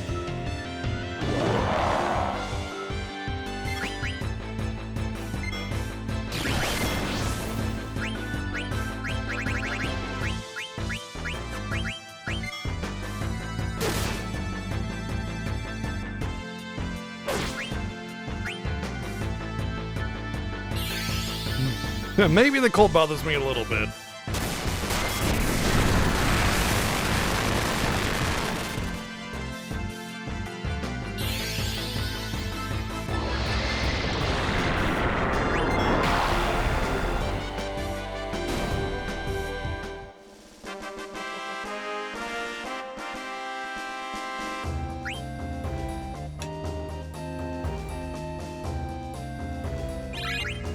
I'll admit that Frozen 2 was definitely better than Frozen 3.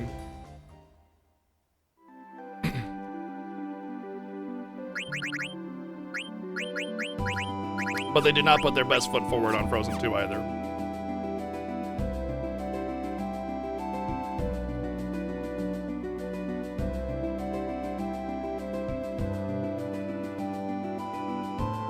Yeah, it's crazy when you realize World of Warcraft has been out for 20 years.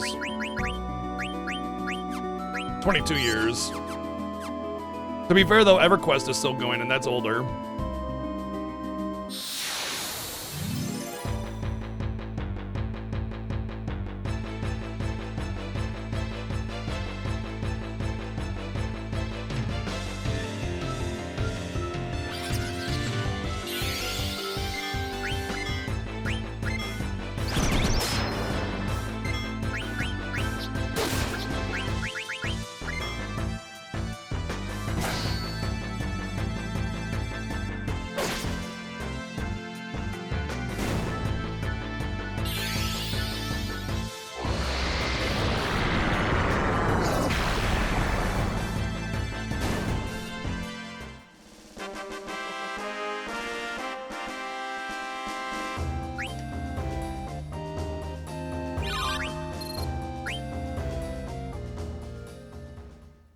Are you sure about that, Meta? Because I'm fairly certain I watched 2 different Frozen movies that were not Frozen 1.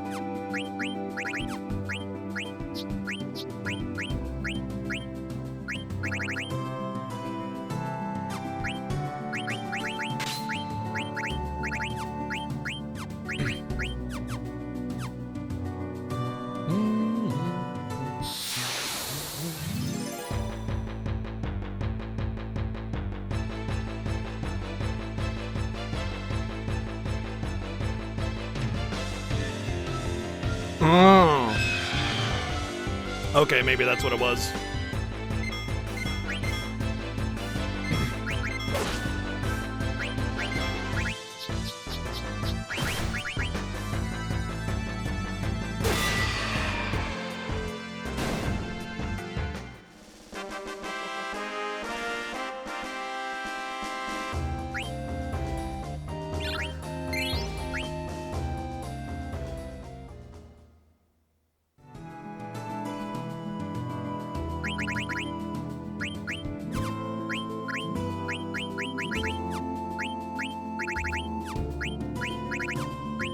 I hate this about this game.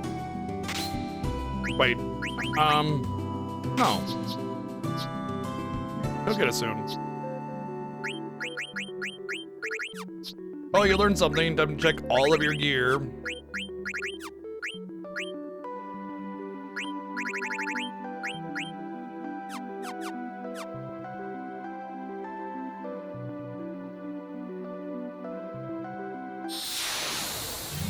The worst Disney sequel?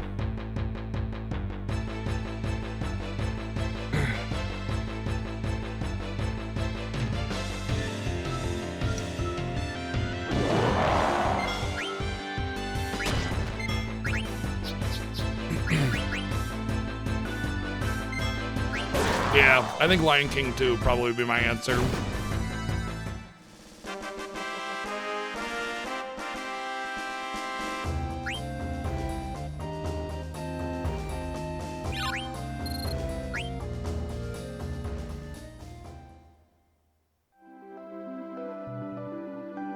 Wasn't Lion King 2 like weirdly sexually charged with lions and everything, and it just kind of felt really awkward?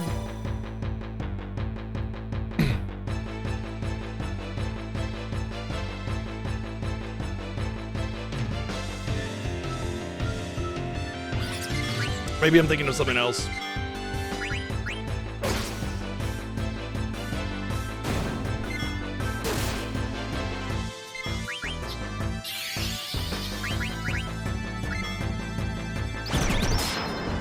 The worst Disney sequel, you know what? Slay and Asher, you're right. The worst Disney sequel is Kingdom Hearts 2. I agree with that one.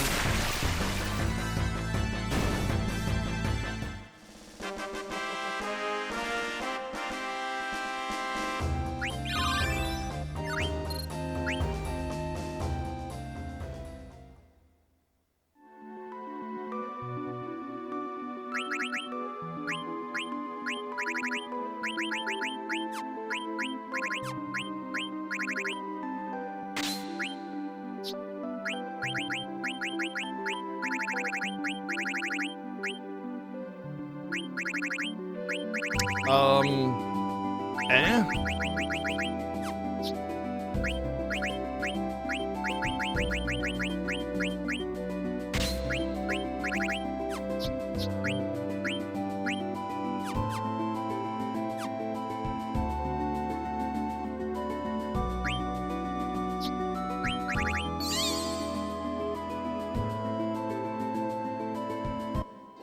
All right, I can't remember if I can actually do this chocograph right now. A huge dying forest. It's got to be right here then. Yeah. Okay.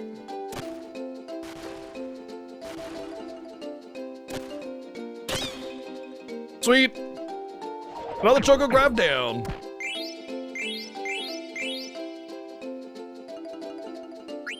I think that's all we can do. Coldfield is not until we get the boat. And this isn't until we get the boat.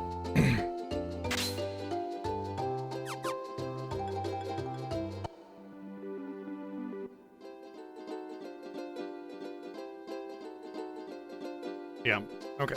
There's nothing we can do on chocographs now. Now we go to, whatever, the Casa blog or something, whatever the hell it's called. Oh no, wait, froggies. We gotta catch froggies at every opportunity.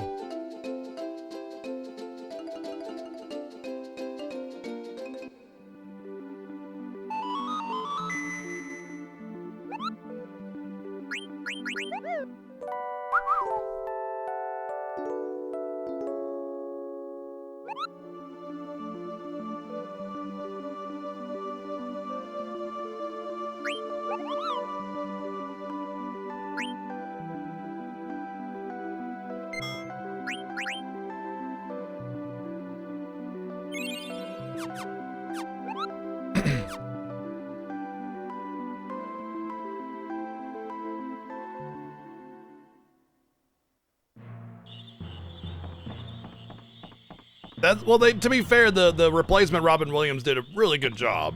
So, you know, there is that at least.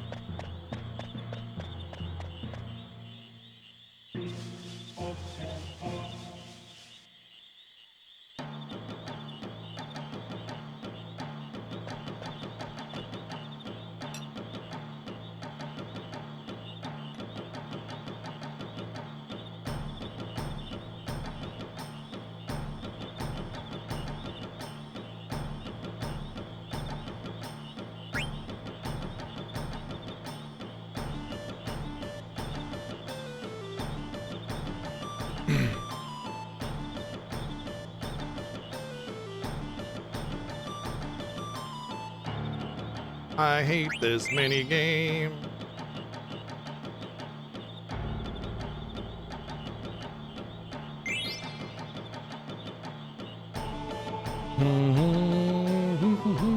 The worst part about this mini game is like how long it takes between when you're able to like actually do this.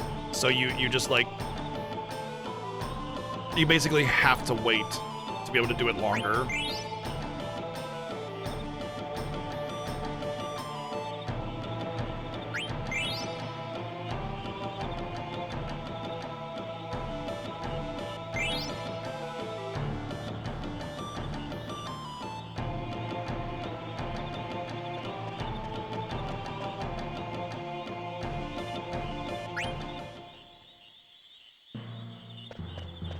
I don't know if I can get random encounters here, but oh, okay. There's only the frog catching then, I think.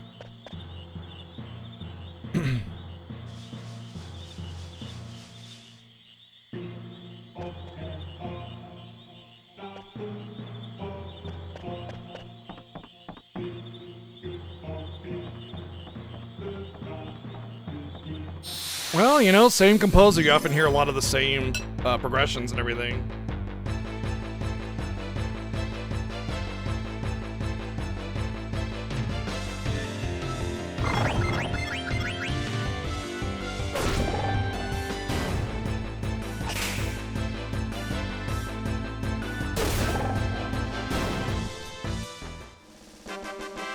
Same scales, etc., etc.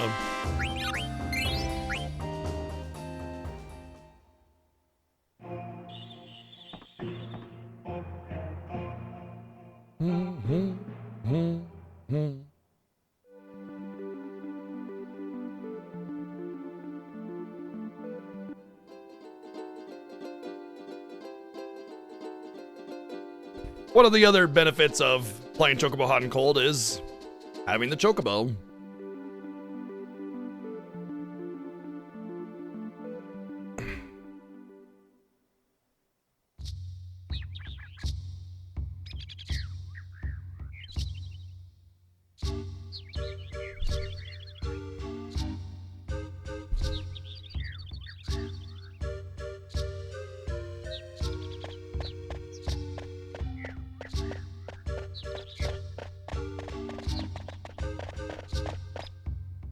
Rally ho, motherfucker! This is indeed the marriage place. Queena and Vivi can get married. I so happy. Rally ho! Okay, you can enter into our town now.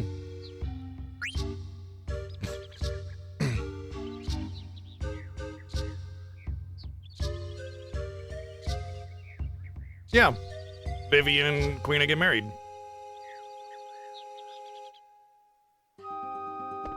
To be fair, Square has always been pretty progressive.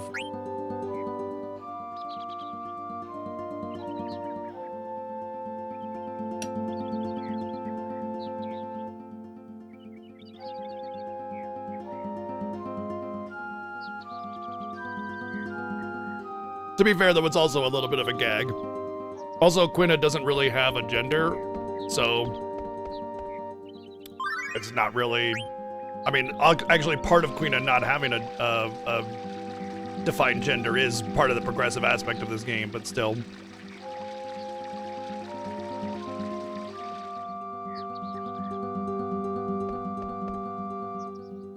Rally, oh, can I do you anything? No. I think I need to do the ACTs though, the eights or whatever. Wait, this one doesn't have a Lamia TR in it, does it? We're so sad if it does.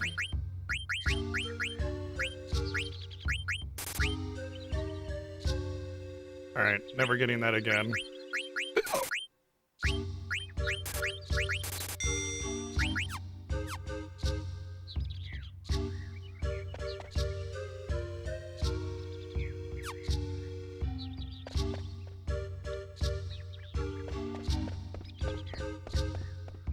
I think I gotta go talk to Somebody's like the elder or something. He's like in one of the hallways. I'm gonna have to talk to DJ here as well.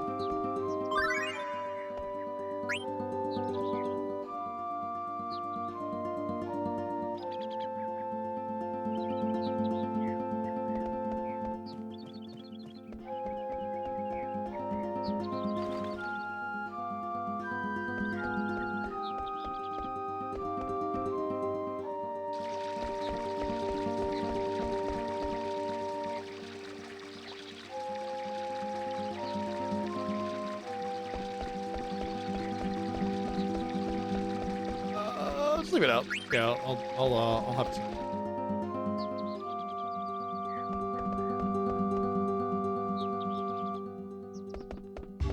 Bum, bum, bum, bum, bum, bum, bum. Rally ho, huh? Ah, here we go, the Black Mage. That's right.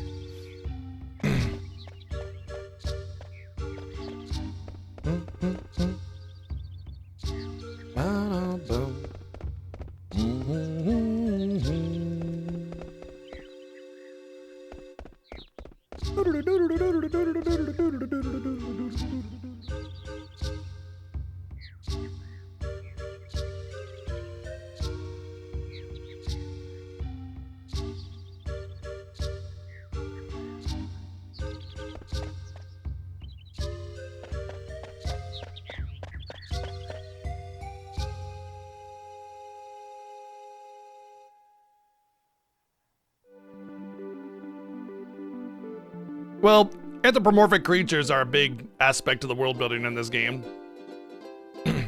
Not many Final Fantasies do that. In fact, I want to say this is the only one. I think the reason is because it's kind of harder to take like cat people and other, you know, anthropomorphic creatures a little more seriously.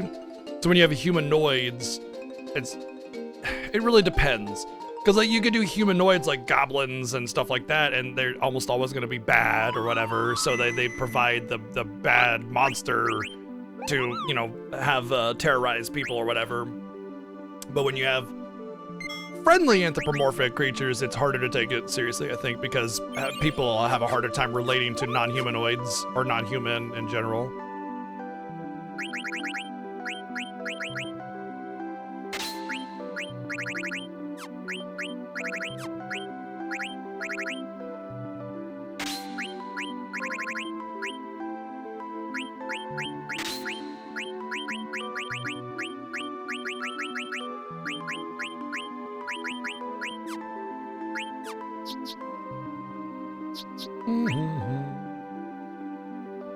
Well, yeah, they also have the chibi look, which gives them awkward body proportions, which is another obvious aspect of making it harder to take the game seriously, for sure.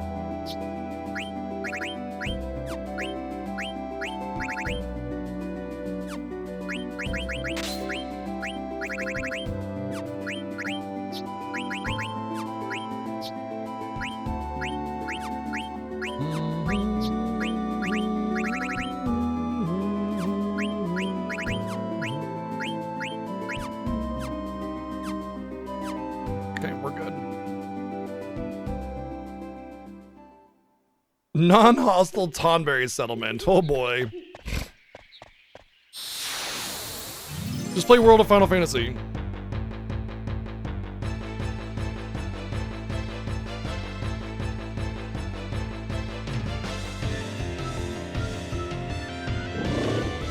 Now, these things are either weak against thunder or absorb it, and I can't remember which one it is.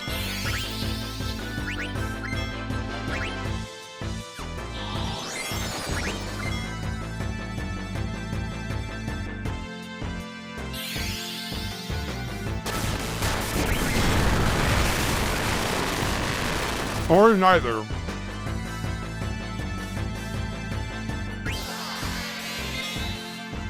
Oh well.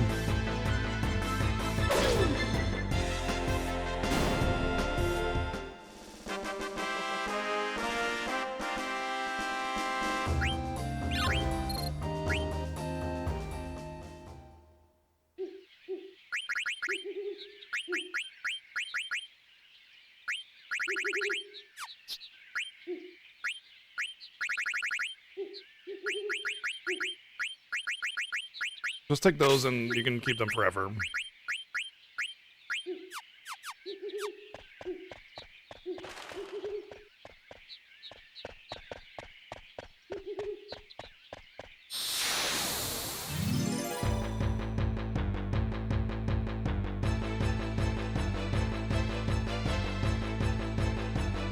Oh, well, these things are weak against fire, I know that much. Well, back attack, so I'll be here for half an hour waiting for my turn.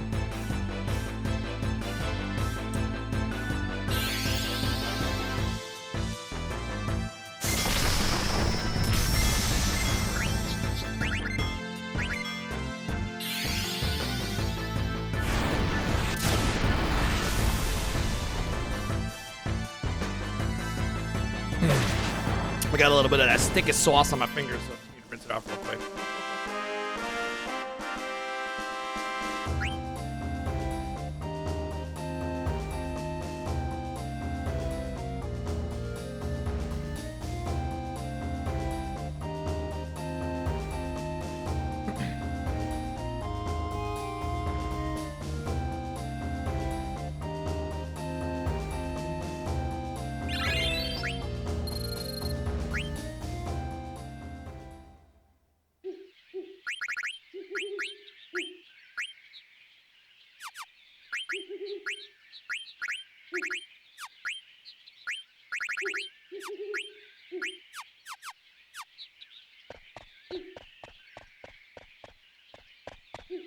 Rip.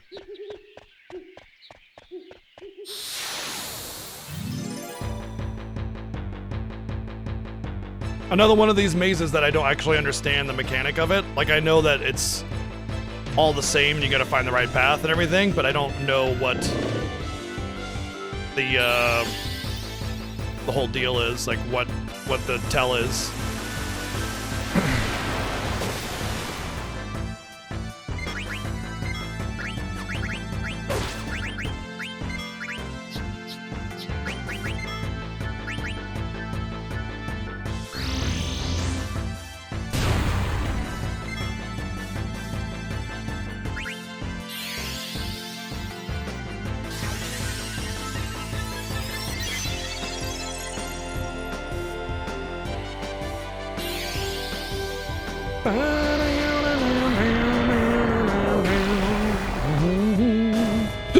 Get dunked on, nerd.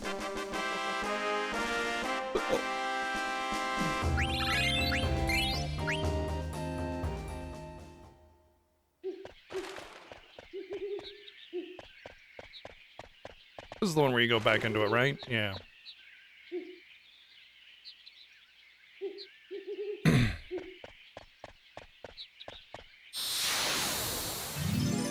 Every single one of these like Lost Wood puzzles almost always has a path where you go into it and then you go back into the same path you came into as the right way to go. Oh, I saw what he did there. So funny. You know what? For the Maymays, let's go. For the Maymays. Judgment of Bolter. Enjoy the 8-hour animation.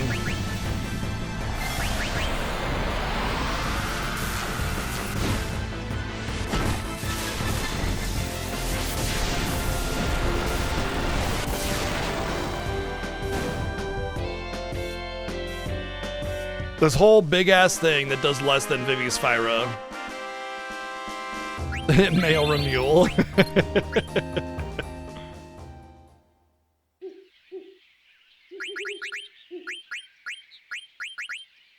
Ramule.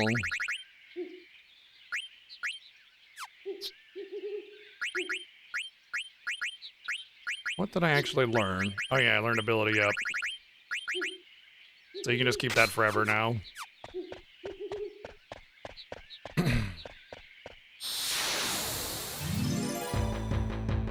Final Fantasy, well technically this one, but it's RNG. So there's 2 summon animations for every summon in this game.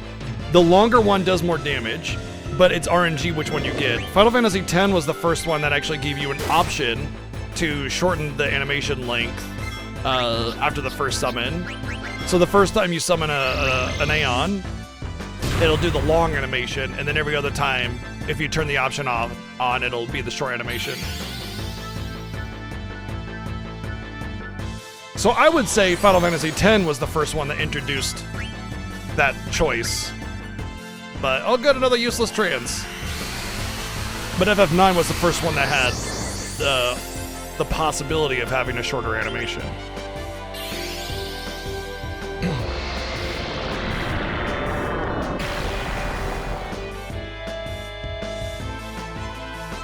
You know another dumb thing about trans in this game? So normally limit breaks interrupt ATB. They skip in line, they skip their position. So like let's say I queue up all my abilities with my characters and then I hit my limit break with my last one. In 7 and 8, they'll cut in line after the last animation plays or the current animation plays and then go. With trance, so useful trances are way less likely because not only does it not cut in line, but you can't control it. It takes forever to build up, and they go away when they proc. It's just it's gone. It's just ugh. Oh yeah, is this the one where air damage does more damage to you if you're floating? I know it's one of the Final Fantasies does that. I think it's this one. I'm pretty sure it's this one, anyway.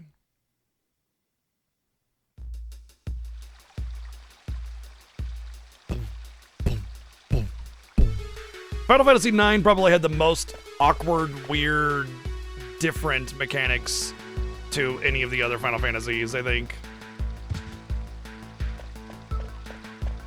Limit breaks are hard to balance, but honestly, I think Final Fantasy VII balanced them just fine.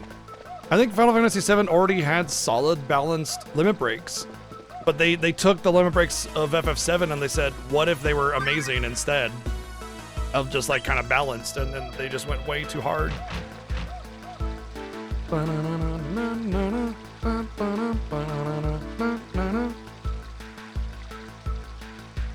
Boop, boop, boop.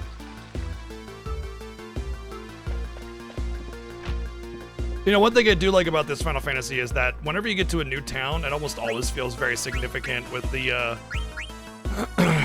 the shops.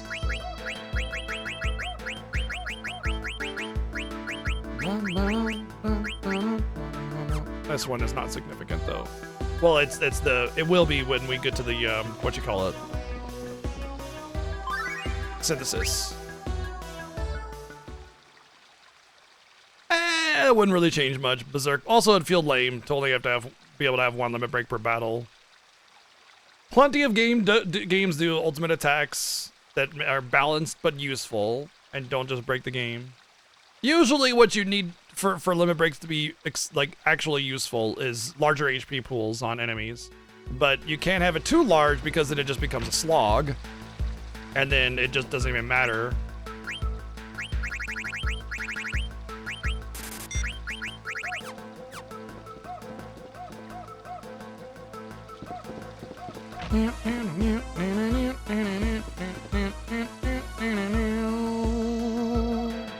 Okay, there's something very important here on the synthesis. Both times you come here, I just forget what it is. Well, there's the rune tooth. Going. The extension. Is it the Maiden's ring, isn't it? Oh, Maiden's ring, not Maiden's ring. It might be a typo.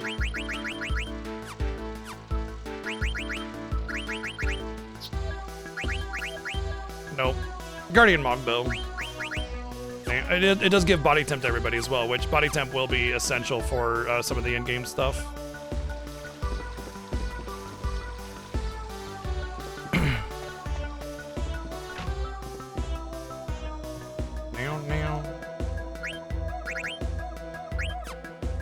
Wait, what did I need? Shit.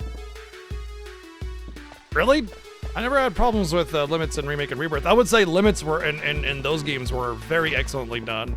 They were a little bit slow to crawl up, but they were powerful and useful and not game breaking. there's also there are some ways to use limits to break the game though. Oh, is there? What was that? I'm gonna let me get to your Animal Tina racket. Let me Animal Tina. Let me Animal Tina.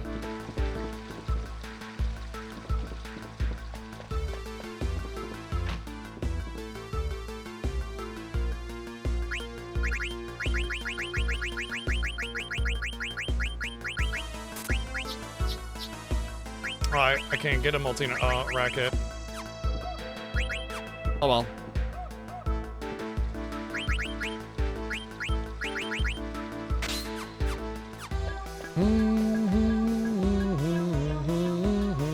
Yeah, the straw huts, I can see it.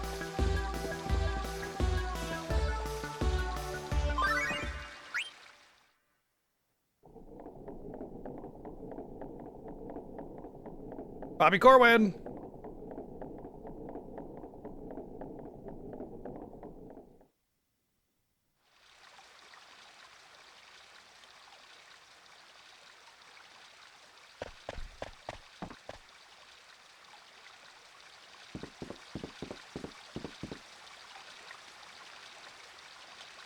Yeah, this way. Wait, no, this way. I think he's gone, right? So I can get the black belt? Nope, he's still here. I need to go this way anyway, so whatever.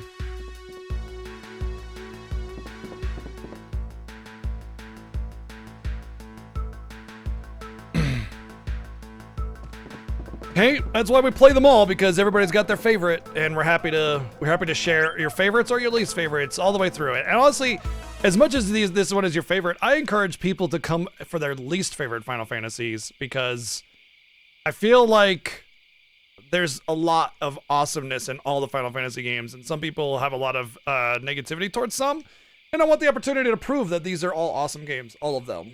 So, you know. Maybe learning something new about a game that you thought you didn't like might help you enjoy it. And since Final Fantasies are all awesome, well, that benefits us all.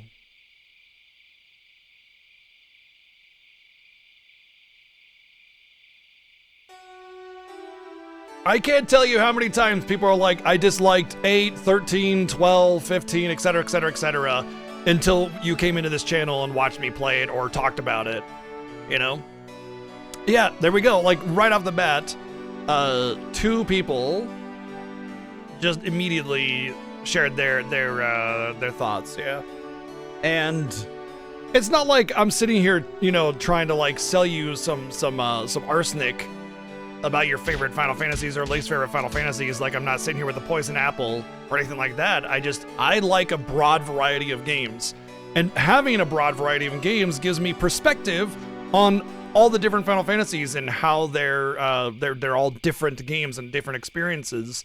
And so you buy some arsenic, oh, you're in luck. No. And because of my broad taste, I find value in every game type. And Final Fantasy has a lot of different game types across the series. And so my take is that they're all fantastic games, and that some people just, you know, they don't vibe with the game type, or, you know, they didn't see it for what it is rather than what it isn't. And I always try to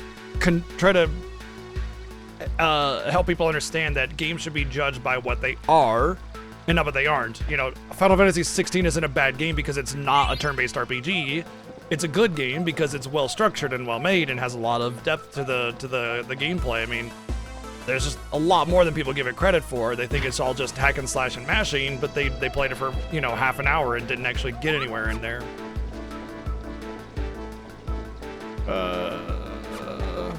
But more than that, I mean, just the epic cinematic quality of 16 is really what shines the most, I think. There's the Multina racket. I can take this off, put that on.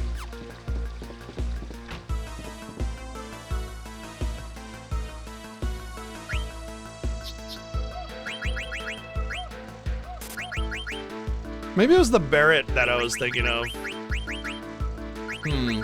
Or the... I don't know. I don't know why I thought there was something important here for ability or level up, but... What do you learn with the extension? Okay, it was level up. Yeah, it is the extension. I don't need Kira because I'll get Aiko soon, and she'll have Kira baseline, and that's the first time I'll actually need it. So she can take that off. 24, that's good.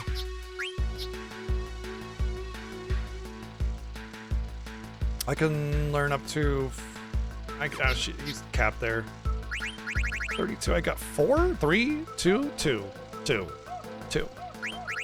Bug killer, probably.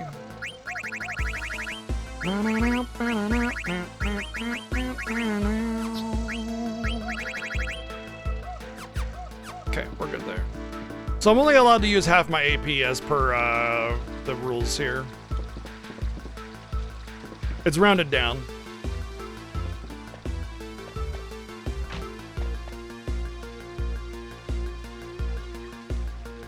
And the way it's displayed, it's reversed. It's how much you've spent and not how much you have remaining. So I gotta do like some work around.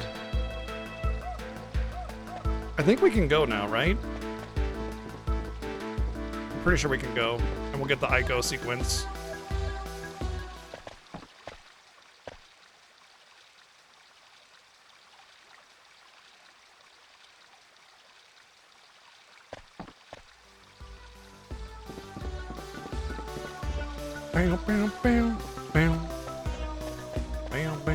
By the way, I'd argue that the Black Mage Village does more for what Vivi is supposed to represent than what Vivi does. And that's the existentialism of existence and everything. Because, I mean, Vivi is the catalyst, right? Like, he makes it a point of interest. But the Black Mage Village is basically like the friction to start it. You know, without that, you don't get the explosion of Vivi's existentialism existence situation.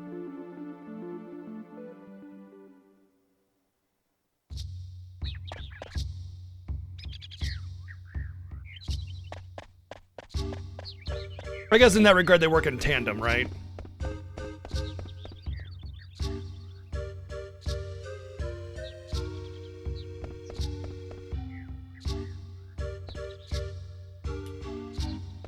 I don't want to talk to you idiots. Get out of my face! Alright, time to get married. I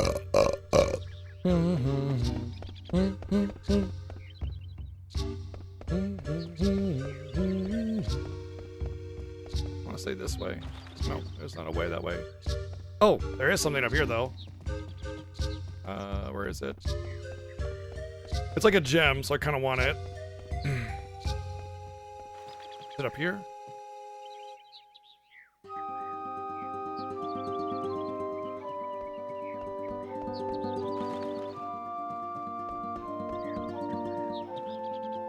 Damn, where is it? I think those NPCs are in my way. And they move later.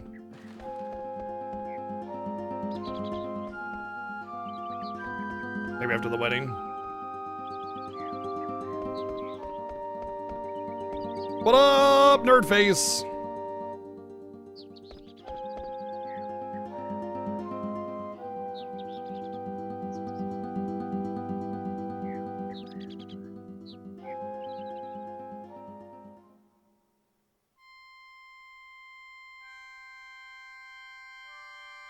Dearly beloved, we are gathered here to witness somebody who has a goal to meet and somebody who is just desperate.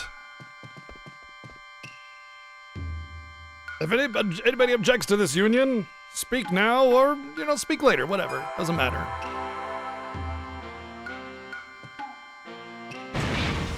Rip.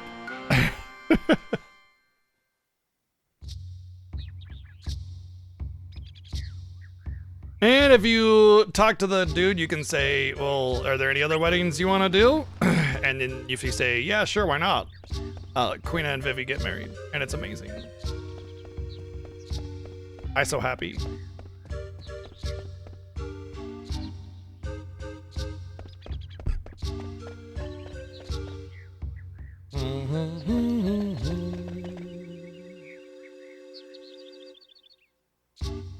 I like how when we provide proof that we have been blessed and thus can pass through, they don't just stop. They don't just like let us through. They straight up stop guarding the door. And there's another pathway that they were not guarding the whole time. And they're just not there anymore. They're just like, you know what? We let some people through, so I guess we'll just let everybody through now. We don't need to guard this pathway anymore. Oh, hold on. Did I miss my opportunity? Yeah, I forgot to unequip Queen. I think I left him with nothing. I'm pretty sure I just said, take this garbage. And so that way I don't have to worry about him until the end of the game.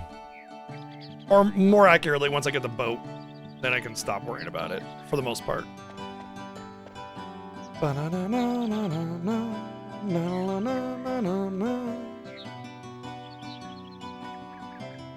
Quina does not have the power belt. I would never. He doesn't even learn anything good from the power belt. He learns counter. He doesn't even get MP attack. Alright, here's a classic. Both Mutsuki and I very much dislike Aiko. Sometimes you name Aiko after me, sometimes y'all name Aiko after Mutsuki. This time you got Mutsuki.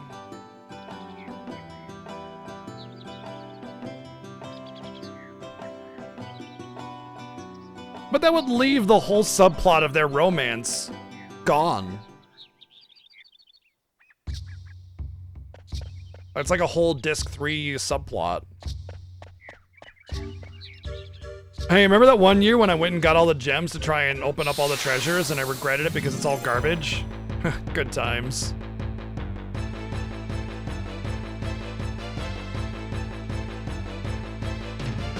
Oh my god, it's a Greninja! Yo, I love that Pokemon.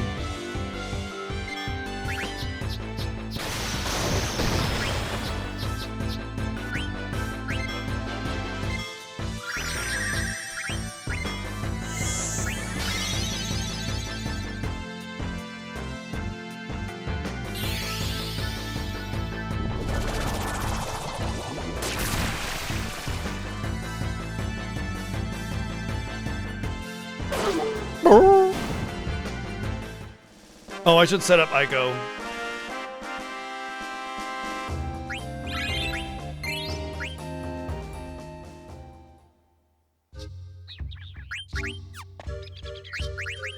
Hello, dropped inputs. Hi, I'd like to have a discussion.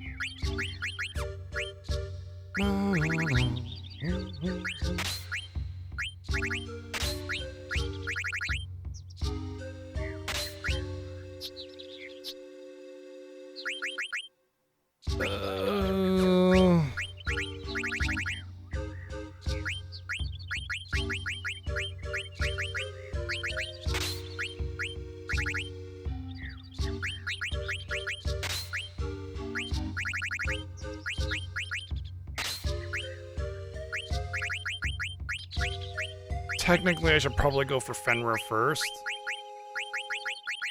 But... well, Guardian Mog is not a summon, so it's fine. Okay, that's fine, it's fine. I'll go for Fenrir first.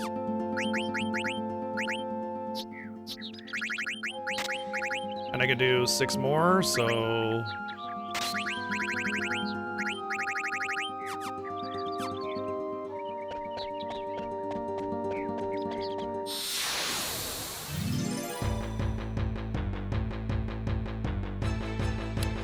Dino Dance has redeemed 100,000 China points for me to draw a Pokemon from memory. Let me guess. Fenrir? I mean, Greninja?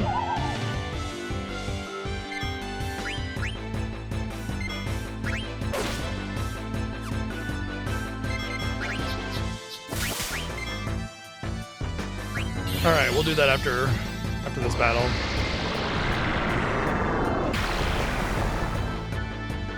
But,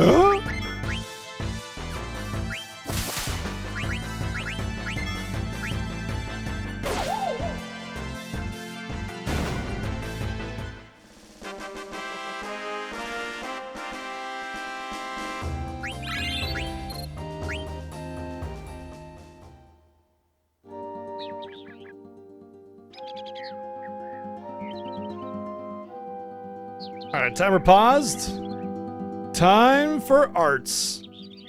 Beautiful, beautiful arts. Alright, Dino Dance wants me to draw Greninja from memory. So let's go. Let's do it. All right, let me make sure that's good.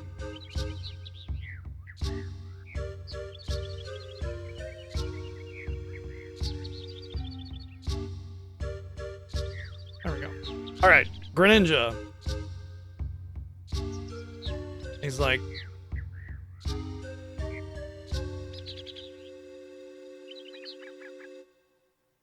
he's a frog.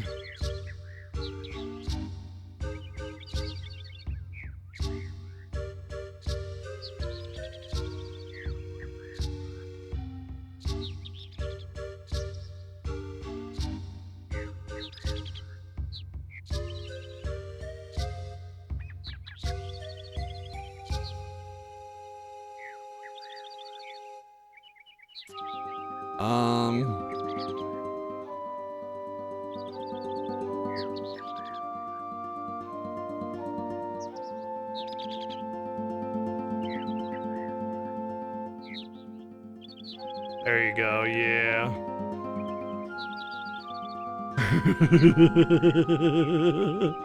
There's one wonky looking leg.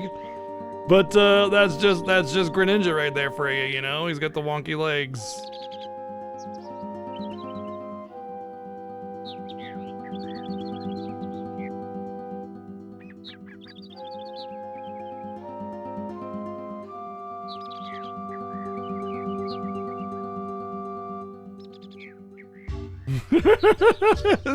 his other arm, he has some issues with that arm. He has some more issues with it. I think he has like a little tail, right?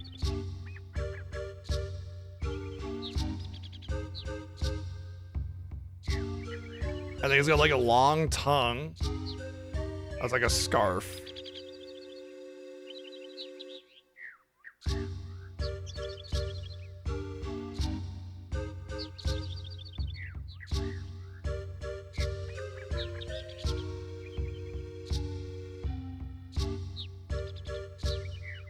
There we go. I gotta like draw over this without getting out of the lines. Look, it's harder to do when you're using a mouse, okay?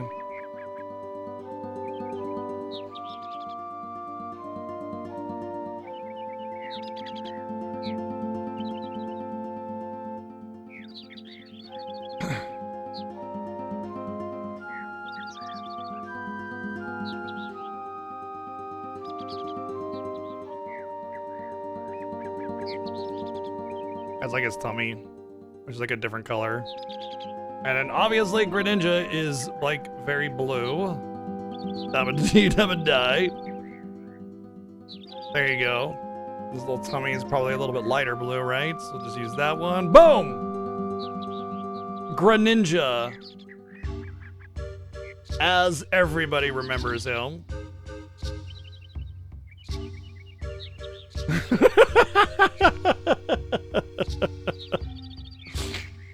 Oh. Obviously, that's Greninja.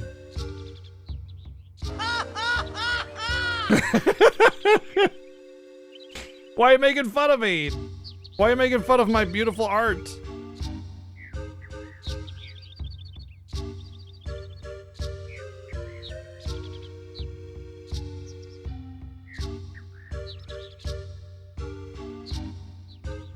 All right, let's see. Let's compare. Don't laugh just yet, because look at what the real Greninja looks like. Hideous, disgusting, awful, right? And then you see this magnificent creature, and you're like, the ground.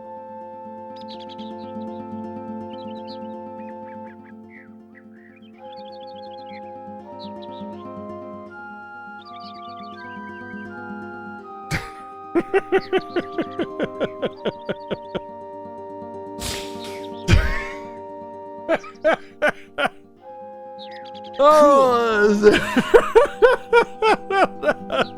that was good timing. Unfortunately, good timing. Anyway, fake Greninja, real Greninja. Burn to the ground! No! No, he's a water Pokemon. He's strong against fire types.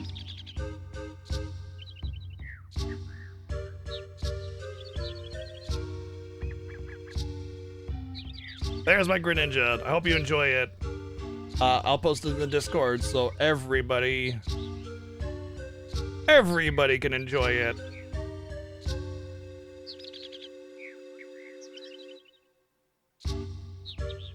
Oh.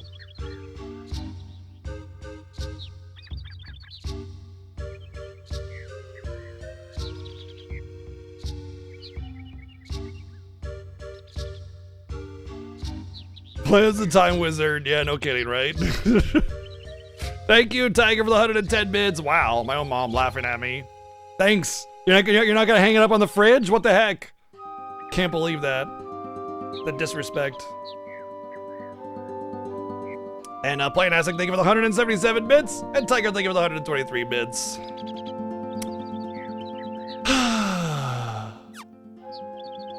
Feels bad.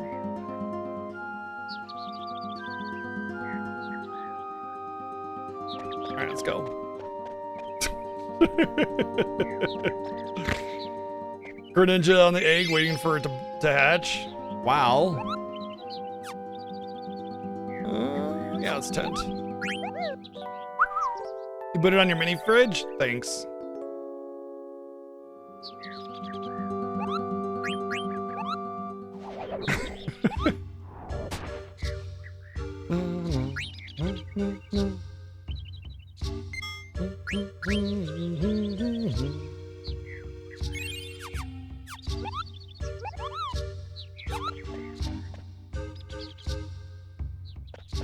Oh, that's the orb thingy.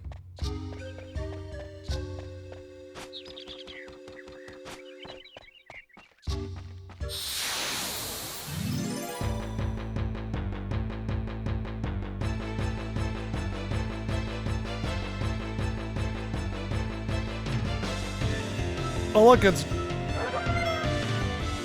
Greninja again. No, you didn't. I was never an artist though, so you know.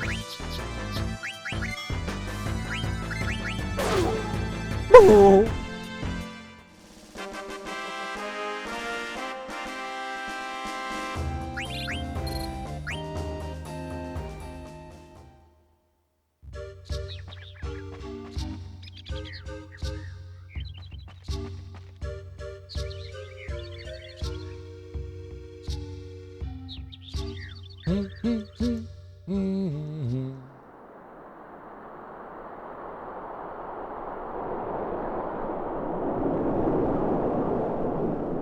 If I was a tree, I'd want to be the Aoife tree. Aoife, I was a tree, but I'm not a tree.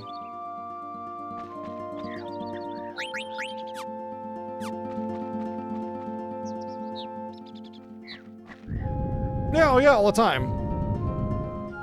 Where do you think TV shows get it from?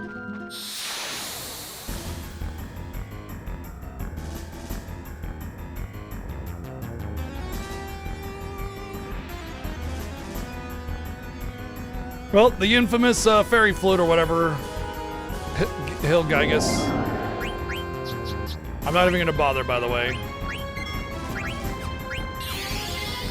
I mean, I'll try, but I'm not gonna, like, I'm just gonna kill the damn boss, you know?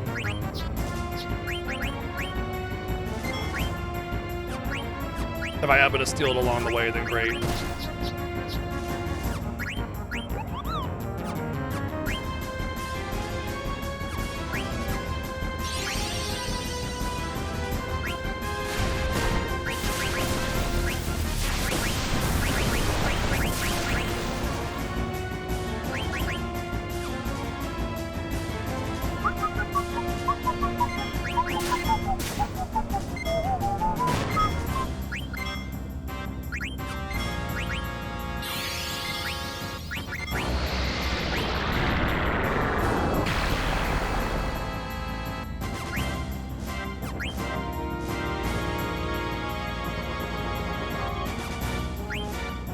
A mithril fork, boy.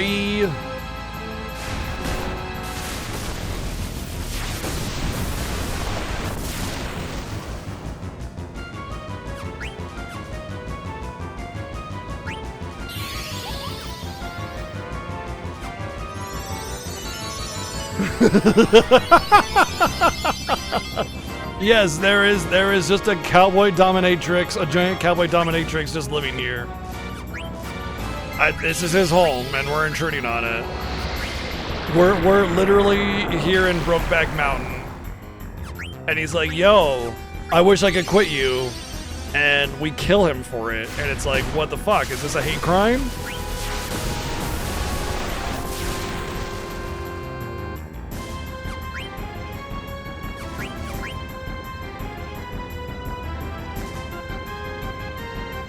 Oh, I'm in the menu, whoops.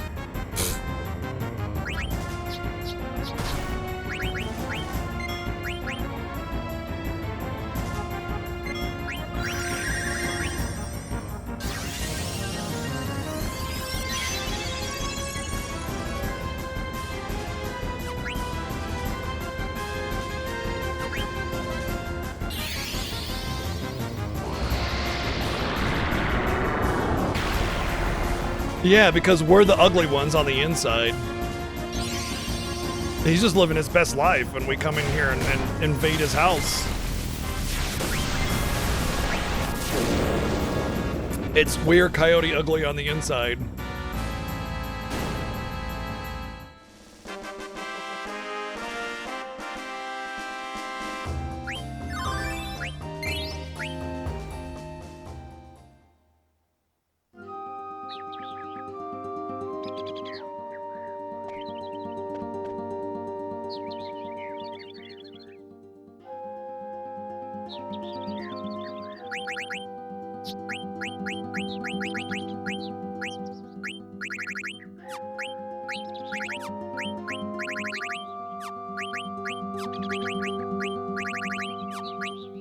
Right, she's learning that.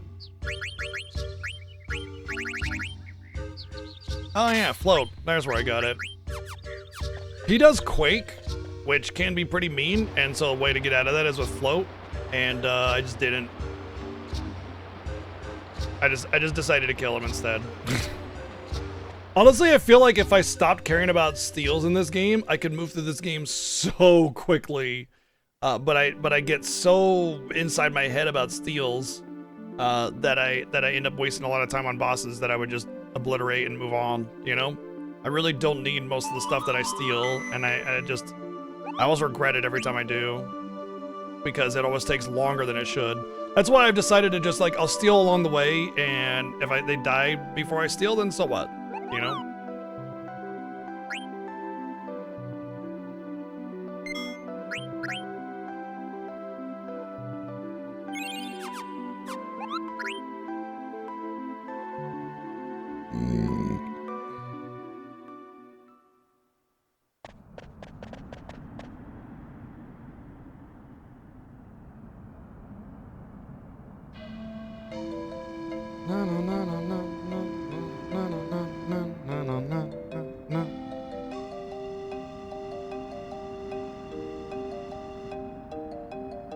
Sometimes I forget that Aiko and Garnet are summoners from a summoner's village, from a dead people.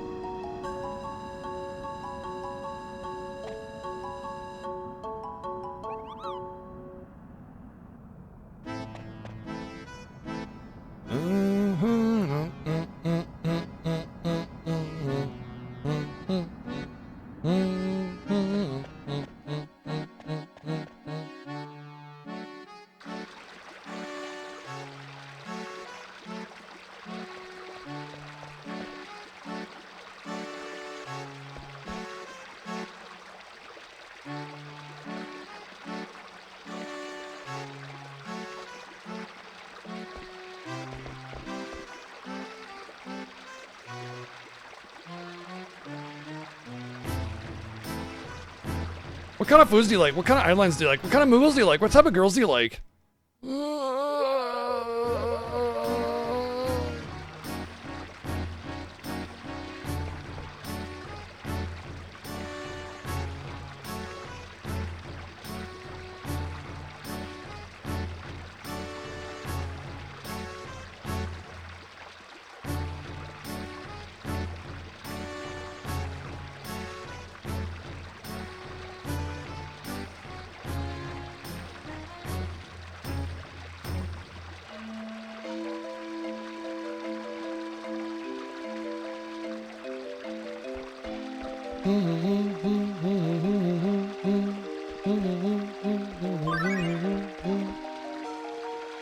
Yoink. Not that I expect I'll turn in those coins, but, you know.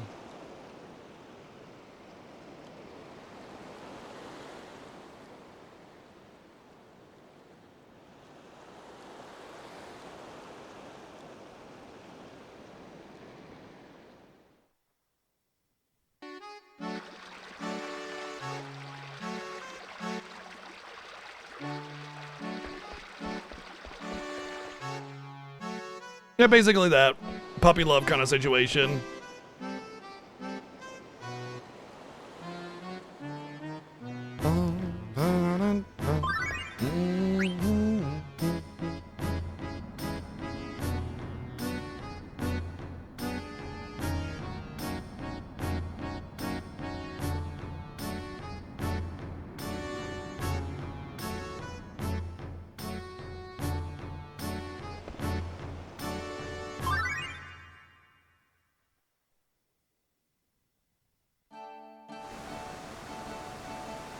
To be fair, this is like the first people she's met in like a long time.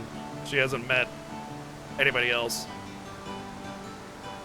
She's known Moogles, and she's known the people of Conopete a little bit, but mostly as a thief to steal food to survive. So she was raised by wolves, essentially, or Moogles.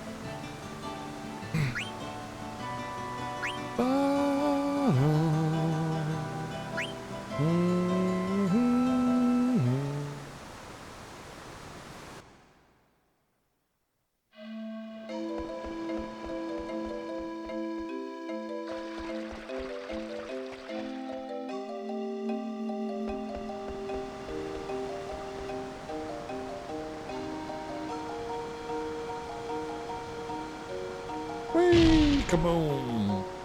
Whee! Sploosh!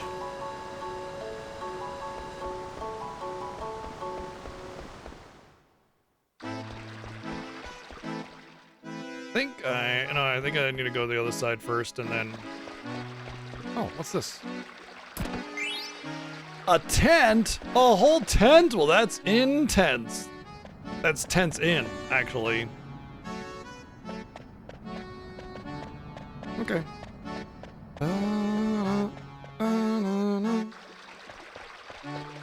Maybe we talk to Vi.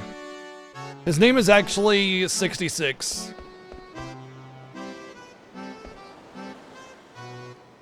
Ba-dum.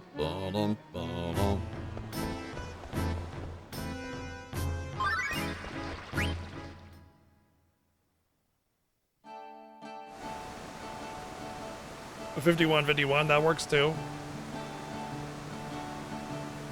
Or maybe his name is Zero, because, you know, what happens if you put two Roman numerals of the same value next to each other? Do you just add them?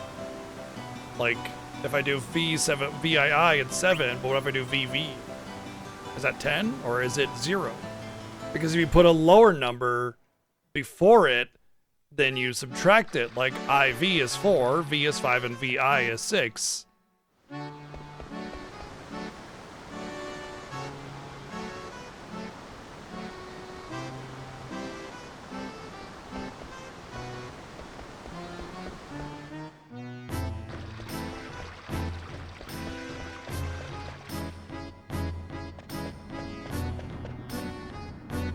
Hey Rose, you want to see something magical?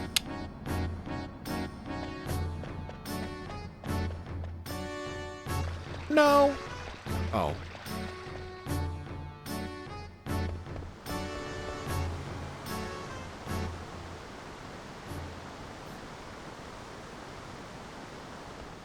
Oh my god, it's the Eidolon Wall! You can see all the grades!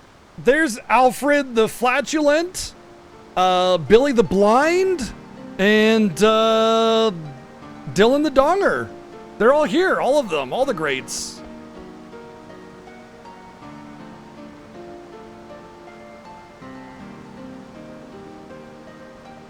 Greg the Crumpulent.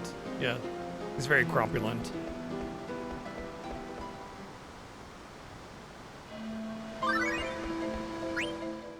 Vivi could be 5, 4, 1, 10, 6, 5, 1, 12, or 0. Or 36. Or 25. Because it's 5, because they're two numbers next to each other, like 5x, right? You would do multiplication. So it's 5 times 1 times 5 times 1. For real? Yeah, why not? They can play it as with 144 bids.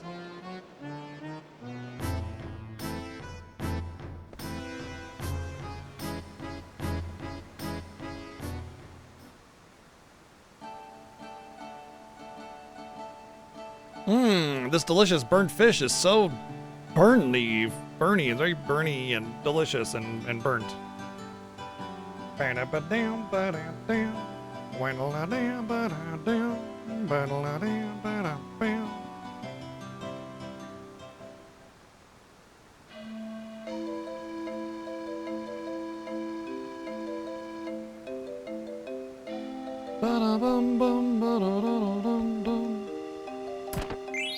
Yoink! Stealing from Children Part 2. How else am I supposed to make money in this crazy world? Children are easy marks. It's not my fault that they're easy marks.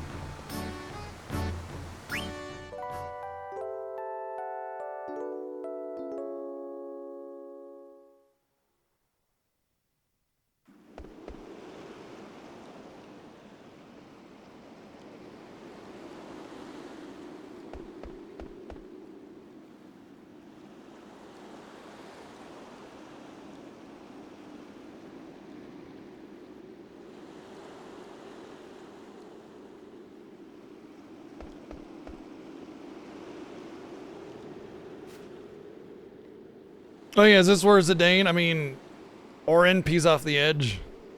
Or is it later? No biggie, it's not like a child is present or anything.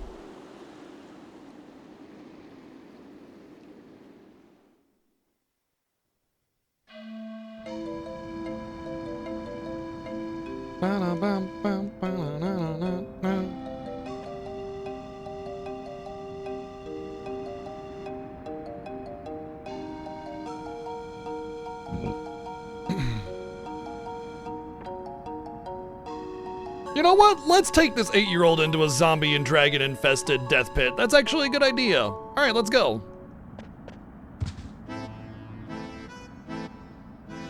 Oh, not just a zombie and dragon infested place. A zombie dragon infested place. You know, in case we needed some clarity on that.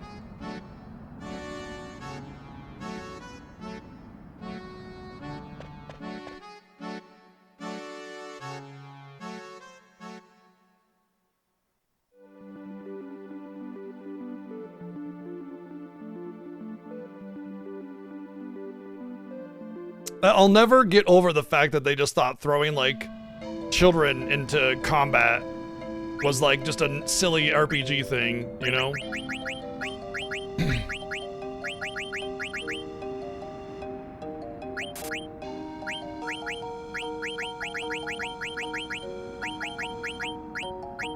Oh, yeah.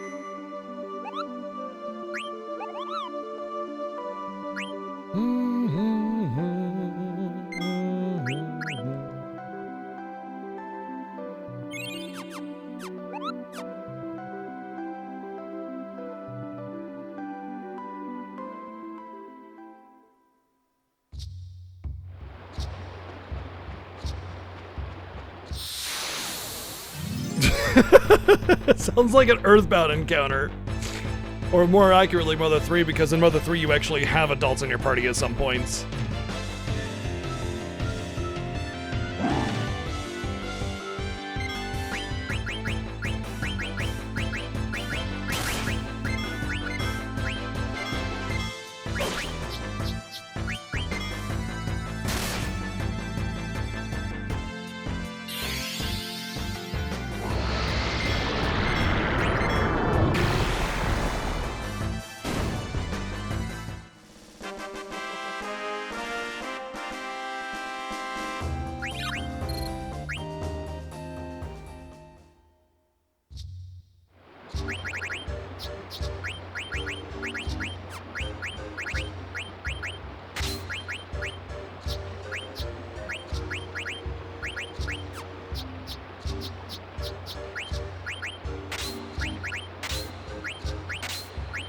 I don't want to equip it because I might want to equip it on what's her name.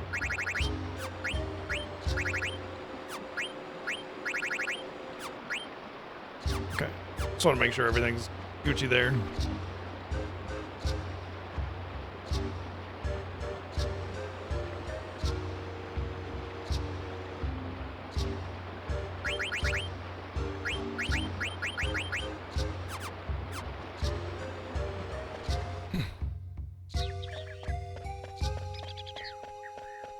Thankfully, though, like, children in party members is very rapidly becoming, like, not a thing in any kind of RPG with integrity.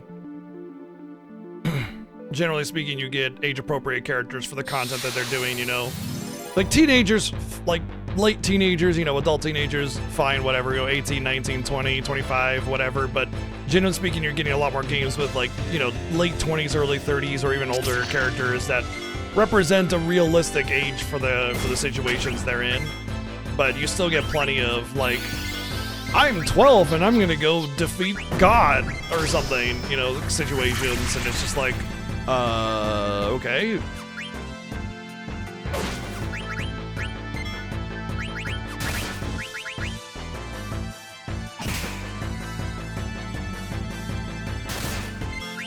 Do I play games with my family? Well, I used to have a brother that I play games with. I'm pretty much the only gamer in my family now, though.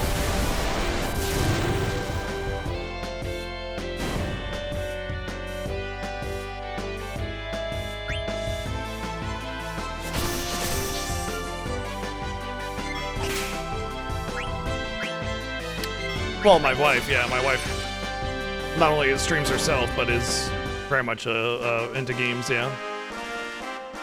I thought you meant blood relatives, though. My mom, no, my mom doesn't play games. I mean, to be fair, actually, my mom does love Animal Crossing, and sometimes, like, when a new Animal Crossing comes out, I'll play alongside her, and we'll trade stuff and you know, share each other's towns and whatnot.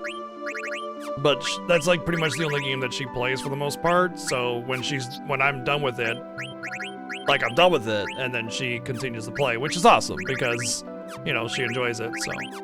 But that's about it. Nobody in my family games, aside from me. Like, games, you know?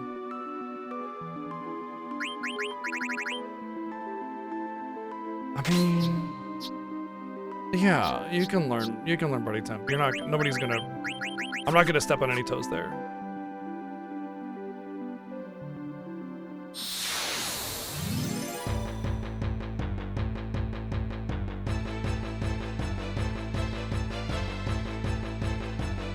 Yeah, my mom is so insane about Animal Crossing. She'd like 100% Animal Crossing, pretty much.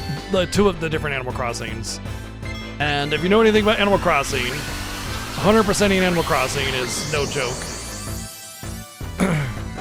Also, yay, another useless trance! That's like 8 on the useless trance.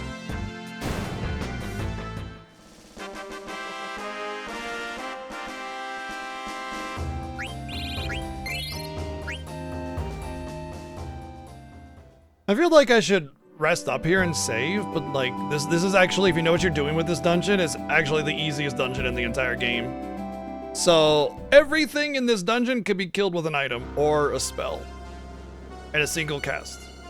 It's actually pretty cool. It's actually a very decent place to grind if you were feeling the need to grind. This is probably the best place to grind. I heard that was a lie, Repower. I heard that was made up, and it is not the case.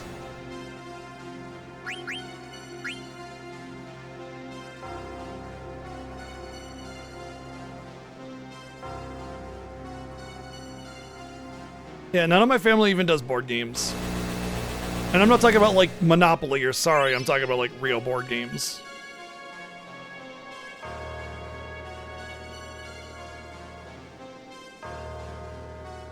Tabletop gaming would be the better way of saying that. Alright, that's hers. It's Carbuncle. Sigh. Rip anything good on her. I might do a short grind. I don't know.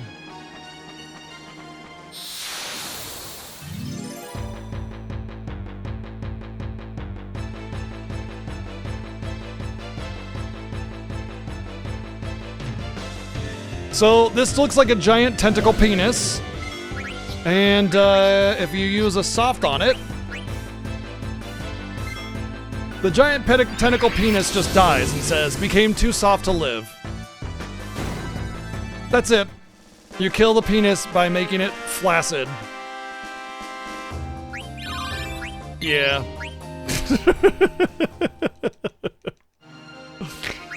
Yep.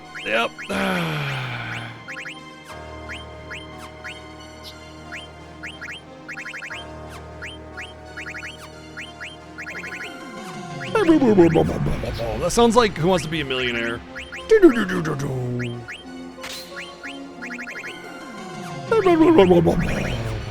Alright, for the $1 million question. How much wood could a woodchuck chuck if a woodchuck could chuck wood?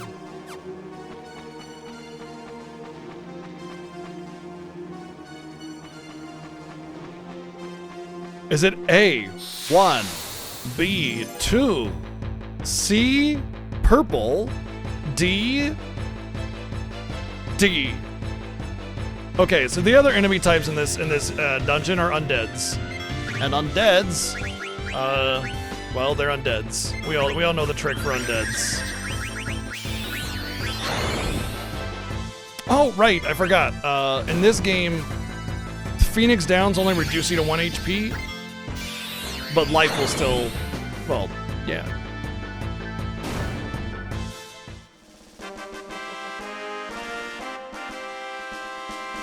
See, how much wood could a woodchuck chuck if a woodchuck could chuck wood is a trick question because you did not give a time value, and thus there is no way to tell because infinity would be on the table, and thus there is no answer.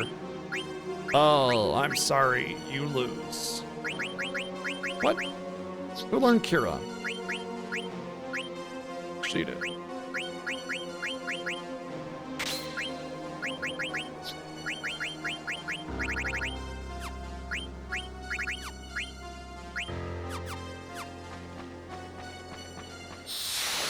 E not here, yeah. A woodchuck would chuck as much wood as a woodchuck could if a woodchuck could chuck wood. Absolutely, that is also correct. Hey, look, another giant tentacle penis. And like, whenever it does the whole circular camera thing, it just looks that much more like one. Well, except for it's kind of tapered odd, but whatever.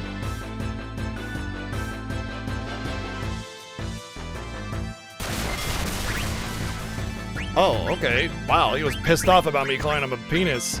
Look, just because you're a dickhead doesn't mean you have to take it out on me.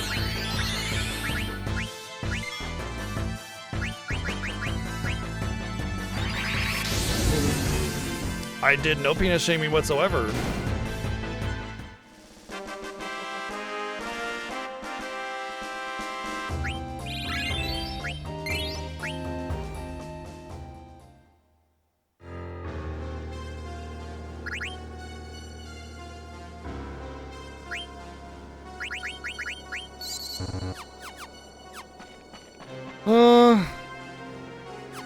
Alright. We had some fun with wiener monsters. Let's go into the dungeon. Honestly, every time I get into the Fiesta at this point, I kind of want to grind because it's such an easy grind because everything is killable with Phoenix Downs or Softs or whatever. And so it's just a very easy way to get XP very quickly. But to be perfectly honest, the enemies don't really give all that high XP.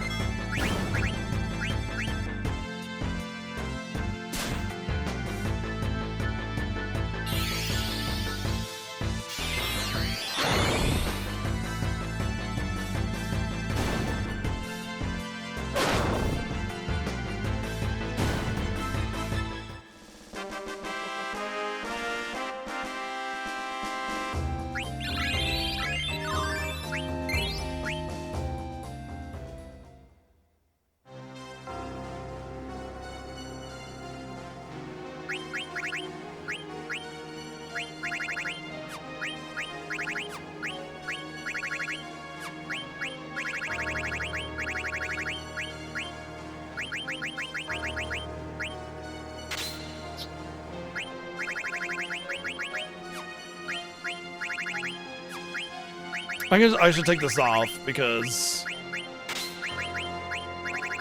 I need it available for whoever else is going to learn it after this.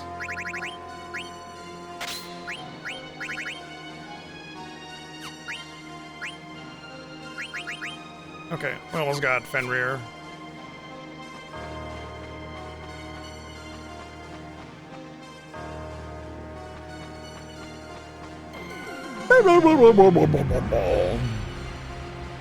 That is tapered weird. Look, if you have a penis shaped like a road cone, more power to you.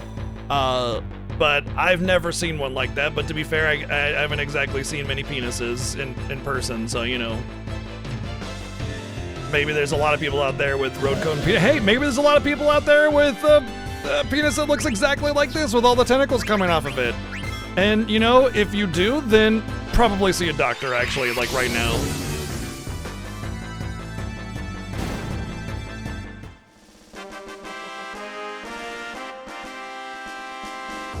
You know, I opened a can of worms about everybody wanting to talk about what their dick looks like, and I really would prefer not to hear that, actually. So, I know it may sound weird, but I don't want to know what your penis looks like, you know? I get it. It's like, what? Why wouldn't you want to see that, right? Weirdly, I don't. Yeah, I know, right?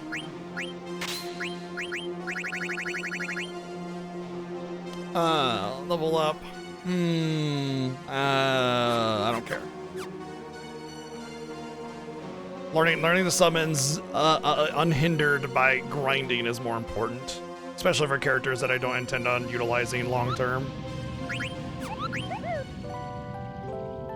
But thou must no.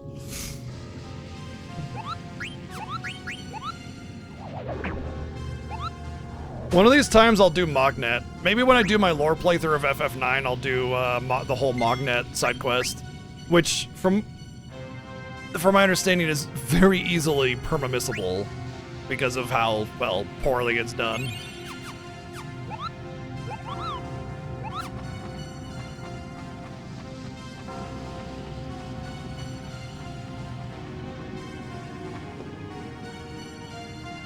All right, OSHA was clearly not consulted when they built this elevator. Just gonna go out there and say that.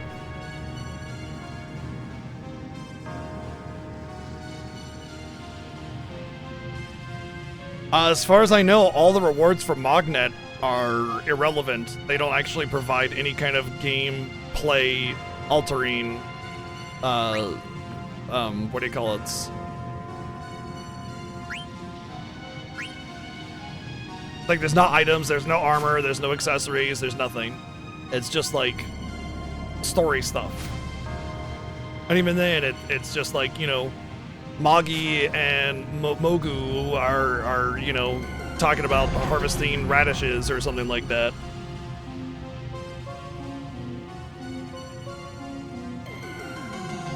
True, this one doesn't catapult you off to the side at 150 miles an hour. So you're not like getting G-forces that are flying you off, you're just going up and down. But it is a lot smaller, so very easy to fall off and just from slipping. So there's that, I suppose.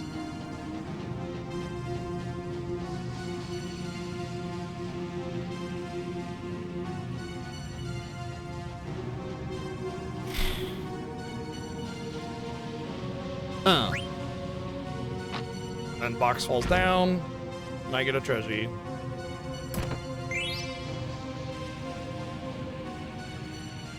What's disgusting and creates a hostile environment? What are you talking about?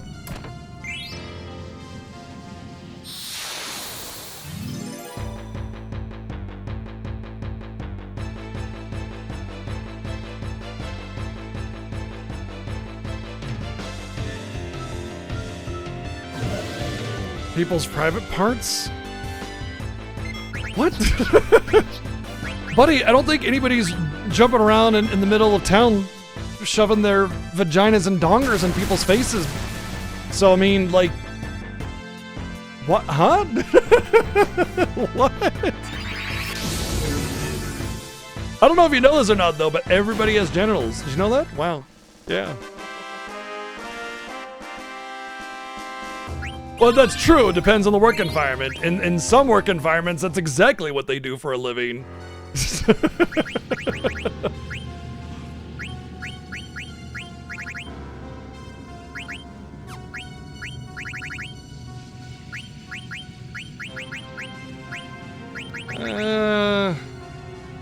I think I'll go for this. I think Vivi's just like basically done.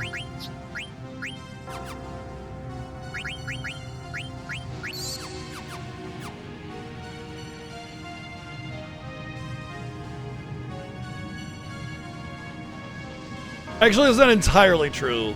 Some people are born with out genitals or both genitals or all sorts of stuff. So I mean, there's definitely some nuance there, but you know, as a catch-all phrase for my point, I think it works for what I wanted to say.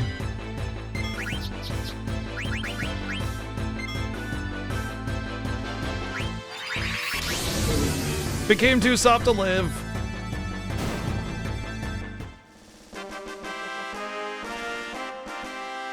Gynecologist, yeah, exactly.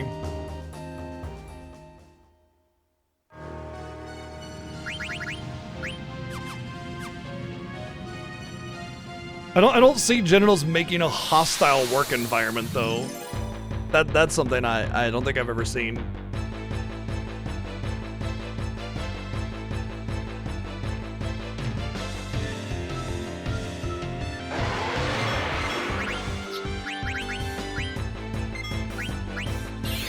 Alright, I don't know if this one actually finishes it off. Yeah, it does. Okay, good. So Phoenix Down reduces undead HP to 1, but life just kills it.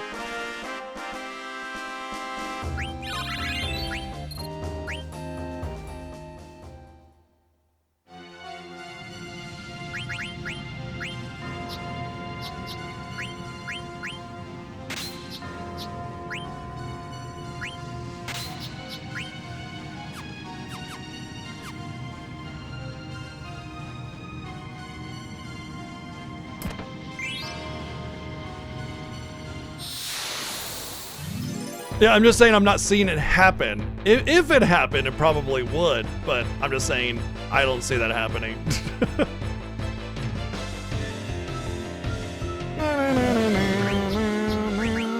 Or neither have I heard of it ever happening.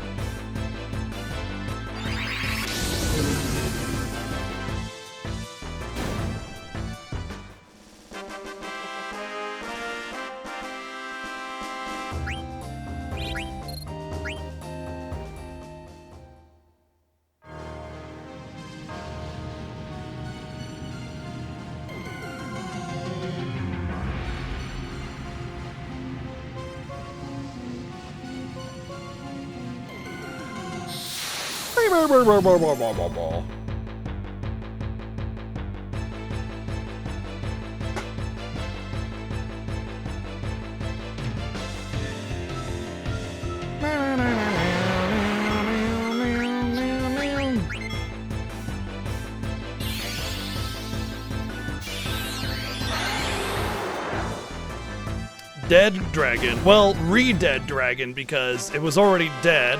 Well, it was a dragon, and then it was dead, and then it was undead, and then it was re-undead, or re-dead. I don't know, but it died again.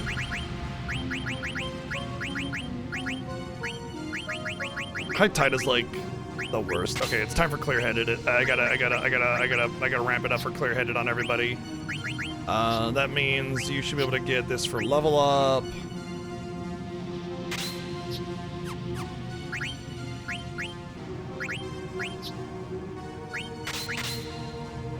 I can do like 3 more?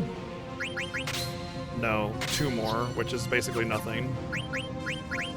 Dude, I get to have ability up and level up, and like that's it. Once I learn ability up and level up, that's all I get to equip, like the entire game, until I need to set up specifically for a boss.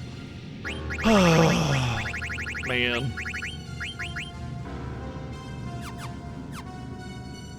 Dead squared, that works. Oh hey, the Lamia's flute, which, you know, is the one you can steal for. I didn't realize it was so soon. I definitely am never caring about it.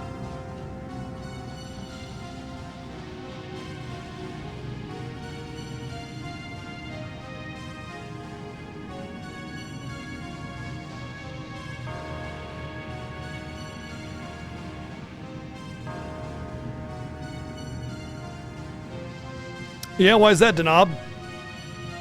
Is there a particular difficulty you have with this dungeon?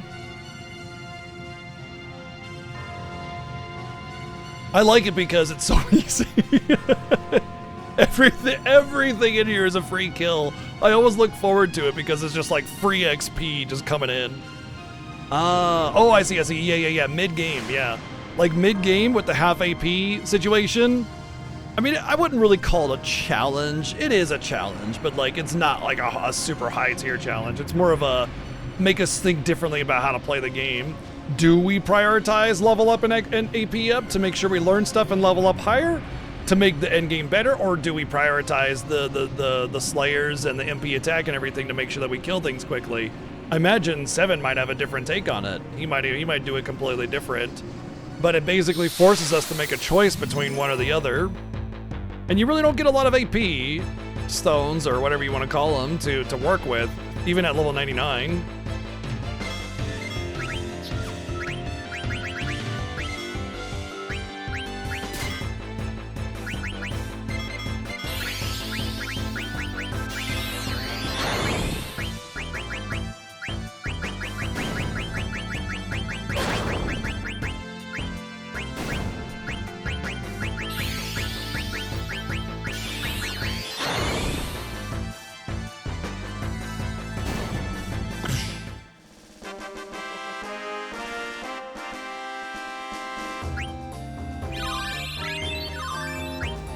Okay, I go learn some stuff.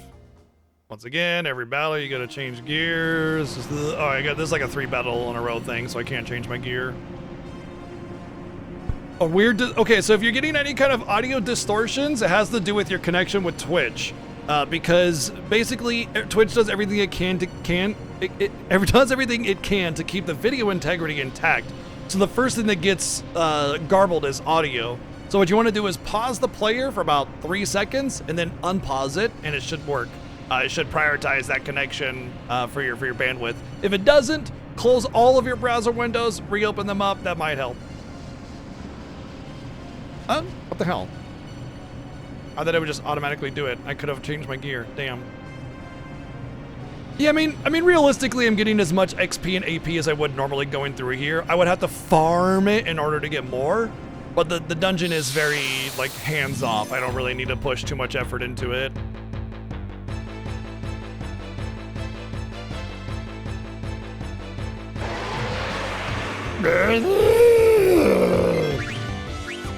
Bro, relax. So angry.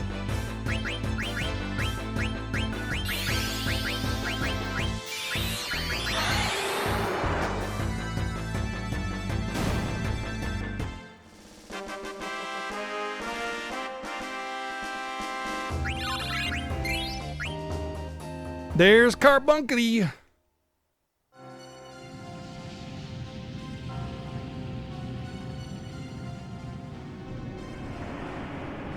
So that's all the summons that I have access to that I can learn. I think the next one I can learn is Leviathan.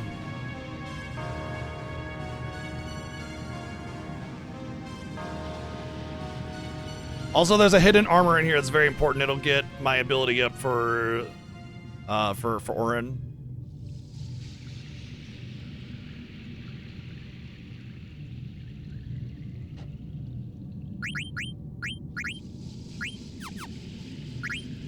You know, let's get it first and then we'll do the menuing. And it's not this one. It's like an elixir or something. Yeah. And then we go around and behind here. And badink. Brigadine. I don't care about Mug. There we go. There's ability up for Zadanya. And that means I have to unequip Bug Killer so I can put ability up on. And I'm capped. No, we don't have to do any of the Mognet stuff. But like, if you don't use ability up, you're basically never gonna get auto haste and auto res on anybody. It'll just take way too long. And level up is just like, levels are always the most overpowered thing in any RPG, almost always. All right, let's just kind of make sure we're good here. You get body temp. Yeah, you're getting clear-headed. You can get body temp later. I don't need body temp now. I need body temp later. Locomotion is actually really solid. Locomotion prevents stop, and stop is used by quite a few bosses.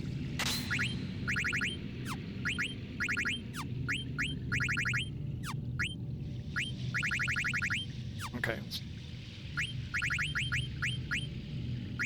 She can actually get haste. Or, oh, Phoenix. That's a... Ah, damn it. I dropped my controller. That's technically a summon. Well, it's not even technically a summon. It is a summon. So, I want to learn Phoenix next. Jelly. Yeah. Okay.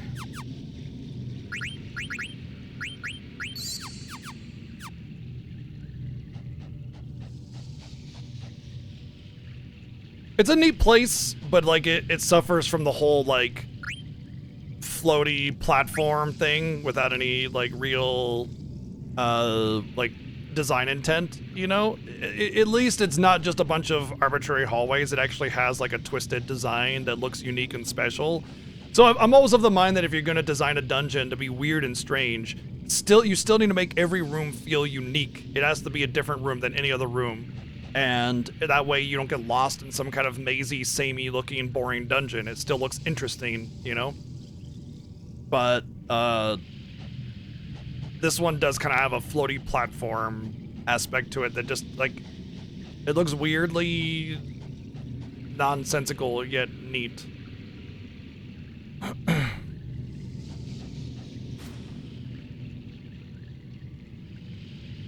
Yeah, it's like a giant planetary harp. Fun fact, though, that would just be an extremely deep tone. You probably wouldn't even be able to hear it. I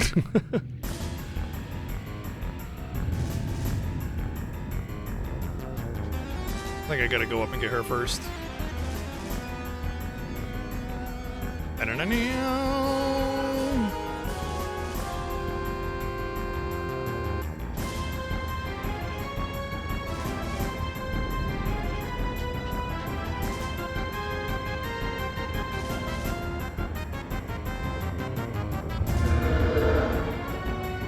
Alright, well, someone was asking, hey, can you do that same trick with the boss?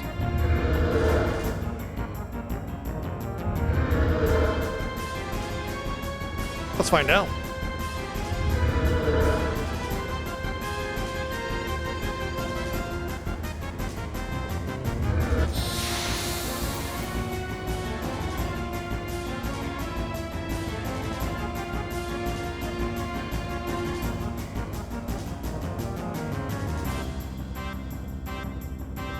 I get one chance to steal, because that's all I'm gonna do.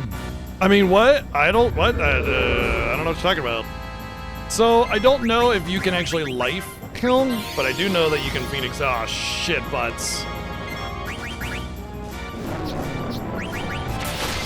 Ah, shit butts. Okay. That's not so bad. But yeah, I don't know. I know you can Phoenix down him. So Phoenix down will take him to 1 HP.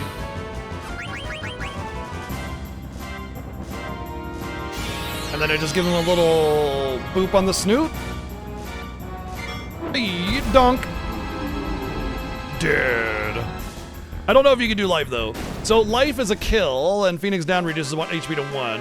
I don't know if you can life, but you can definitely Phoenix down. So I wasn't ready to test that out.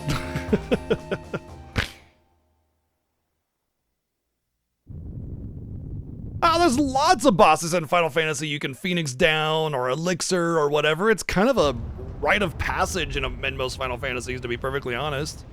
The only ones you can't do that in are like the MMOs, obviously would be stupid, but 15 and 16 don't have any bosses you can do that to. That's it. Every other Final Fantasy has a boss that you can Phoenix down or heal to kill or whatever. It's a very big Final Fantasy. Well, okay, 1 through 4 doesn't have any either, but they didn't start it until 5. Yep.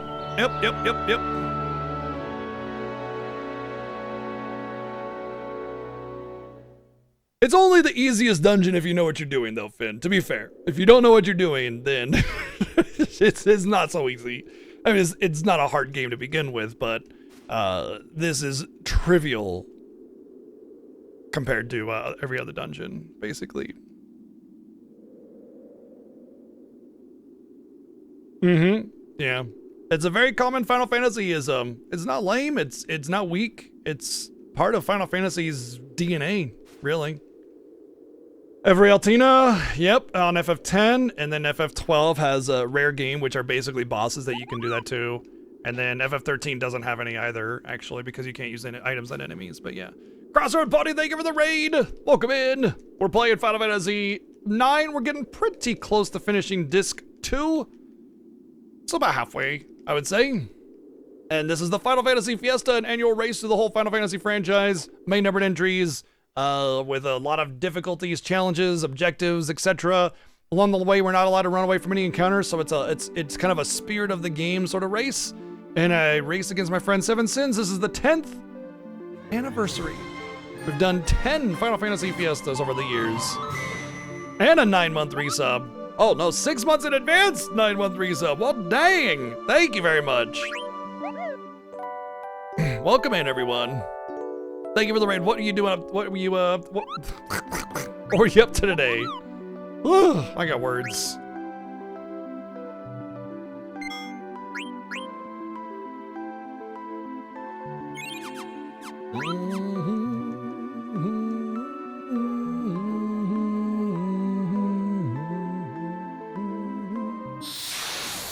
What up, Hal? How you doing?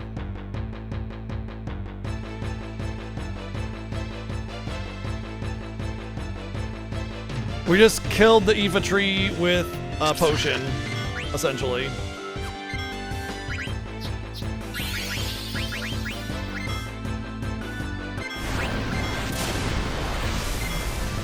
Oh, I'm just swell. Oh, yeah, we just beat FF8 the other day, so I mean, like, the Fiesta is a race through the whole series, and we had to go through FF8, and we just finished that up, so yeah, just a couple days ago.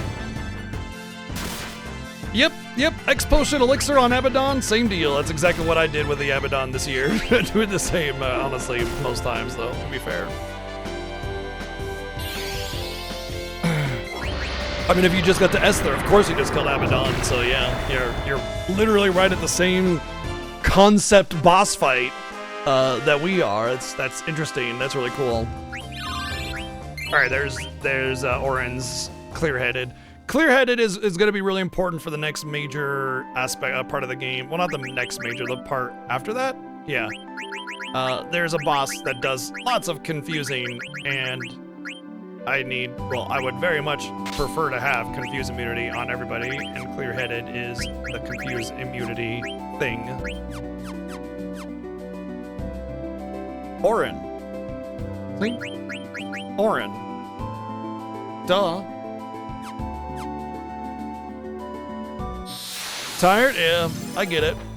I had Mia being very, very affectionate last night, and she likes to kind of curl up right here on with me, and it's hard to sleep like that. And like by the time I did, oh shit, damn it, I did fall asleep, but when I woke up, Maya had nestled herself under the covers with me against my side to get all warm, and so it was like, well, like one cat in the way to another cat in the way kind of situation. So sleep was reasonable considering the circumstances.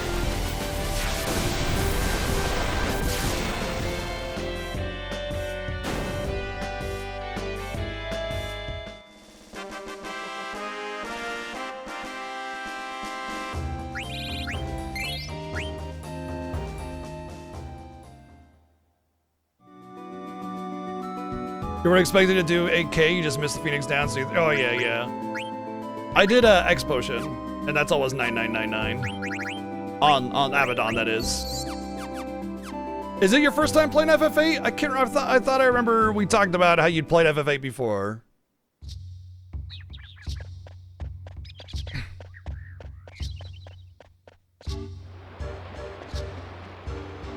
Invisibility in this game, it's the same as Final Fantasy VI. It makes you completely and totally immune to physical attacks, but it makes you extra special vulnerable to magic. So invisibility, it works exactly the way it's intended. You just have to cast magic. Yeah, so I get that actually. We did what I call a lore playthrough. I've done it with FF7 and FF8, and I'd like to do it again with this game. And a lore playthrough is going through the game really slowly and devouring all the content and talking about the story and the relationships of the characters and the growth and the story arcs and all the lore of the game, and like really like digging into the story of the game rather than just, oh, here's the story, okay, whatever. It's like talking about it. And it works really well with games that you've played a lot because you have a larger like depth of information for it, you know? Like when I did the lore playthrough of FF8, prior to that, I thought the whole relationship between Squall and Rinoa was just like so forced and just like slapped on.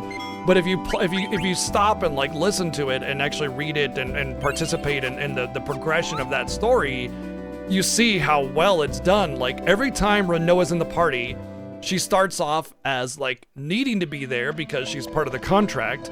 And then when she's no longer is required to be there, she can't leave because like Balam Garden is floating off into the abyss and you can't get off or something. And at that point, she's already grown attached to Squall, so she starts to try and build that relationship up and everything.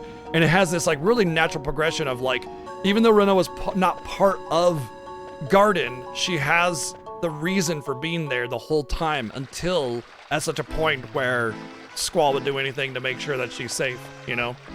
And I don't know, I think it's adorable. I think it's a sweet portrayal.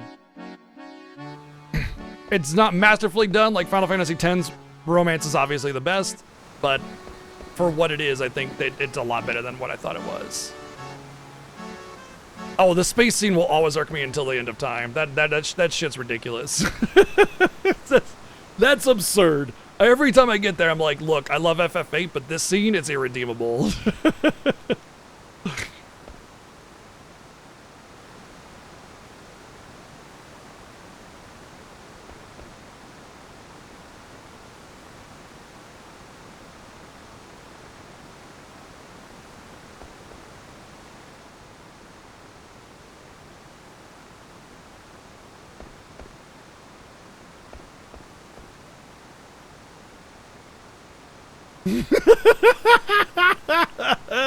my race opponent Seven Sins did that one year where he just said, nah, I ain't doing it. Better romance than 9? Oh no, the romance of 9 is actually not super good. I mean, it's fine, but I wouldn't like it's kind of a subplot. It's not really a major plot of the game. Whereas the romance in 10 is the plot of the game. Like, that is the major focus of the game. And so the way it's done is much more attention to detail and much more natural relationship growth. The romance between Garnet and Zidane is a subplot. The real story or point of this game is like identity crisis, really, more than anything else. Because it's about everybody finding their value and their place in the world. Like, even if you talk, like, remember in the beginning of the game when it starts off on the idle screen, it's like, you know, duty. Just because I swore fealty doesn't mean I'm doomed to live in servitude, or you know, whatever Vivi's thing is, I forget. Anyway, but it's all about identity. It's all about finding who you are and what you are and what that means to your place in the world.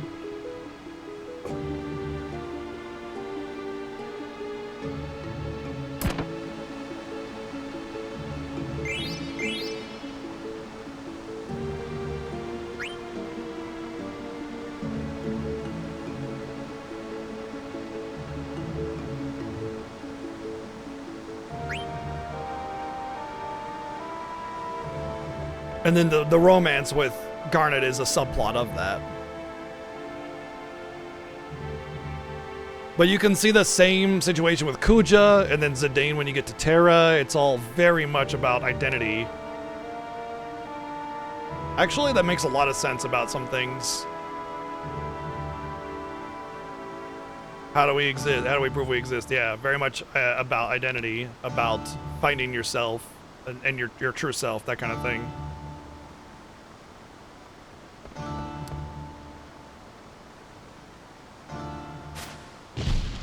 Oh, Asher. Man, that one hits hard, yeah, for sure. Honestly, the Fratly Freya bit, despite it being almost barely touched upon at all, I think is probably the most moving one for me.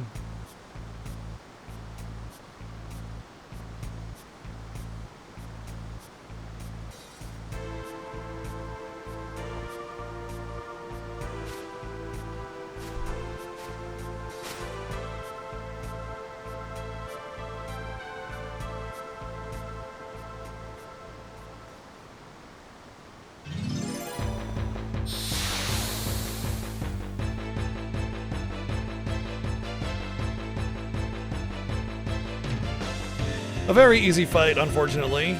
I remember the first time I did this and like I just didn't understand game mechanics because I struggled big time.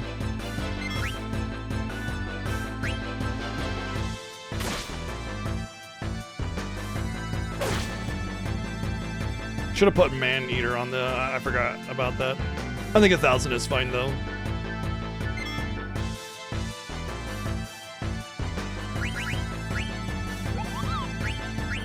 Oh.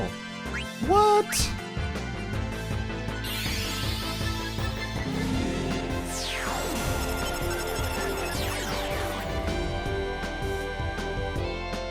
Oh my god. I did not know Detect showed you the items. I always ignored Zidane's abilities because they're garbage. I can just detect on an enemy that I'm not sure about what they have in the next Fiesta. So I don't have to like beat my head against, wait, is this the enemy that I want to steal from? Kind of bullshit.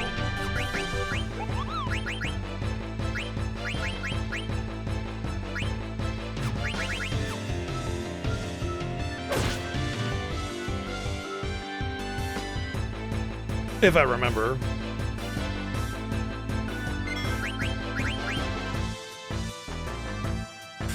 Did you know that if you use items in combat, they're 50% more effective than they are out of combat?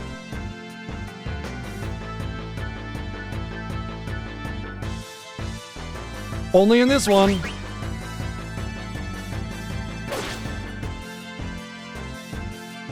For real? 5 real.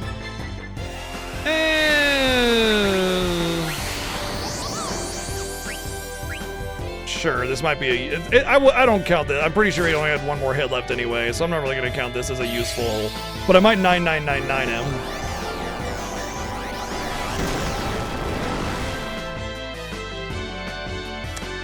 Thank you, Playing As with 144 bits.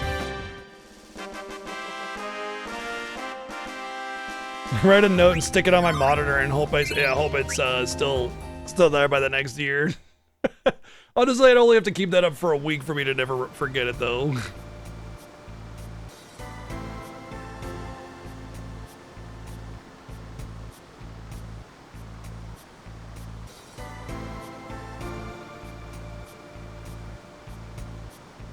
All right, it's the Flaming Cheeto.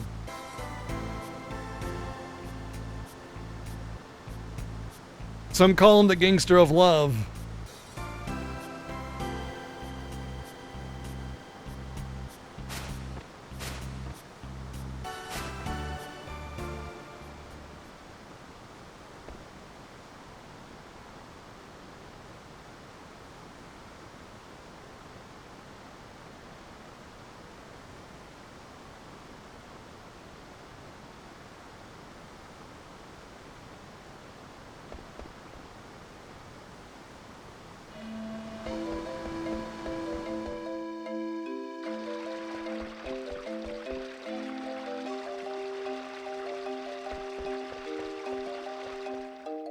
I mean, it's both of them are annoying. To be fair, they're both annoying. I think I gotta go into the kitchen first.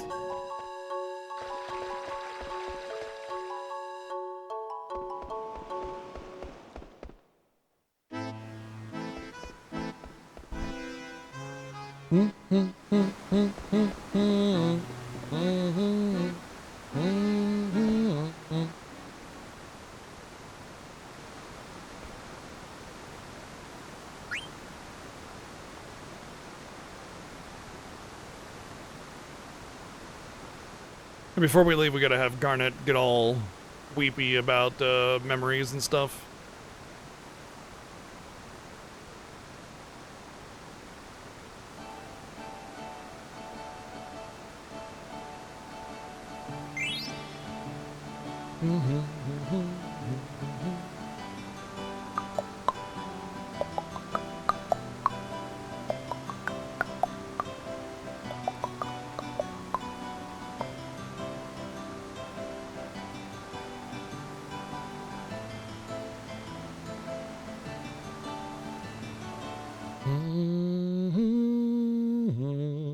I do like Aiko's theme.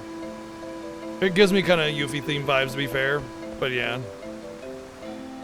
Also, I will say that, like, I love Yuffie's theme, but oh my god, Yuffie's theme in Remake is just, especially the combat one, just banger. Oh my god. So good.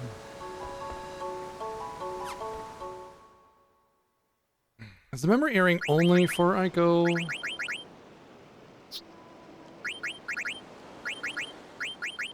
I think so.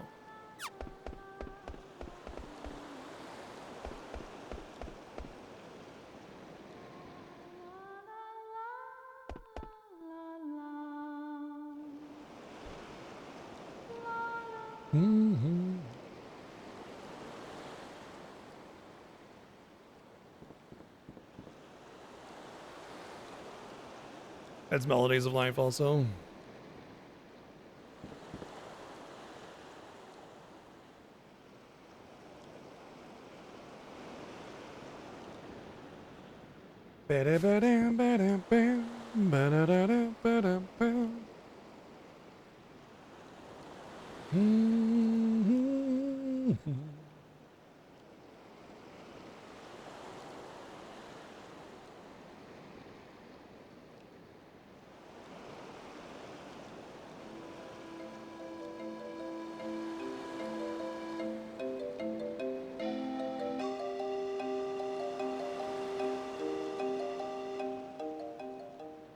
Well, there is an Animal Crossing update. Cool. Yeah, I was told that was BS. So I guess there is a big Animal Crossing. It's a 3.0 update, by the way. That's big. It's a major patch.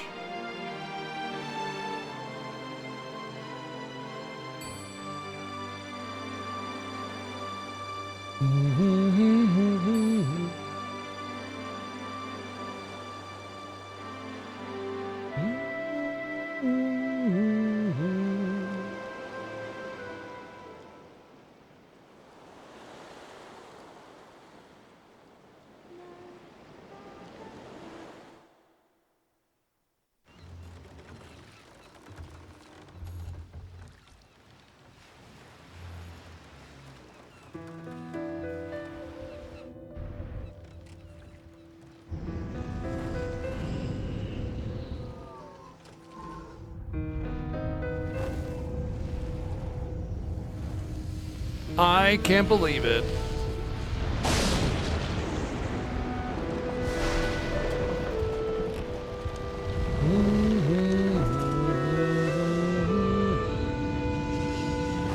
What's a Marine? What are you? Thank you, Player Nights, with 456 bits.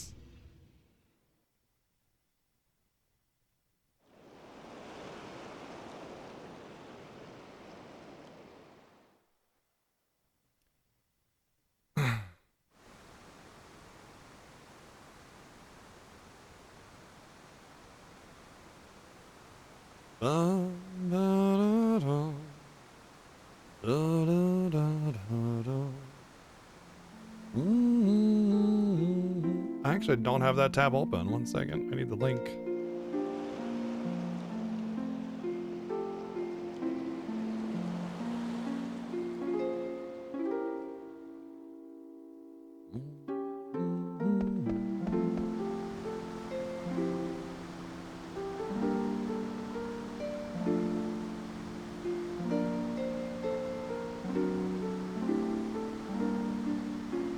Somehow I feel Donkey Kong 64 is not gonna lose, but you know, just to be careful.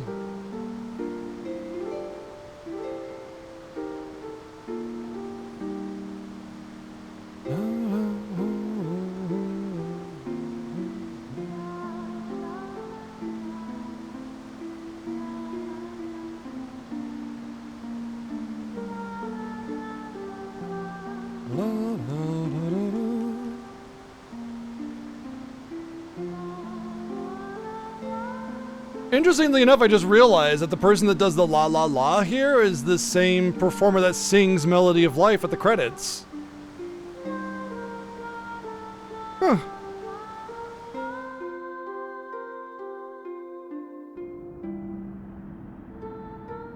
Which is the same melody that you're getting here.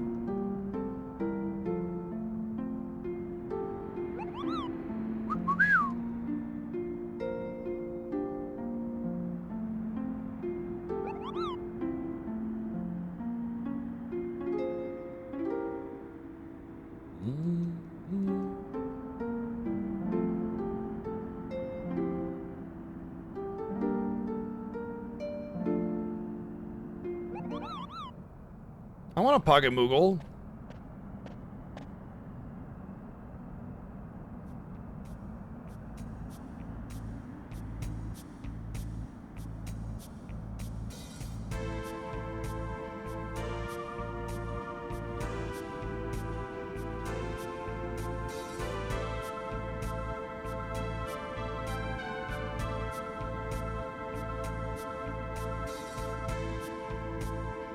This is the first opportunity you get to customize your team. His name is Homer, apparently. Yep. All right, that's the last name. Some call me the Flaming Homer. Okay. Oh, is that like a? Is there a Simpsons reference where he says that? I feel like that's gotta be a Simpsons line where Homer says, "Some call me the Flaming Homer" or something. It is? Okay.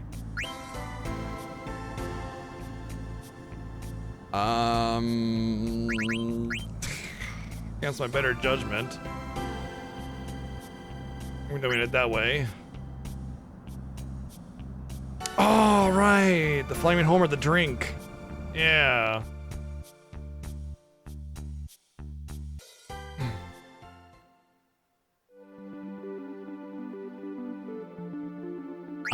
Yeah. I still have some summons I'll be learning.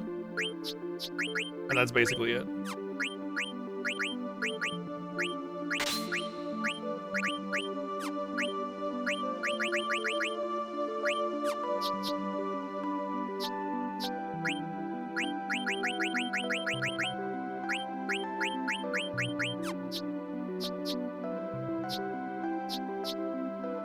Really? Shouldn't he be able to equip the level up stuff? The fairy ring? No, I guess not. Alright, so MP attack. Yeah, she's still got Phoenix to learn, and I'll be getting Leviathan soon. And I need to go back in and buy the Poison Claw.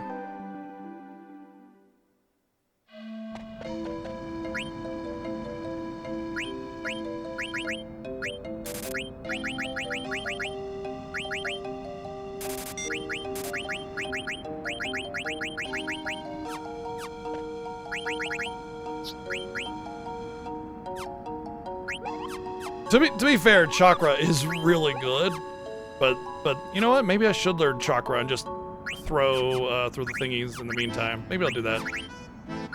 That actually might be the better way to do that. Oh, and let's equip his abilities. He doesn't have any of the good stuff, so I just want like, what is it, Beast and Undead Killer. I need an MP attack, and he's good there. Okay.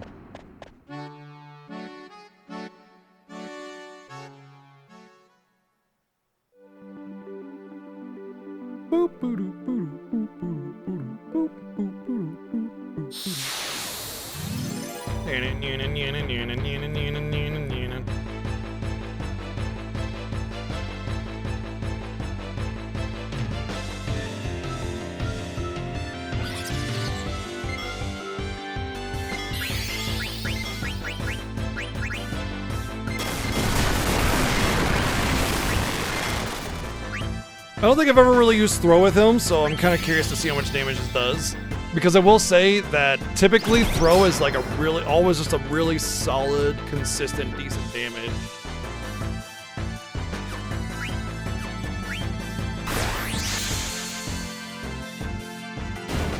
I think he can attack for that much even with his bad weapon. Steal? Why did you steal?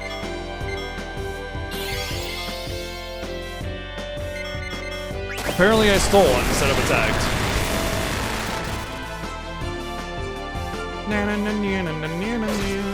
Wow, the combat's a lot louder than the actual game.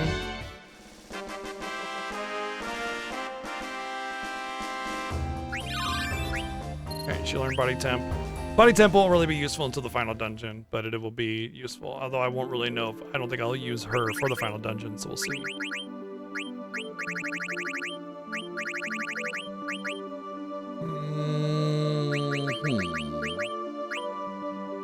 Slap those on for now.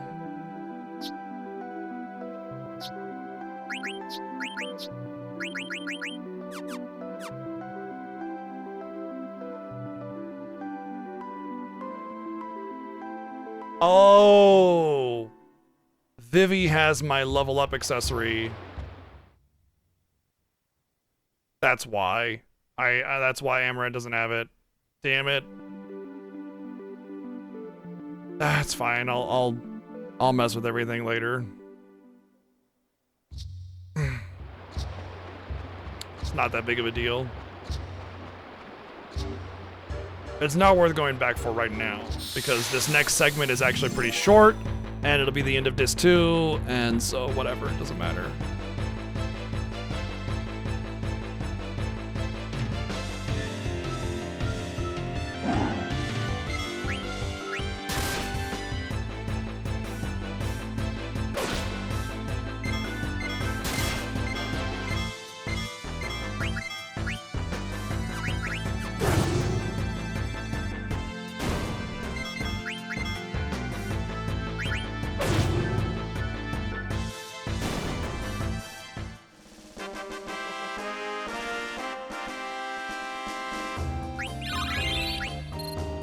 To the locomotion, yeah.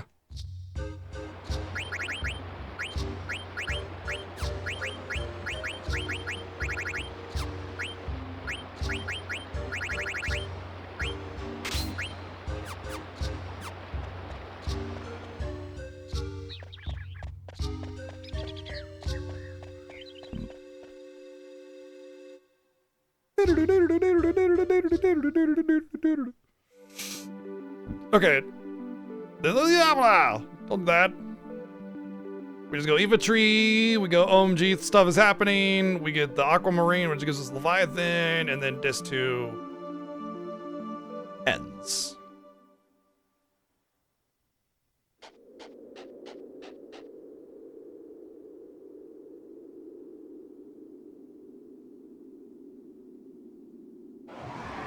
Meow.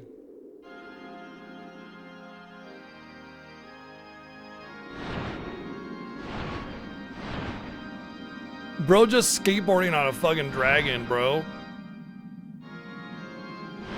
And they said Squall was like edgy. Come on. Like you can't even skateboard on like a regular skateboard. You gotta skateboard on a freaking dragon, bro. Like come on. Okay, I know she doesn't have to summon and learn any summons right now, so I'm going to do it this way. Oh, you already learned level up, bro. Why are you still on that? Come on. I'll just go for that for you right now. And you want the level up.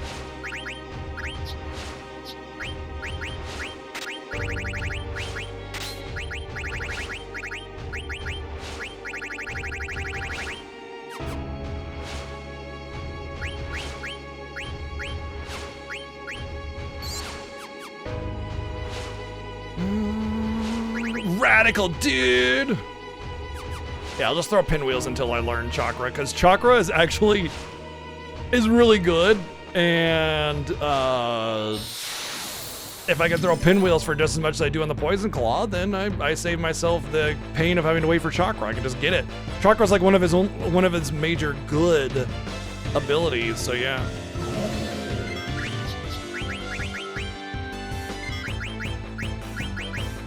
Penis monster defeated. Became too soft to live.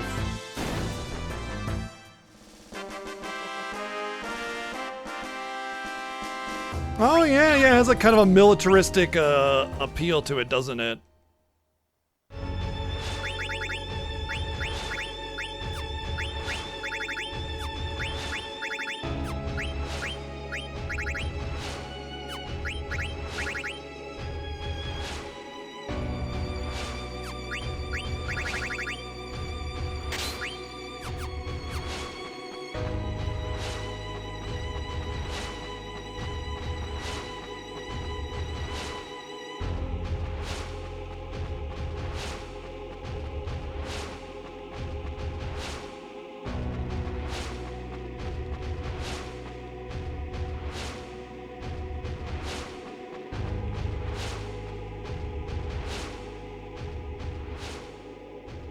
Oh. Ooh.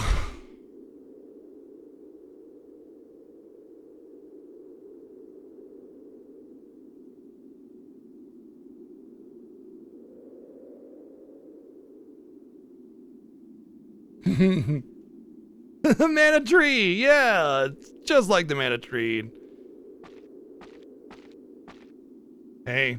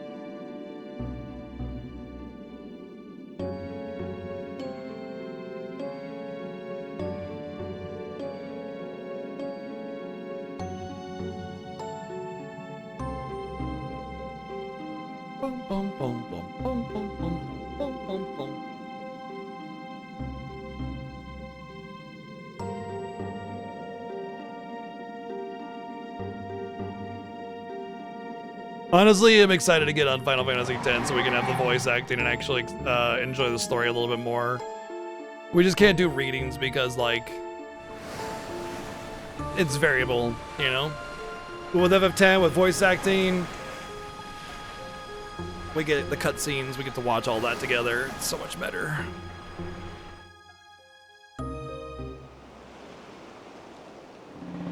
there's something nice about being able to mash through everything, obviously, but with the stories of FF10, being able to rewatch them and experience them multiple times is always something to look forward to with the Fiesta. It's the highlight for me, honestly. As far as like the game content, the highlight is the cutscenes and watching the story unfold again, you know? But unfortunately, you don't get voice acting for the first 9, so you know.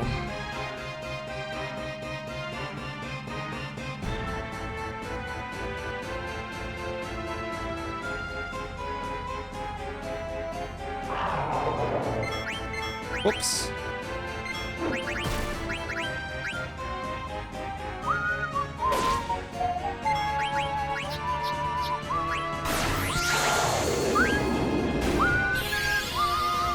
I should have pinwheeled the other one and then AoE'd with the DJ. But as I was selecting my actions, it was too late when I thought about it.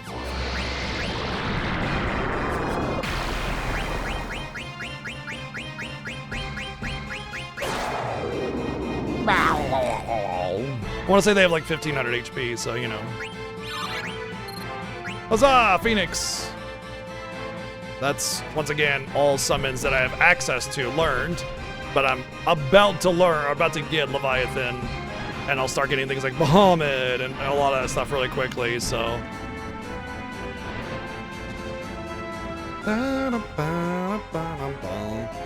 You gotta switch 2 for Birth Miss? Oh, man. Yo, nice. That's good. Switch 2 is really solid. There's a lot of Switch 2 specific versions of Switch 1 games that kind of smooth it out and pretty it up a little bit, and it's just a good console in general. The Switch 2 is about as powerful as a PS4 Pro, a little bit more powerful. So basically anything PS4 or even like PS5 is playable on the Switch 2. So you'll be able to get pretty much everything. The whole remake trilogy will be on Switch 2, and you can get FF7 Remake, like next month, February 5th or something like that is when it comes out. So if you haven't played Remake, there you go.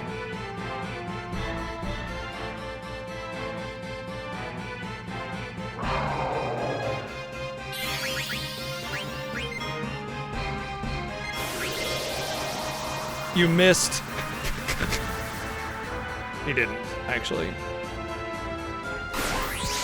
Yeah, battery life's always going to be an issue there, but thankfully it's like you can just, you know, it's still a home console at the end of the day, right? So I mean, you don't have to worry about the PS5 having a battery life issue, right? Same deal, you know. It's still going to be a home console. I used to speedrun Final Fantasy X, so I already know the speedrun. I did not. I don't really watch GDQ very much, even though I'm a former speedrunner. I've even been to GDQ. I've seen all the speedruns. I'm not really much of a speedrunner anymore, and so I'm just kind of not really into it as much. I loved my time speedrunning, so don't get me wrong, but I used to speedrun FF10, so I mean, to me it's something I'm very familiar with already. What was I gonna do? I was gonna do something. I'll do that. And that. What was that? There was something else. There was something. Oh, the Phoenix. Learn Phoenix, so I'll let her learn Haste, because Haste is actually very solid. It's not quite as, like, you really need auto haste for Haste to be, you know, good. But it's still a solid buff as always. Haste is almost always really, really important. The only time I'd say Haste is not super solid is Rebirth, probably. It just doesn't last long enough.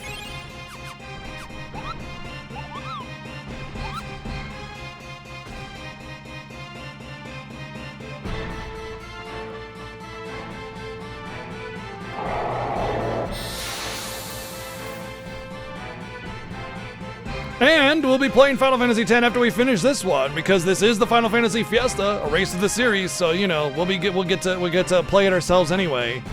Right after we finish Final Fantasy IX with the above in mind.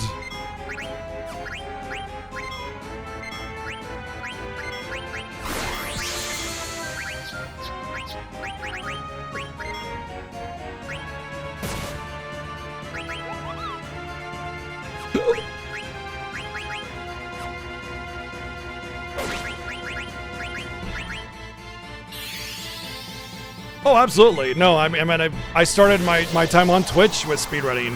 When I first started Twitch, I was speedrunning Earthbound, 12 hours a day, 7 days a week, and I grew from there. And you know, speedran Chrono Trigger, Final Fantasy VII, Final Fantasy X, Final Fantasy 12, Final Fantasy 1, Final Fantasy 6, Mega Man X, all sorts of stuff.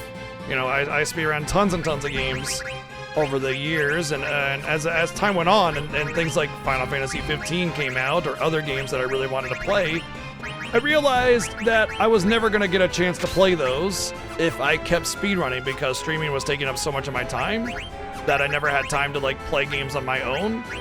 And I missed that because I would much rather play games casually than speedrun games. Not to mention, like, the commitment to keeping up on the speedrun when tech changes.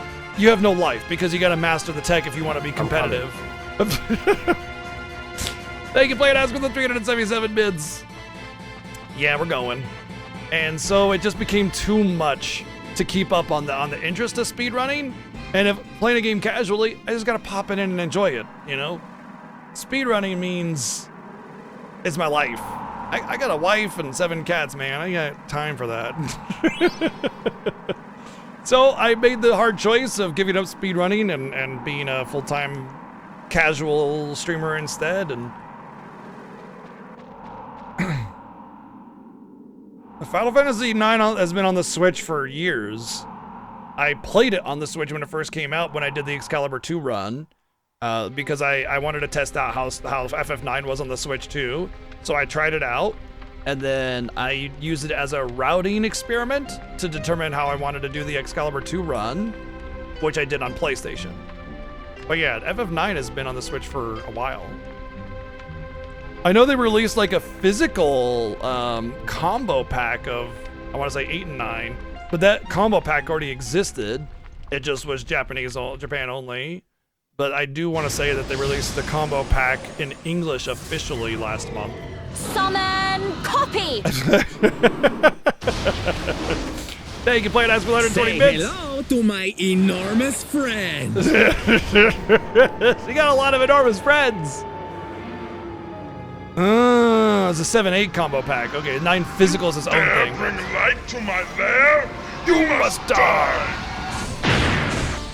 Nice. Whoosh. Thank you, Playing As for the 711 and the 499 bids. I like how insane that Bahamut explosion is.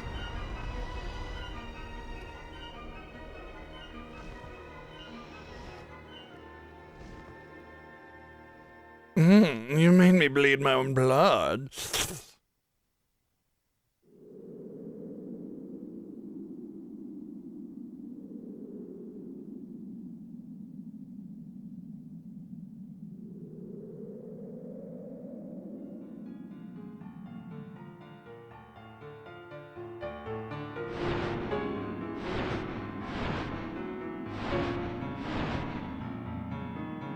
Hurt me more!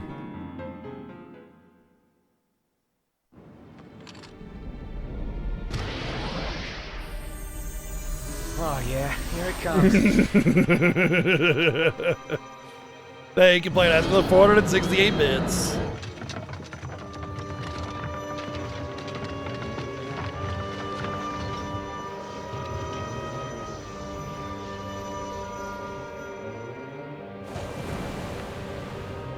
I'm so nasty!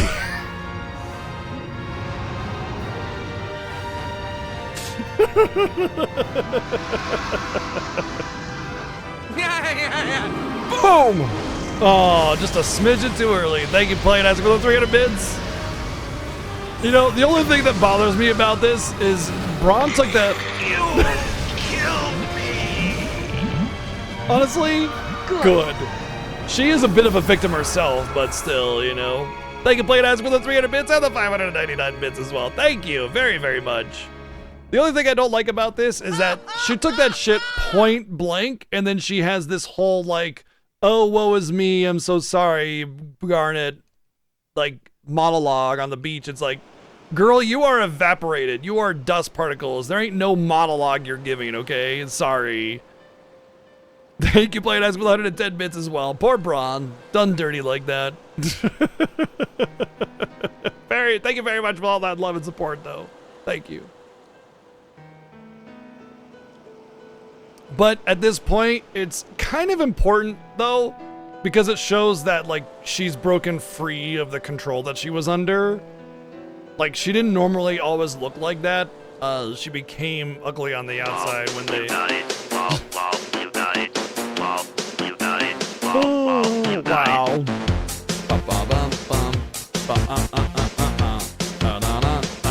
Thank you, Playing Ask with the 1212 bits. Poor Braun. Done dirty again. Womp womp. But yeah, she's a bit of a victim herself. She was under influence and under the Mist's control and everything. So the Mist has this like aggressive nature that it just brings out in everybody. And she was basically getting it concentrated. So that's what warped her and everything. But that close to death moment, she was free of it. Clarity just in her last moments. Thank you, Playing Ask for the 303 bits. Yeah, she's the queen. But she doesn't say yippee. She goes, because she's now mute and she can't talk because she's trauma-ridden.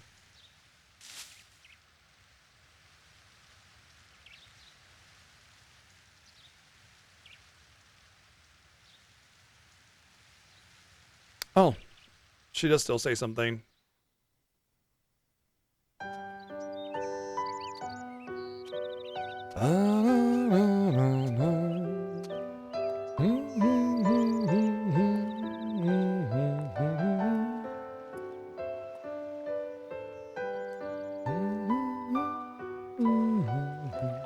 And this will be the end of Act 2.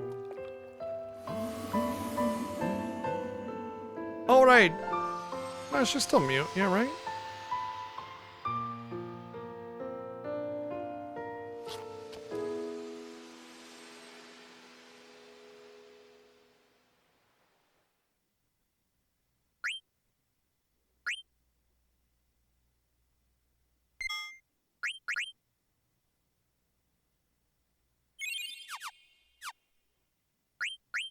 Oh, disc 3 time.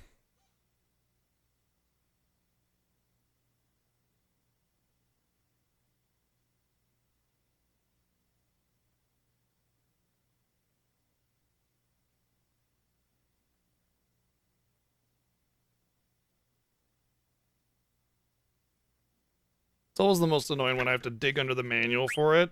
So getting onto disc 3 is always nice because like disc 2, like the manual is here. And that's where disc 2 is. And so having to dig out disc 2 is always annoying. So being on disc 3 is always kind of nice. On all of the Final Fantasies. It's like that for all 3 of them with multiple discs.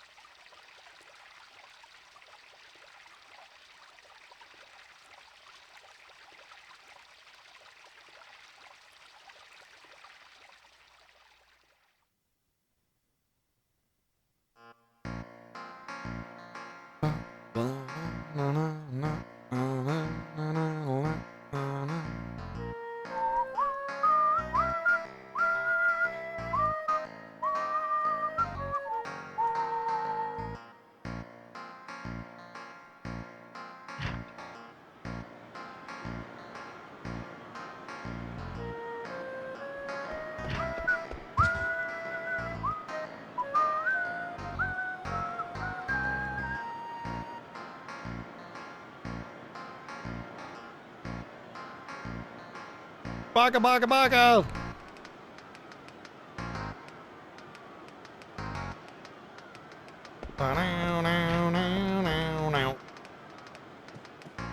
What up, loser? You getting drunk? Sweet.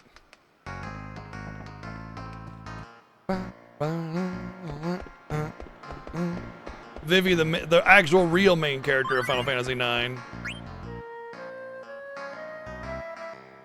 I don't think I needed to do this one. That's the worst part about the ATEs for me, is that I don't know which ones are the ones I want and which ones are the ones that are optional. So I end up just doing them all, which obviously wastes a lot of time. But I know I need to do some of them. Some of them give you items. Yeah. Did you know that there's so many like ATEs that are like that have such crazy activation requirements that like there was one that was discovered about like 5 or 10 years ago or something, 20 years after the game came out or something along those lines, and even now people are saying that there might be some left in there still, just because of like that have never been seen, you know, because they're so crazy on how to activate.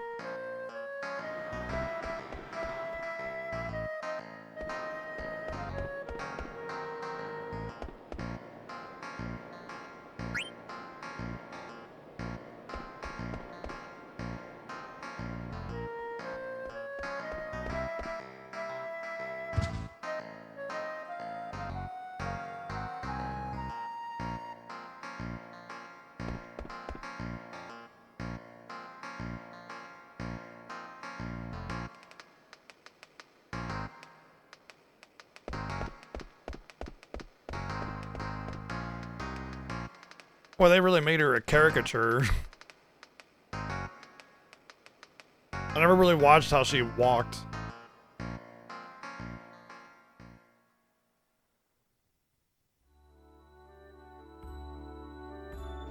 Oh, she's still talking. When did she lose her voice? I thought she lost her voice at the start here. Oh, wait, does she lose it with Alexander? I thought she'd already lost it by that point.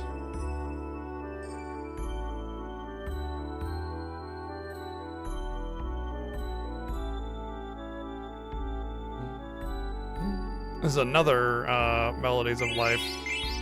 Yay, there's all her summons back.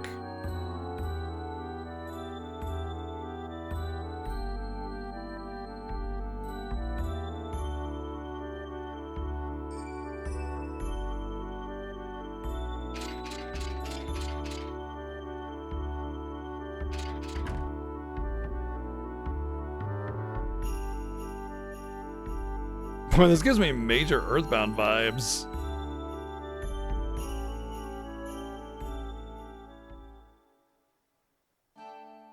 I could hear that track being in Earthbound, like, very easily. Like a Your Sanctuary kind of thing, almost.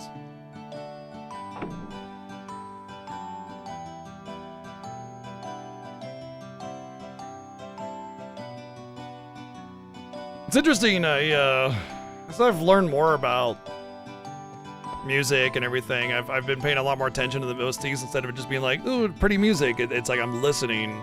I'm not just hearing it, you know?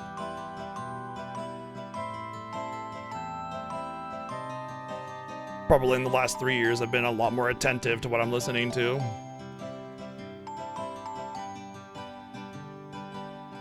Yeah, and a lot of people would say, oh, well, overanalyzing music ruins it or something like that, and I would disagree. I think it enhances it, because when you get good music, you are that much more captured by it.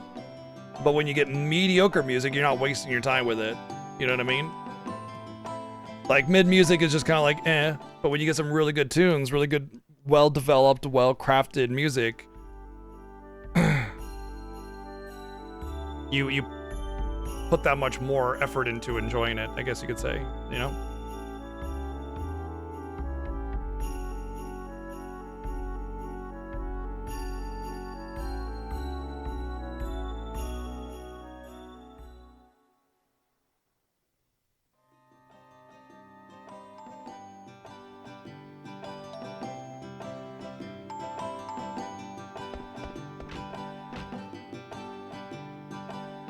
Dr. Tot, new Protag swap. Let's go.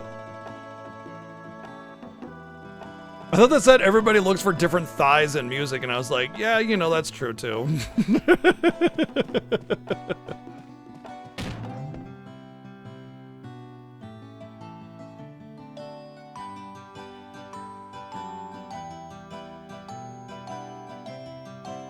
Oh yeah, music is super important to us.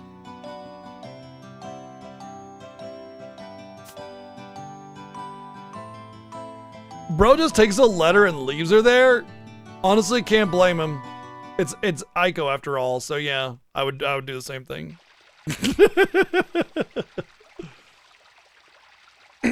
I look for a good craftsmanship on top of like I look for everything. I want craftsmanship, I want deep instrumentation, I want, you know, technical ability, and I want something that evokes a feeling. So all those coming together is what makes a truly fantastic track.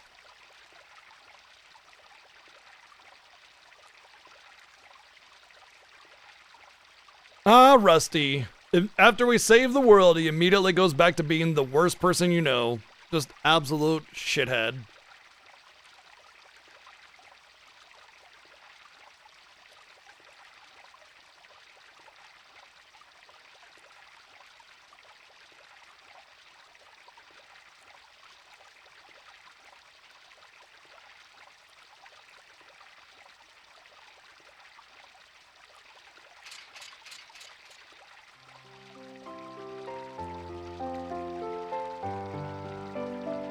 Oh, that Parasite Eve clone game has a demo. It's called Parasite Mutant, and there's a demo on Steam now. It's basically a Parasite Eve clone. I'm interested in that. I mean, I'm interested in seeing the demo, because Parasite Eve was a solid game. But from what I remember seeing of the Parasite Mutant game, it kind of looked a little eh, and it looked pretty egregious as a clone. And I'm all for inspiration, but like it straight up just copies it. You know, there's no originality there, and that kind of bugs me a little bit. I'm fine with inspiration. I'm not so fine with it just being a blatant ripoff. You know.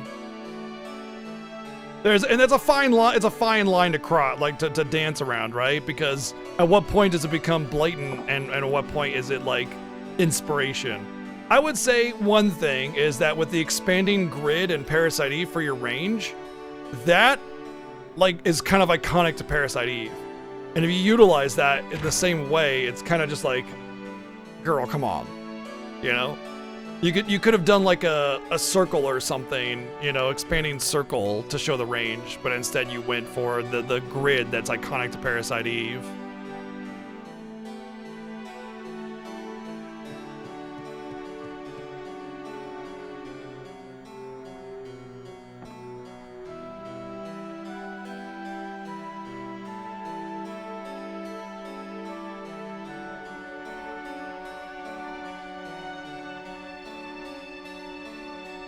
Let's go see Garnet so she can act like a princess and pretend that all the things that we did together don't matter, and she'll just send us on our way. Like, we don't even get access to the castle, or we don't even get a chance to hang out. Like, basically, we get kicked out of her life forever. Like, I get it, she's royalty, she's got to do her thing, but, like, at least invite Zidane to be a guard for you or something, you know, or all of them, or something. I don't know, there was something more there than just, we went on an adventure together, you know? There was close attachments, and they just act like it's nothing. Even Steiner is just like, GTFO the castle. The asshole. Does make me like some of the characters a little less.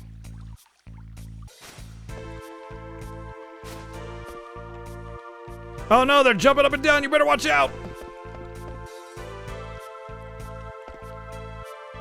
Sorry, Homer. Sorry, babe? Oh my god, Zidane, you're the worst.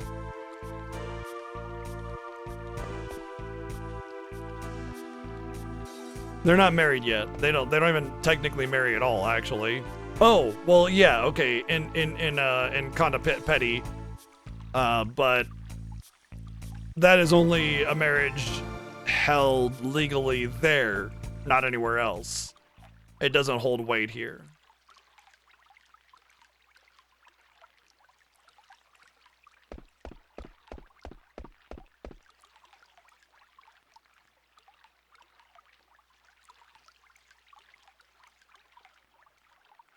Also, she only did it as a means to an end. She did it simply because it was to get to the other side for the city or whatever, right? She didn't care. Oh, It really didn't matter, did it?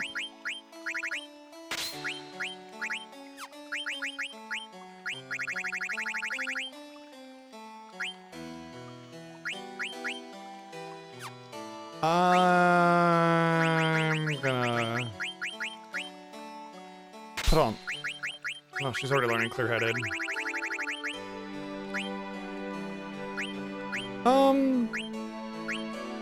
Yeah, actually, that's fine. Nobody else is gonna learn that for a while, right? I am pretty sure I get everybody back soon. Obviously, I can't do that, so there. Oh, wow. Okay, well then.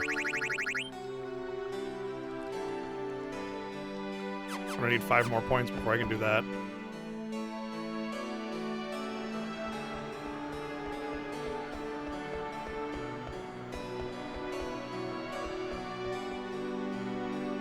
I think this way.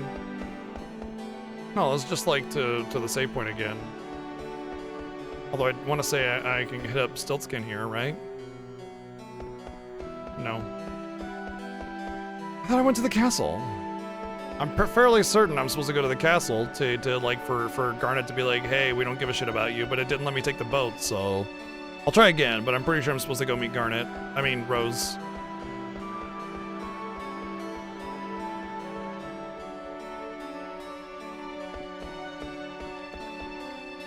Yeah, there we go.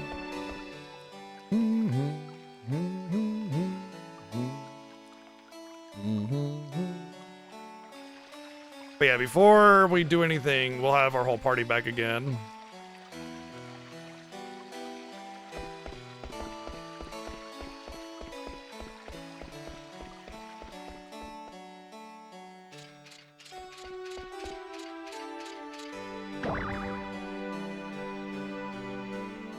Like, look at that. He, like, literally throws her out like she's trash. Like, he's a fucking dick. All the things that we did together, all that camaraderie just right out the window because of his holier-than-thou hoity-toity bullshit. And he talks down to them, treats them like garbage. Oh, but Master DJ, he's cool.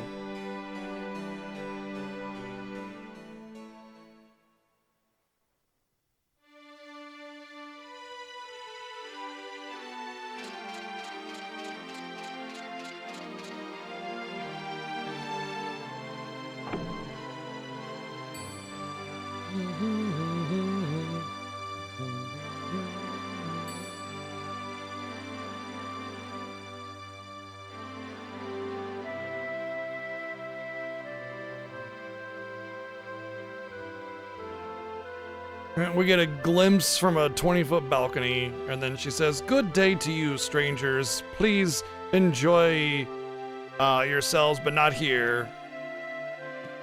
Good day to you all."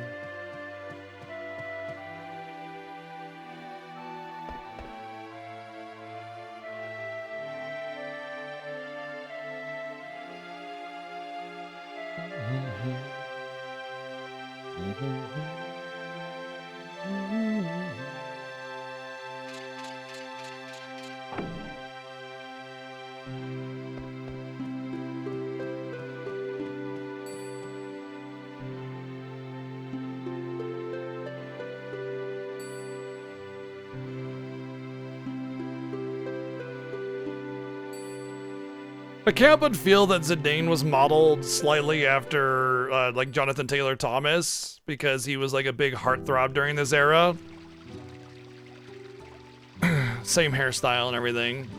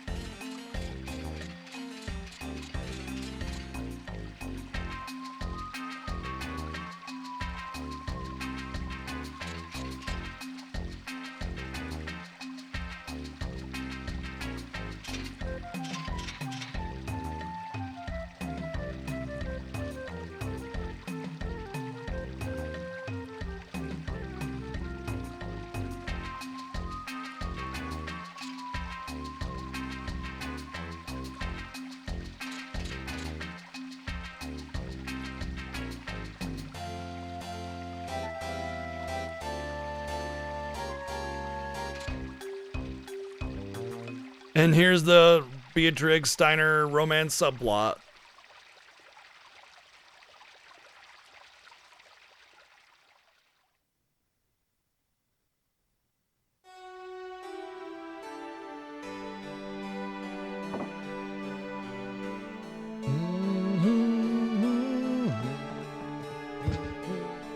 Everything is plot when Beatrix is involved.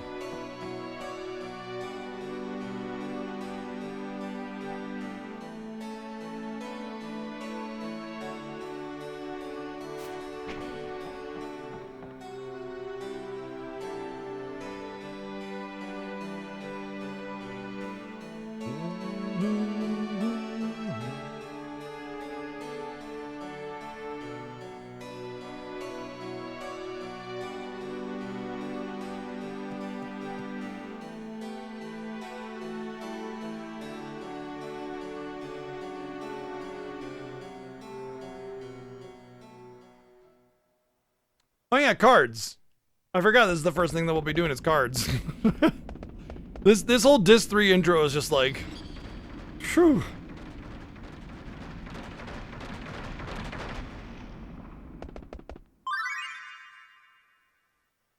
I don't know. I feel Steiner's gonna be pretty fit wearing that heavy plate armor all the time and running with it. How's my thumb? It's fine. I just need a few days to heal. I mean, I still got some wounds on it. It's still dry.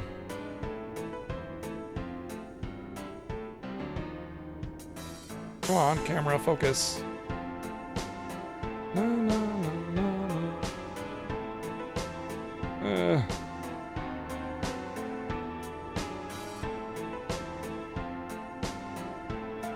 Really doesn't want to focus, does it? There you go, see? It's still messed up. But it's healing. I can play video games.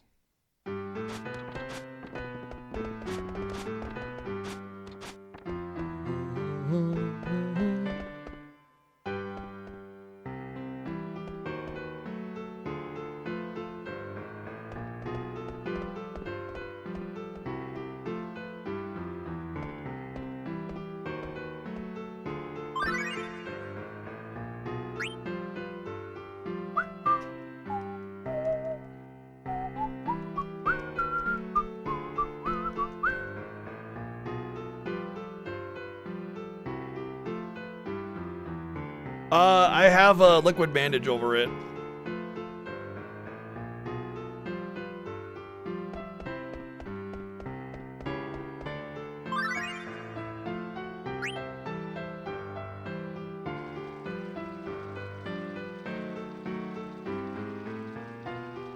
Also, it's not really hurting right now, so it's fine.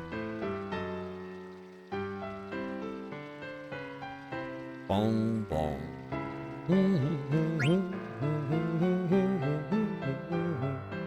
Oh yes, there is this little event. That's how I get the friggin' Boots of Haste, obviously. Oh my gosh, I almost forgot to do that.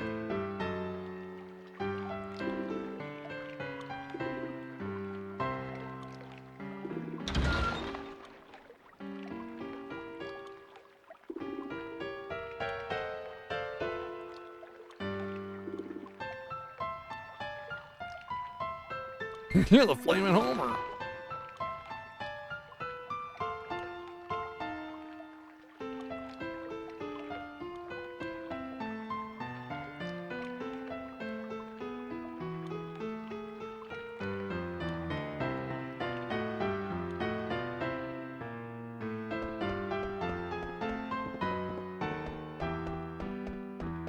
Yeah, it's got a nice little melody, yeah. It's nice. Kind of gives the vibe of it being a dirty thieves town, but also, you know, upbeat and everything.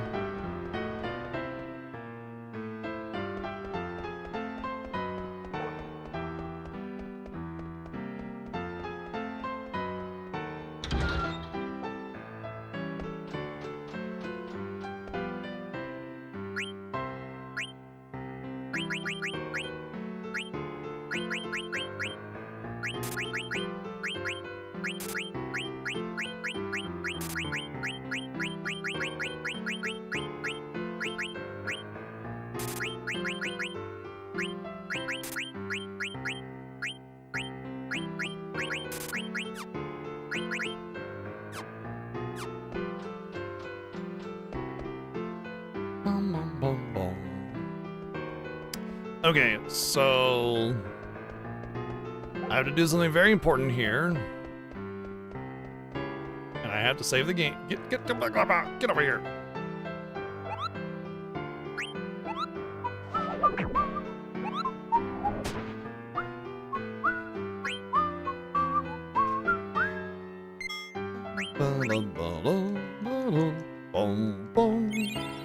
Okay, I have to win the thing. The match. Oh, the first thing I need to do is actually go to, I think I need to go to the, Vivi event, because if I don't believe I can get the running shoes otherwise. I think I have to do it, which means traversing this area with Solo Zidane, which isn't that bad, but it is annoying because encounters are going to take long, and we will get a few, so.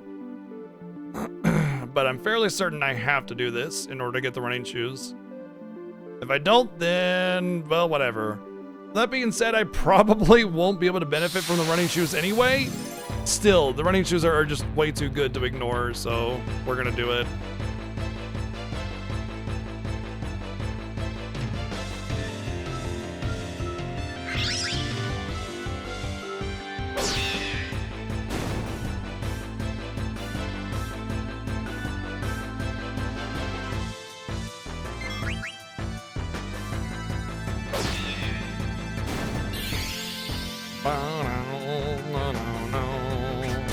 Oh no, not Chestnut. Ow, it did so much damage. Oh, my life flashing before my eyes or something, I guess.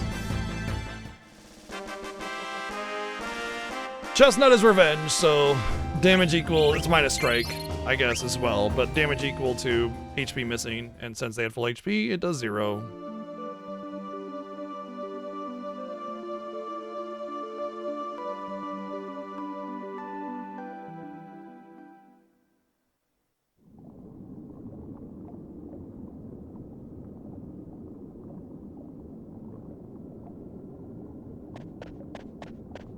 I'm fairly certain I have to do this. Fairly certain. Not 100% certain, just fairly certain. I don't honestly remember, but I'd rather be safe about this since it's not that big a thing, it's not that out of the way.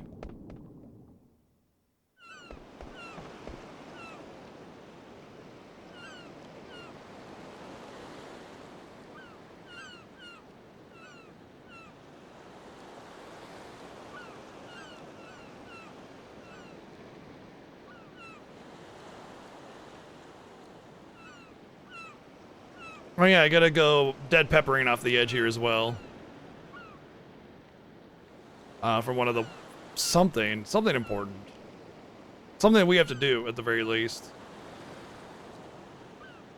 But yeah, it's when I get the airship, the Hildegarda 3, I come back here with both Vivi and Queena, and there's an event with the clock, and it gives you running shoes. And I'm fairly certain if you don't do this little event, you don't get them. But I could be wrong on that. I'm not positive about that being required or not. But we did it, so it doesn't matter. It's locked in, you know, one way or the other.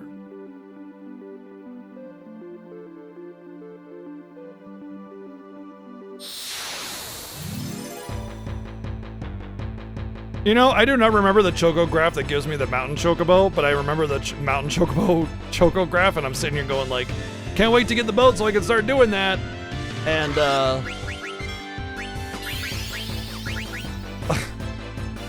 it's right around the corner. But yeah, we'll have to do some Chocobo Hot and Cold coming up here pretty soon.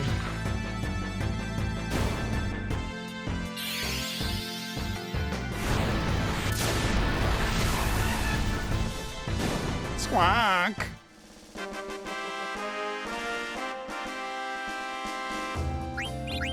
Oh boy! Massive XP! Level 99! Not really. Oh, gee. Why you gotta be so cute? And such a jerk at the same time?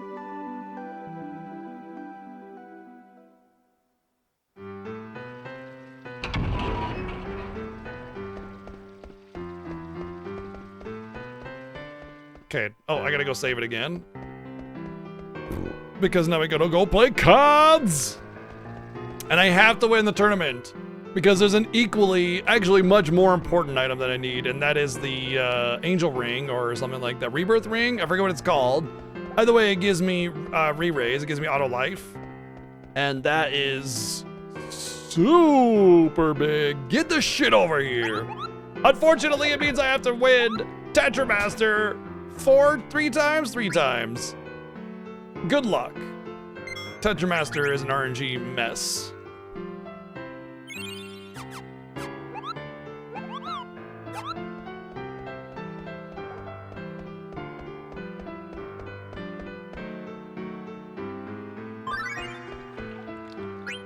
Oh, city people. I don't think I needed to see this one.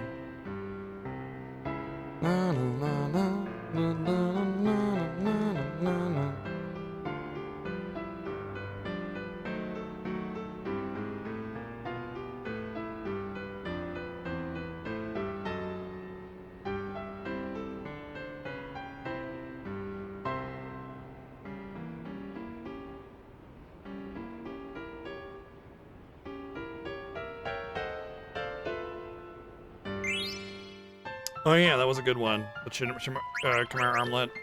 Chim Armlet. Has some elemental properties, right? Yes, very good. One of, if not one of the best armlets in the game. Particularly for Kuja and... what do you call it? Ozma.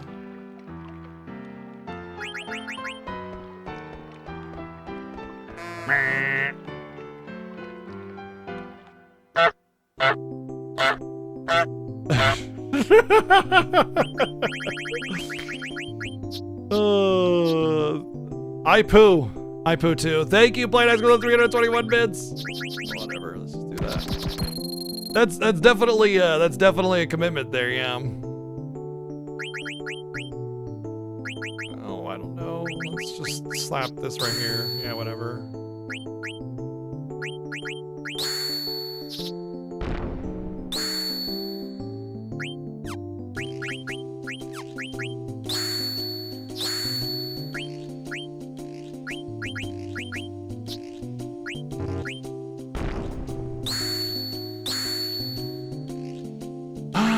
Fucking hate Tetramaster so fucking much.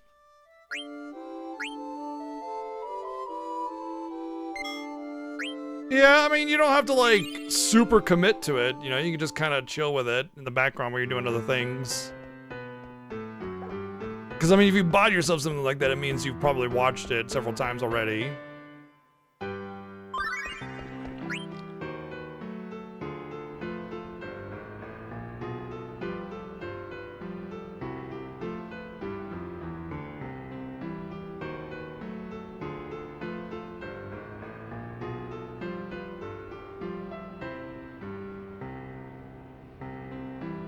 It's gonna make me lose this a bunch of times, isn't it? Because I have to keep watching the scene every time.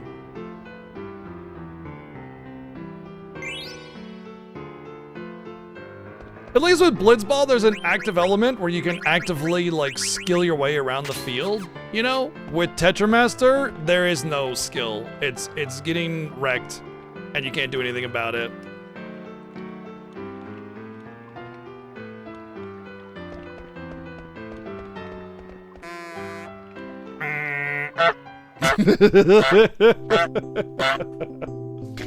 Also, my cards are kind of junky. If you look at them, they suck.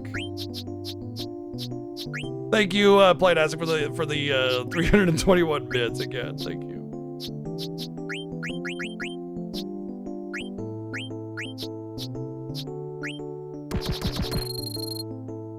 there. It's also better to not go first, so there's that.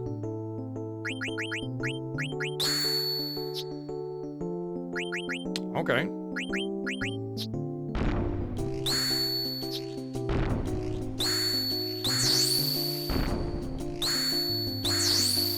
I fucking hate this game so fucking much. It's so stupid. It is the dumbest fucking game in existence. It is so dumb.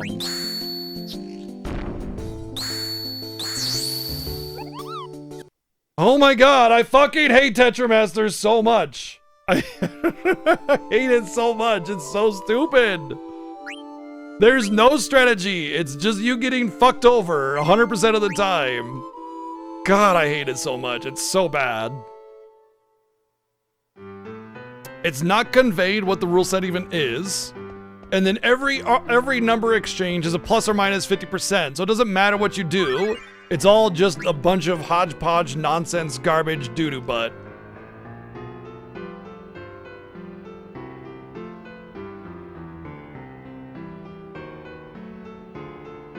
Yeah, that sounds like pretty much what you would do in a speedrun, yeah.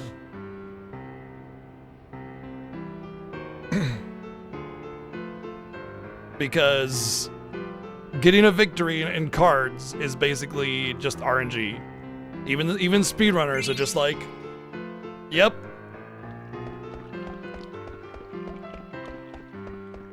It sucks actually because you can my RNG in this game has been pretty good so far.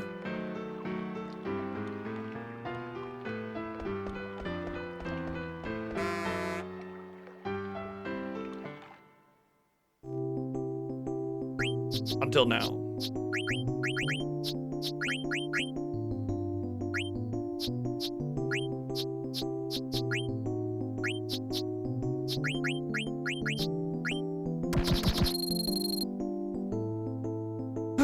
Of course I go first.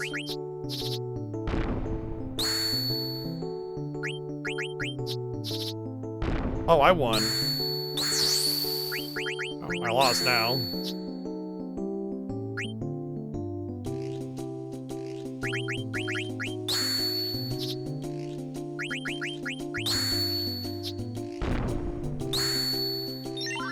Thank you. I thought for sure that that card was going to lose and just boom, spread across the whole field because that's what it does in Tetramaster. Okay, well at least I won that one. I can go and save it and not have to worry about doing all those scenes all over again. Yeah, but if you, like, the thing about it, so there's the similar thing in Blitzball with the FF10 speedrun. If you don't win Blitzball, you don't get the Strength Sphere, but it costs you about 10 or 15 minutes on the run because of all the extra damage and turns and everything you gotta take for the loss of strength. And so you pretty much reset. Granted, with Blitzball, it's a little bit easier to skill your way through it, but RNG gonna RNG, man. Sometimes you just don't get it.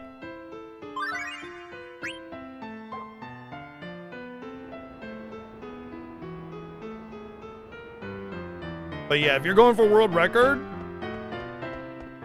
you reset on Tetramaster loss. 7 hours into the run, Tetramaster loss, it's over.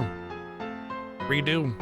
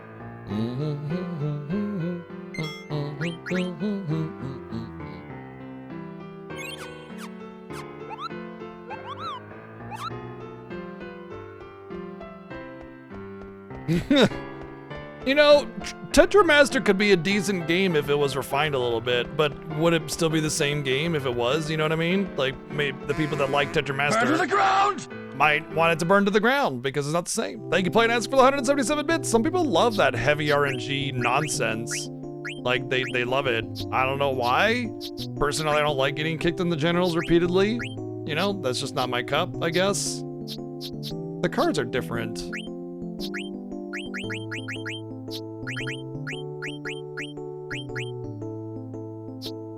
Wow.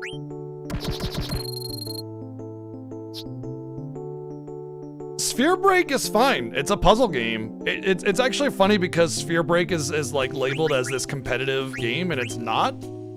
It's because you don't play against your opponent. You literally just like, what do you call it? You oh cool. You, what do you call it? They give you a puzzle board and you solve the puzzle. So there's no like competitiveness to it, which is really weird how they frame that, you know?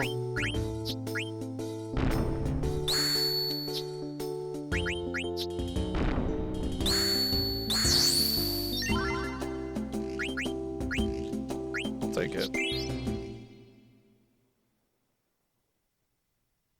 I don't think elemental affinities would solve this game. It's not the problem with it. The problem is the properties are so variable, and none of the weaknesses make sense. You know, there's typings and they're not conveyed properly to player, and just it's a mess.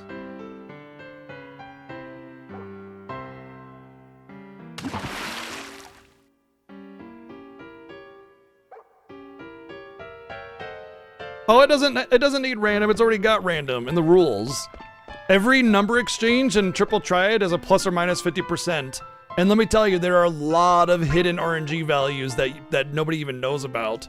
So you could take the literal best card in the game that has a strength to the weakest card in the game, and that strongest card can actually still lose under the right circumstances. Not even crazy circumstances, just normal circumstances.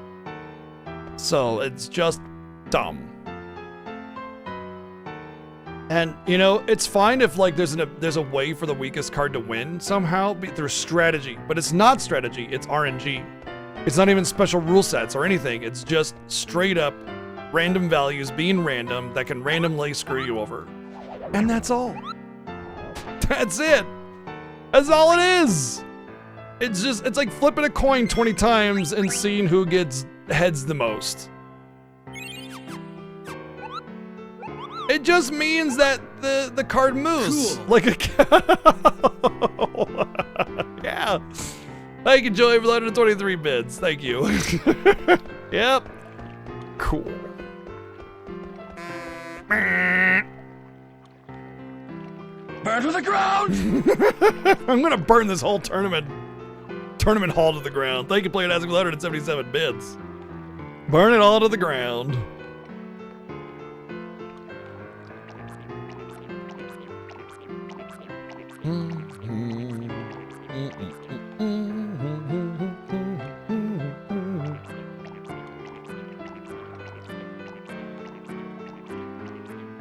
Alright, so this one is usually a little bit easier, but it is still Tetramaster at the end of the day, so you know.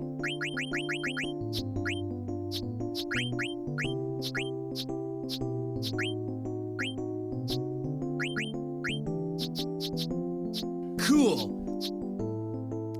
Yeah, cool. Thank you, Joey, for the 123 bits. Thank you. There. That was not a solution. Burn to the ground! Burn this damn game to the ground.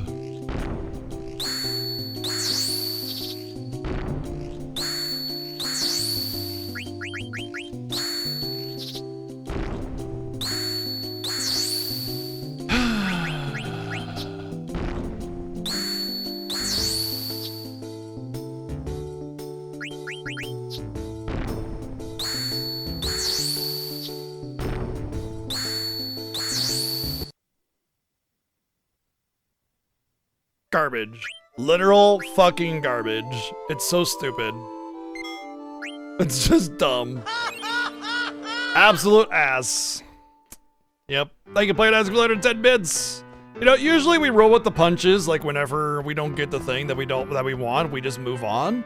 And we don't really usually reset or save scum or anything like that. But with this shit, F Tetramaster, 100%. Burn it to the ground.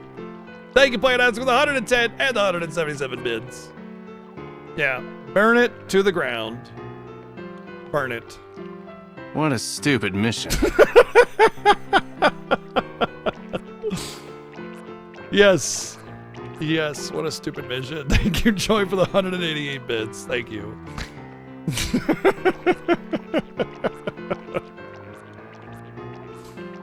Oh. This is the most I've ever lost to Tetramaster in the Fiesta, by the way. I have not lost this much in Tetramaster ever in the Fiesta. This is like some kind of record.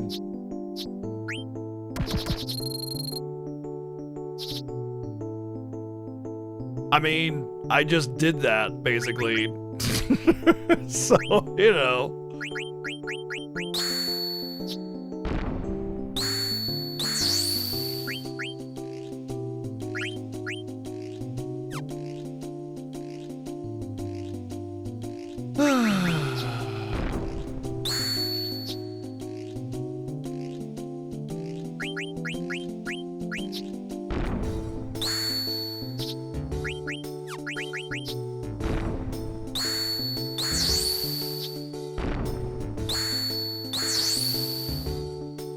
What a fucking trash heap! You cannot be serious! Oh my fucking god! That's like 8 losses! What the fuck? Good lord! I've never lost this much in Tetramaster ever. Ever in the Fiesta, ever. This is the worst. Fuck off, you garbage minigame. For real? Thank you, Joy, for the 144 bits. Yeah, I'd like to burn this minigame to the ground. And the fact that the rebirth ring is hidden behind it is a war crime.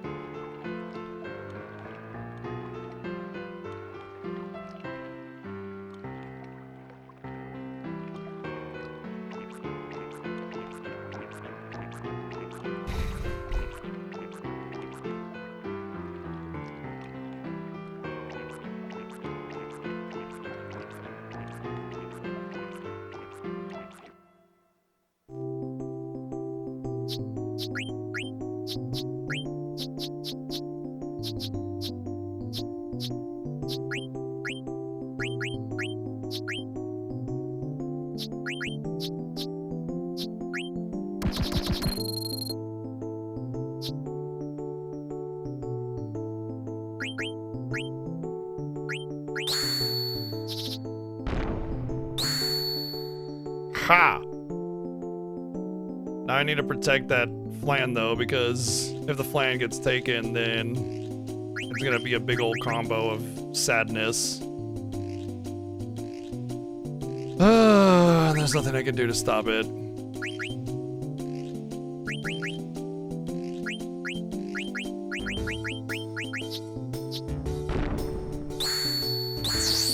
Yep.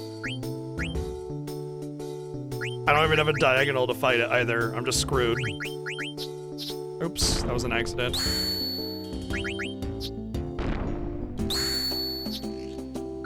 Are you kidding me? Oh my fucking god! Can I kill? Ah! I hate it. I hate it so much. Please let this be fucking over. I can't stand it. It's the worst, man. It gets in my brain and it's just like, I'm bugs under your fucking skin, man. I can't. With Tetramaster, it is the worst. The worst. God, make it end, please. Oh.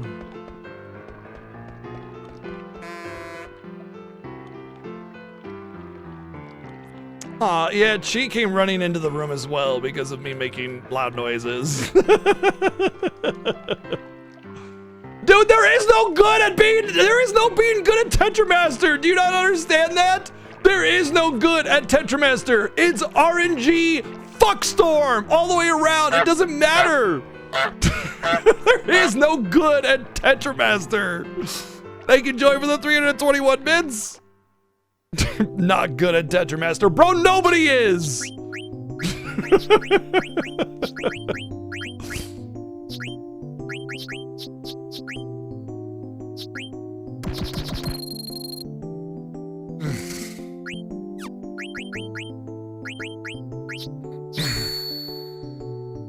I mean, what was I supposed to do about that?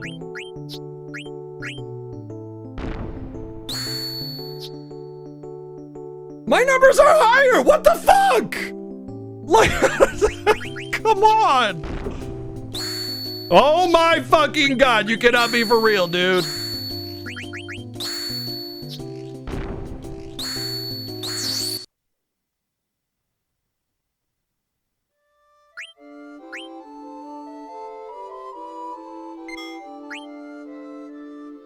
This is insane. This is insane. This cannot be real. What the fuck?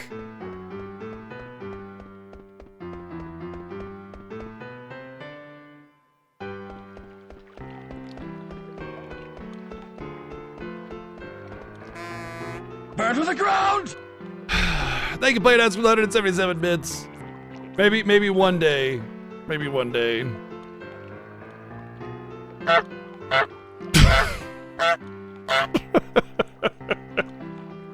I would love it so much if that horn was replaced with the goose. Thank you, Joy, for the 321 bids.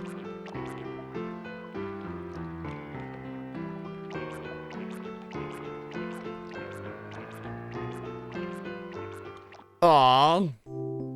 Freya.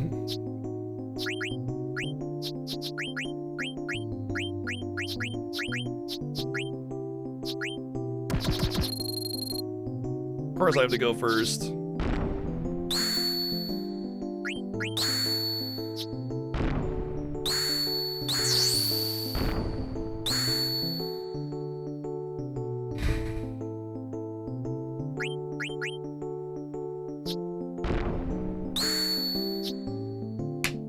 Who fucking knows? Who fucking knows? Unbelievable, dude. Oh yeah, here it comes. I don't fucking get it! I fucking hate this shit, dude! It's frustrating! I fucking hate it! Can we get out of this? For real, man! Like, my numbers are bigger! Why does my card lose every time? Who fucking knows? Because Tetramaster doesn't make any sense! Ever! God! Oh, I fucking hate this minigame so much! Oh, thank you, Planet for the 468 bits. Burn to the ground! 177 bits. Enjoy. Thank you for the 321 bits. Orange is the better color. It's true. Orange is the best color in the world. So, you know. Being orange would definitely be a benefit.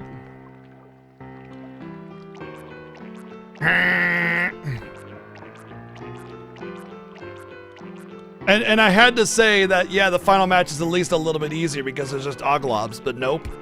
I'm getting screwed.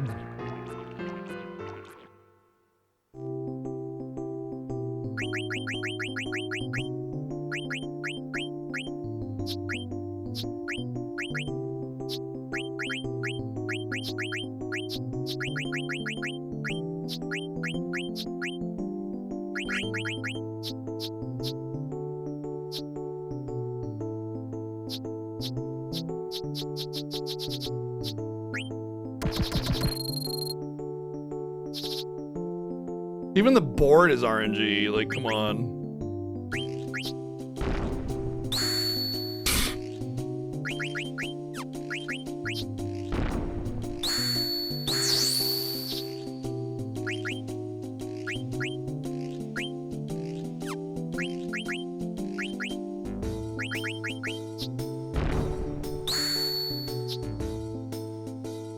What's happening?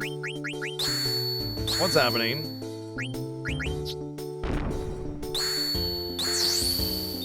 Okay, I still won. I should have just placed my card though. I didn't expect that to happen. I can't believe I almost screwed it over because of RNG, but I'm done. Rebirth ring. Thank you.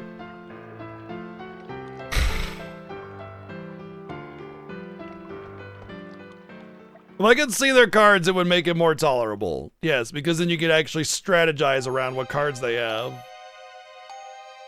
But instead, you get slapped in the genitals repeatedly.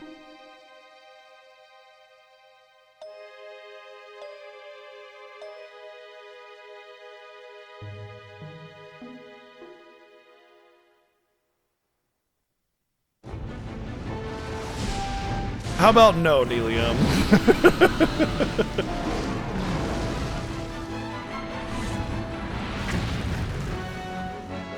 Burn to the ground! Now things are actually burning to the ground. Thank you, Playing Ask with 177 bits. Burn to the ground! Joey, thank you for the 177 bits. Burn to the ground! Thank you again, Playing Ask with 177 bits. Yeah, things are definitely burning to the ground. I can see that being okay, Yan. I can see that being okay. I feel there's definitely going to be some squinting. If you had a tablet, it would be a lot more, a tablet with like a little stand to hold it, you know? That would be a little bit more tolerable, I think. Because you could just like chill on your couch and like put it on the side, you know, and just chill. Or like get like one of those dinner trays. Oh, you had a Steam Deck? Oh man, that'd be way good. Steam Deck is so good.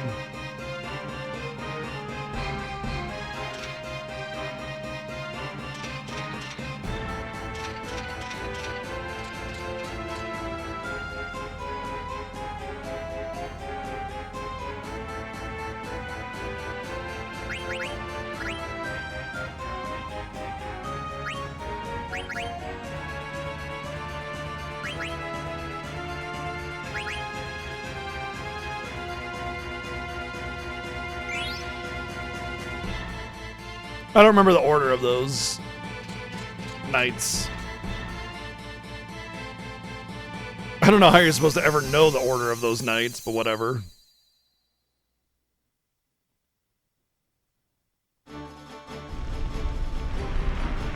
This is something to protect. It's a Roses of May motif.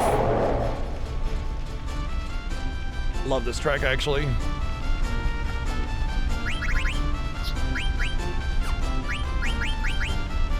Oh, that's the weapon. Thank you, Joey, for the 377 bits. It's coming to wreck some face.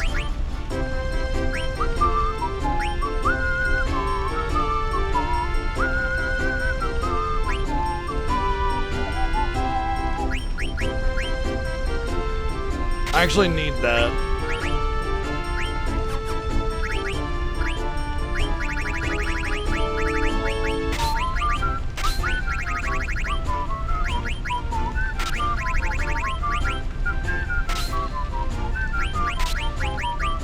Well, I won't be using this, because I can only use half my AP, and level up is way too important right here, because I am very under-leveled, and the game uses this as a little bit of a catch-up mechanic.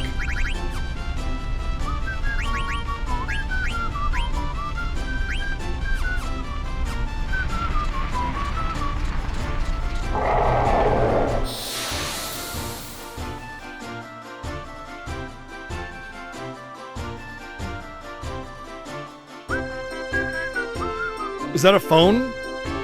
They're up to S25 now? Jeez.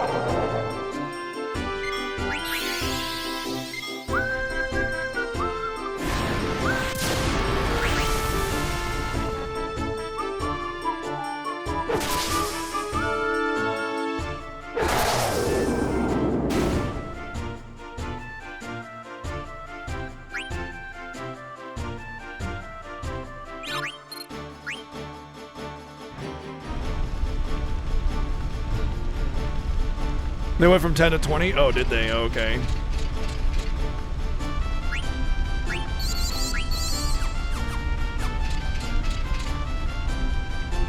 I have like a 4-year-old phone and I'm very happy with it. But getting a new phone is like $1,000, so I mean, you know. That's absolutely insane.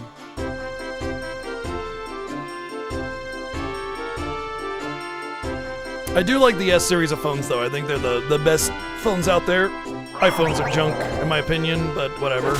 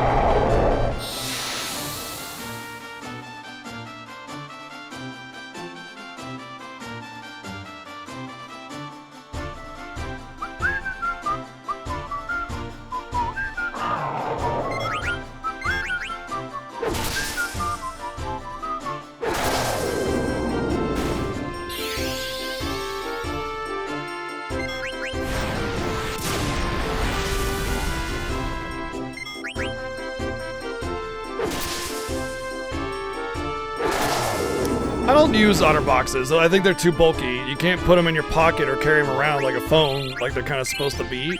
They just become this big bulky mess. What I do is either a very light case, or I actually do a wallet case like this. That's what I have. So it folds out and you can put your cards and stuff in it. And it protects it just fine.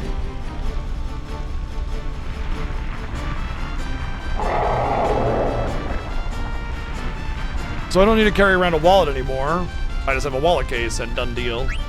Takes care of that and less bulky, you know, carrying things around. My phone is also my wallet. Done deal.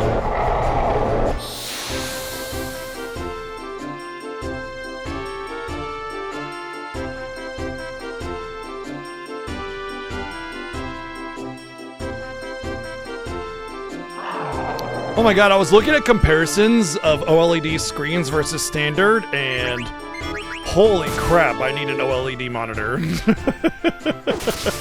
I didn't realize it was such a drastic difference. But, I mean, I'm very happy with my monitors, and replacing all of them would be quite expensive, so, you know, probably not viable.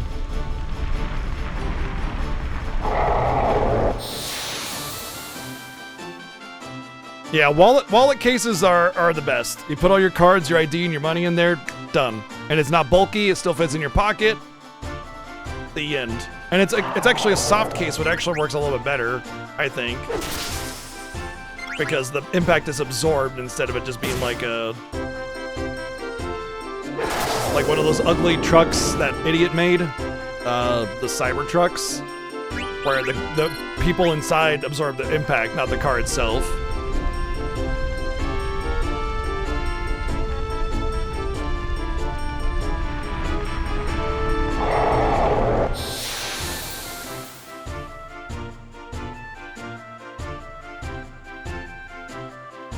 Dread having to get a new phone. Yeah, it's so expensive.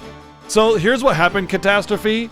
A while ago, you could just get like a phone for $100, which is a reasonable price. Okay, and what happened was cell phones became so popular that people replaced their landline with cell phones, and it became like basically like an essential thing to have a cell phone. And so if you didn't have a cell phone, you were kind of SOL, right? And so they made it so that there's a law where you can't like lock people into cell phone contracts anymore, because it causes them to like lose their phone if they can't pay it and everything, right?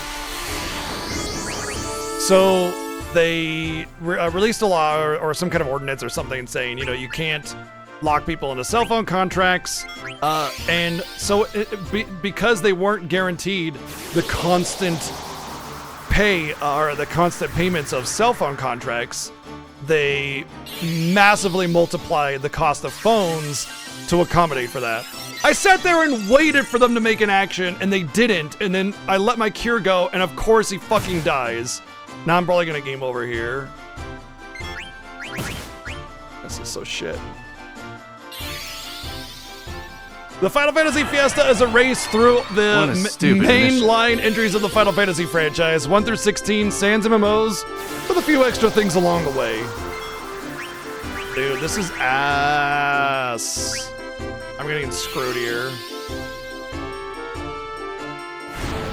We're also not allowed to run away from any encounter, glitch the game, step route, RNG manipulate, and every game has its own objectives. You can see the FF9 ones right here. And FF10 will have to do penance and a couple other things. FF12, well, it'll be random jobs and one job.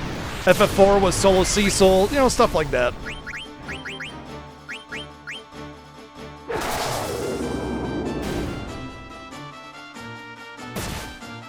But yeah, cell phones went from like, sign a contract to get a free cell phone to $1,000 for the cell phone, please, like overnight.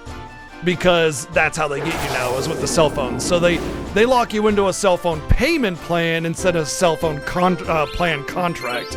It's really effed up.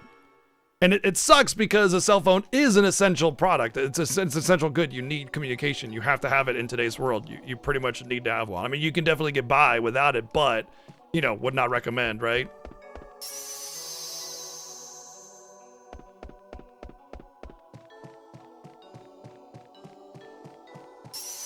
I didn't want to go that way, damn it. Stop that.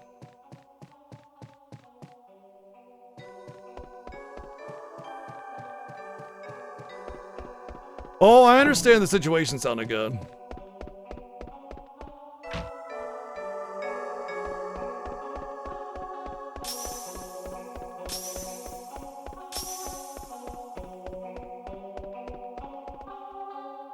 By the way, do not let them take your old cell phone. If you go in to get a new cell phone, keep your old cell phone because it still connects to the Wi-Fi. It just doesn't give phone service. You know what? You know what you have when you have a cell phone that doesn't make phone calls? It's called a tablet. Congratulations, your old phone is now a tablet.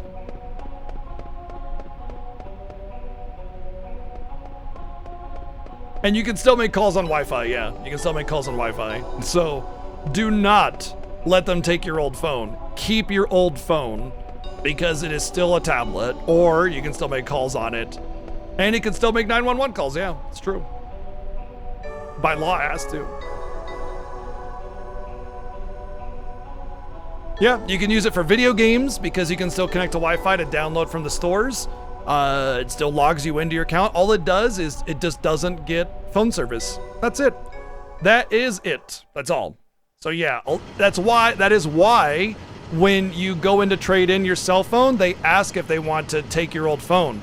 They intentionally do it so that you don't use it as a tablet, which gets you 99% of the services that your phone gets you anyway. And it prevents them from upselling you on a new tablet as well.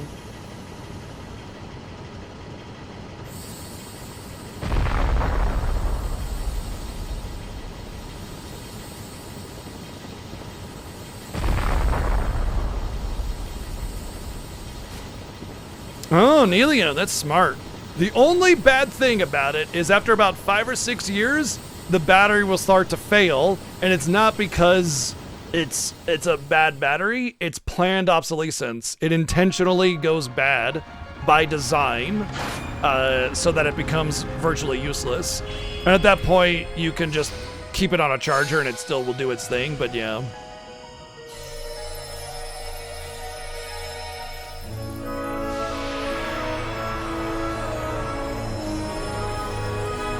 If only, Sammy.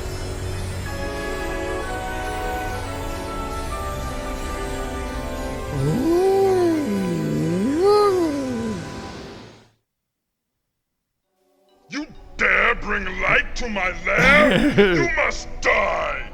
That's Bahamut right now. Thank you, Joey, for the 499 bits. Summon copy. Oh, we're summoning, all right. Thank you, Playing As for 120 bits. You know, the one thing that is a little annoying about this scene is it doesn't really give the impression that Bahamut is wrecking havoc. He like throws a couple fireballs and then we like do this whole story stuff and it's like nothing's happening. He should be burning the city to the ground in the background and somebody should be fighting it off. Something should be. Maybe Rama comes out and distracts it enough or something, but nope.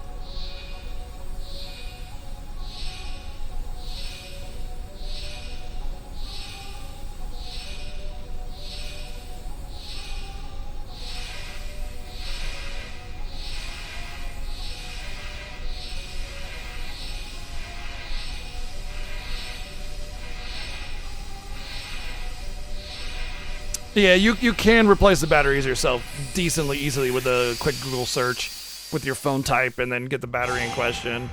But either way, I mean, if you're using your phone as your old phone as a tablet, it's probably gonna be plugged in most of the time anyway.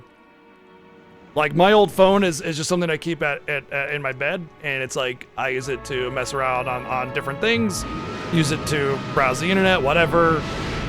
Just normal stuff that I don't want my regular phone to be used at. It's just something to help me go to sleep.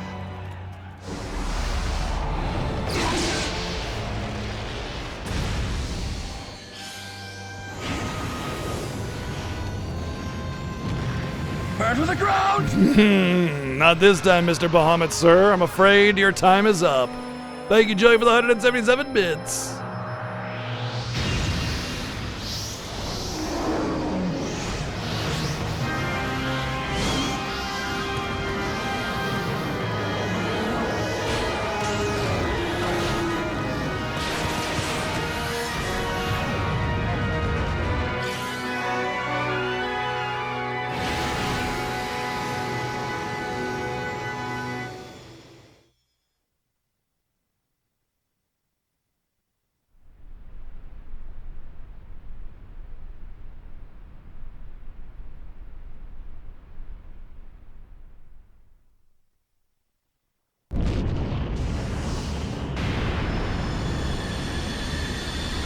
Unfortunately, you never see Alexander again, even though this feels like this was the culmination of everything that Kuja did. By the way, fun fact, every time you see that eyeball in the sky, a little bit more information is given. Right here, you'll start to see that it doesn't just look like an eyeball in the sky, it kind of looks mechanical. But every time you see that eyeball in the sky, just a little bit more information is given until you realize that it's not just an eyeball in the sky.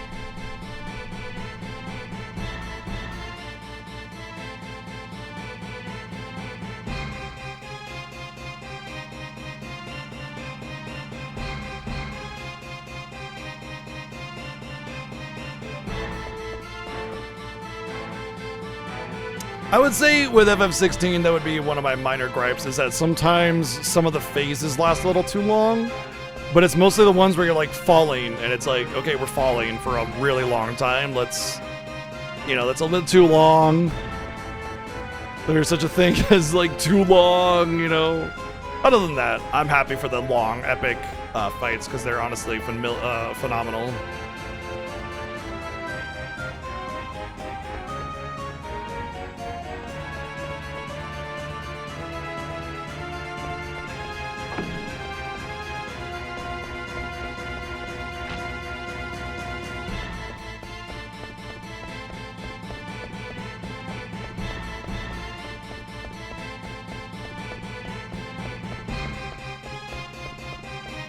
Exactly, Dante.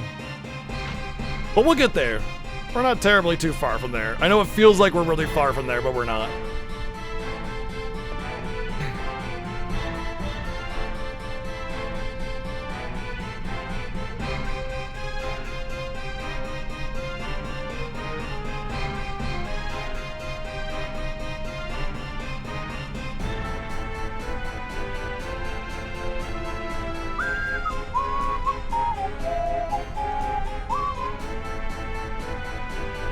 Hell yeah! And we're doing the DLC. I've never done the Tides DLC. I've only done the first DLC. No spoilerinos.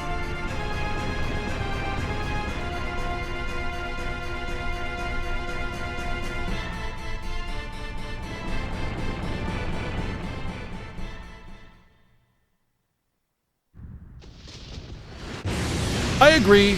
It can be hard to hold your attention for skill-based inputs for that long, for sure. But I'm kind of bred by it because I spent like 13 years of my life doing high-end raiding in World of Warcraft. And raid encounters usually go between 3 to 10 minutes, depending on the fight. So holding my attention to do extremely high-level skill-based inputs for that long it's like a part of my core skill set.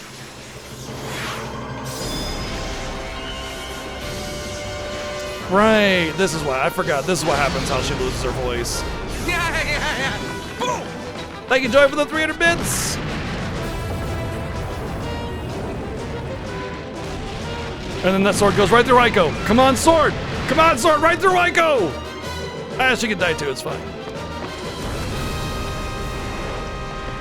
Hey, let's die together! Oh, okay, I love you! Just kidding, I got a rope, lol.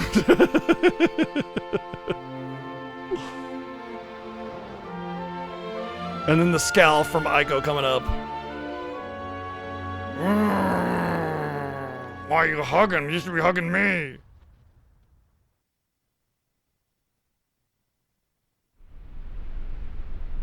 Thank you, Joey, for the 300 bits. Thank you.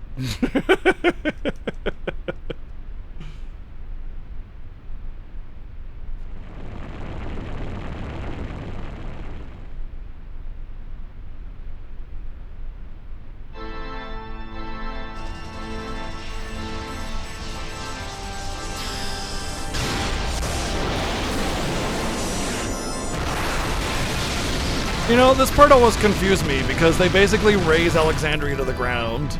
And we're like right in the middle of all that. And then you come back and Alexandria's fine. It's not damaged at all. I don't get it. Doesn't make any sense.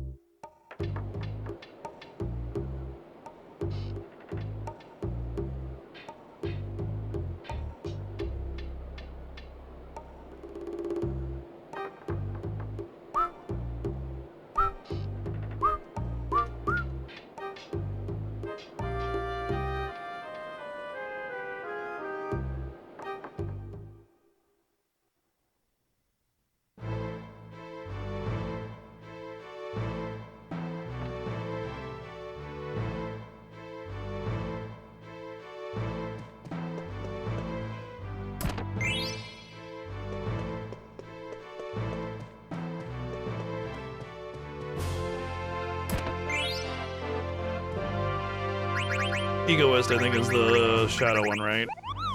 Yeah. I didn't have level up on somebody, now I do.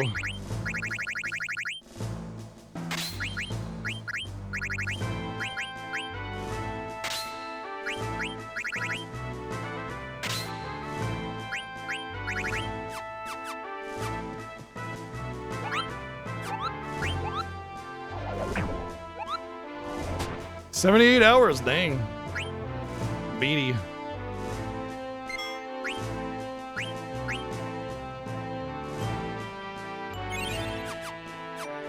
Ooh, what a day, what a day.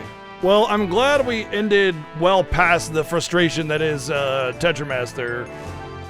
But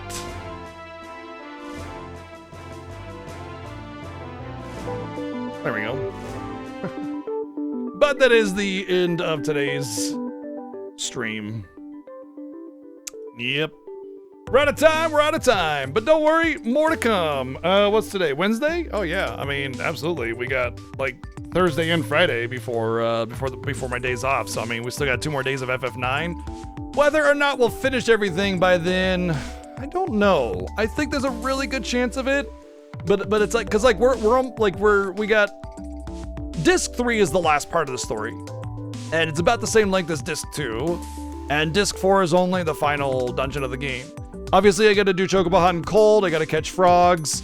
I don't know how that's gonna play, but like the first thing I'm gonna be doing when I come back tomorrow morning is I'm gonna get the boat, I'm gonna go do frogs, and then I'm gonna go do Chocobo Hot and Cold, and then I'm gonna do some setup, and like that's gonna be the start. So I gotta do as much of that as possible. I'm wondering if I can do all the frog areas, though. I think I can do at least 2 of them, so we'll see. Anyway, that's all for the evening. You guys have been amazing tonight. Thank you for all the love and support, bits and donations, subs and resubs, and some gifts.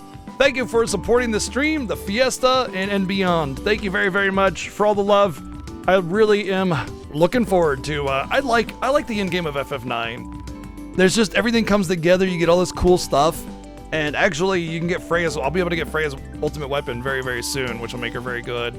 And I'll be able to keep her in my party pretty much forever at this point, so yay! Yeah, this is like my favorite part of the game. Everything's come together, we have our full team for the most part. Like, it'll make me use Vivi one point, it'll make me use a side team at another part, but the full team is there, and it's nice. And you get your boat so you can do more Chocobo Hot and Cold, and, you know, all that kind of stuff coming together. So yeah, I'm excited. Thank you, everybody. Again, 1 p.m. Pacific. 7 will not be streaming tomorrow because it's his day off. So in about 16 hours, I'll go live and we'll have more Final Fantasy IX in this 10th anniversary of the Final Fantasy Fiesta. Good night.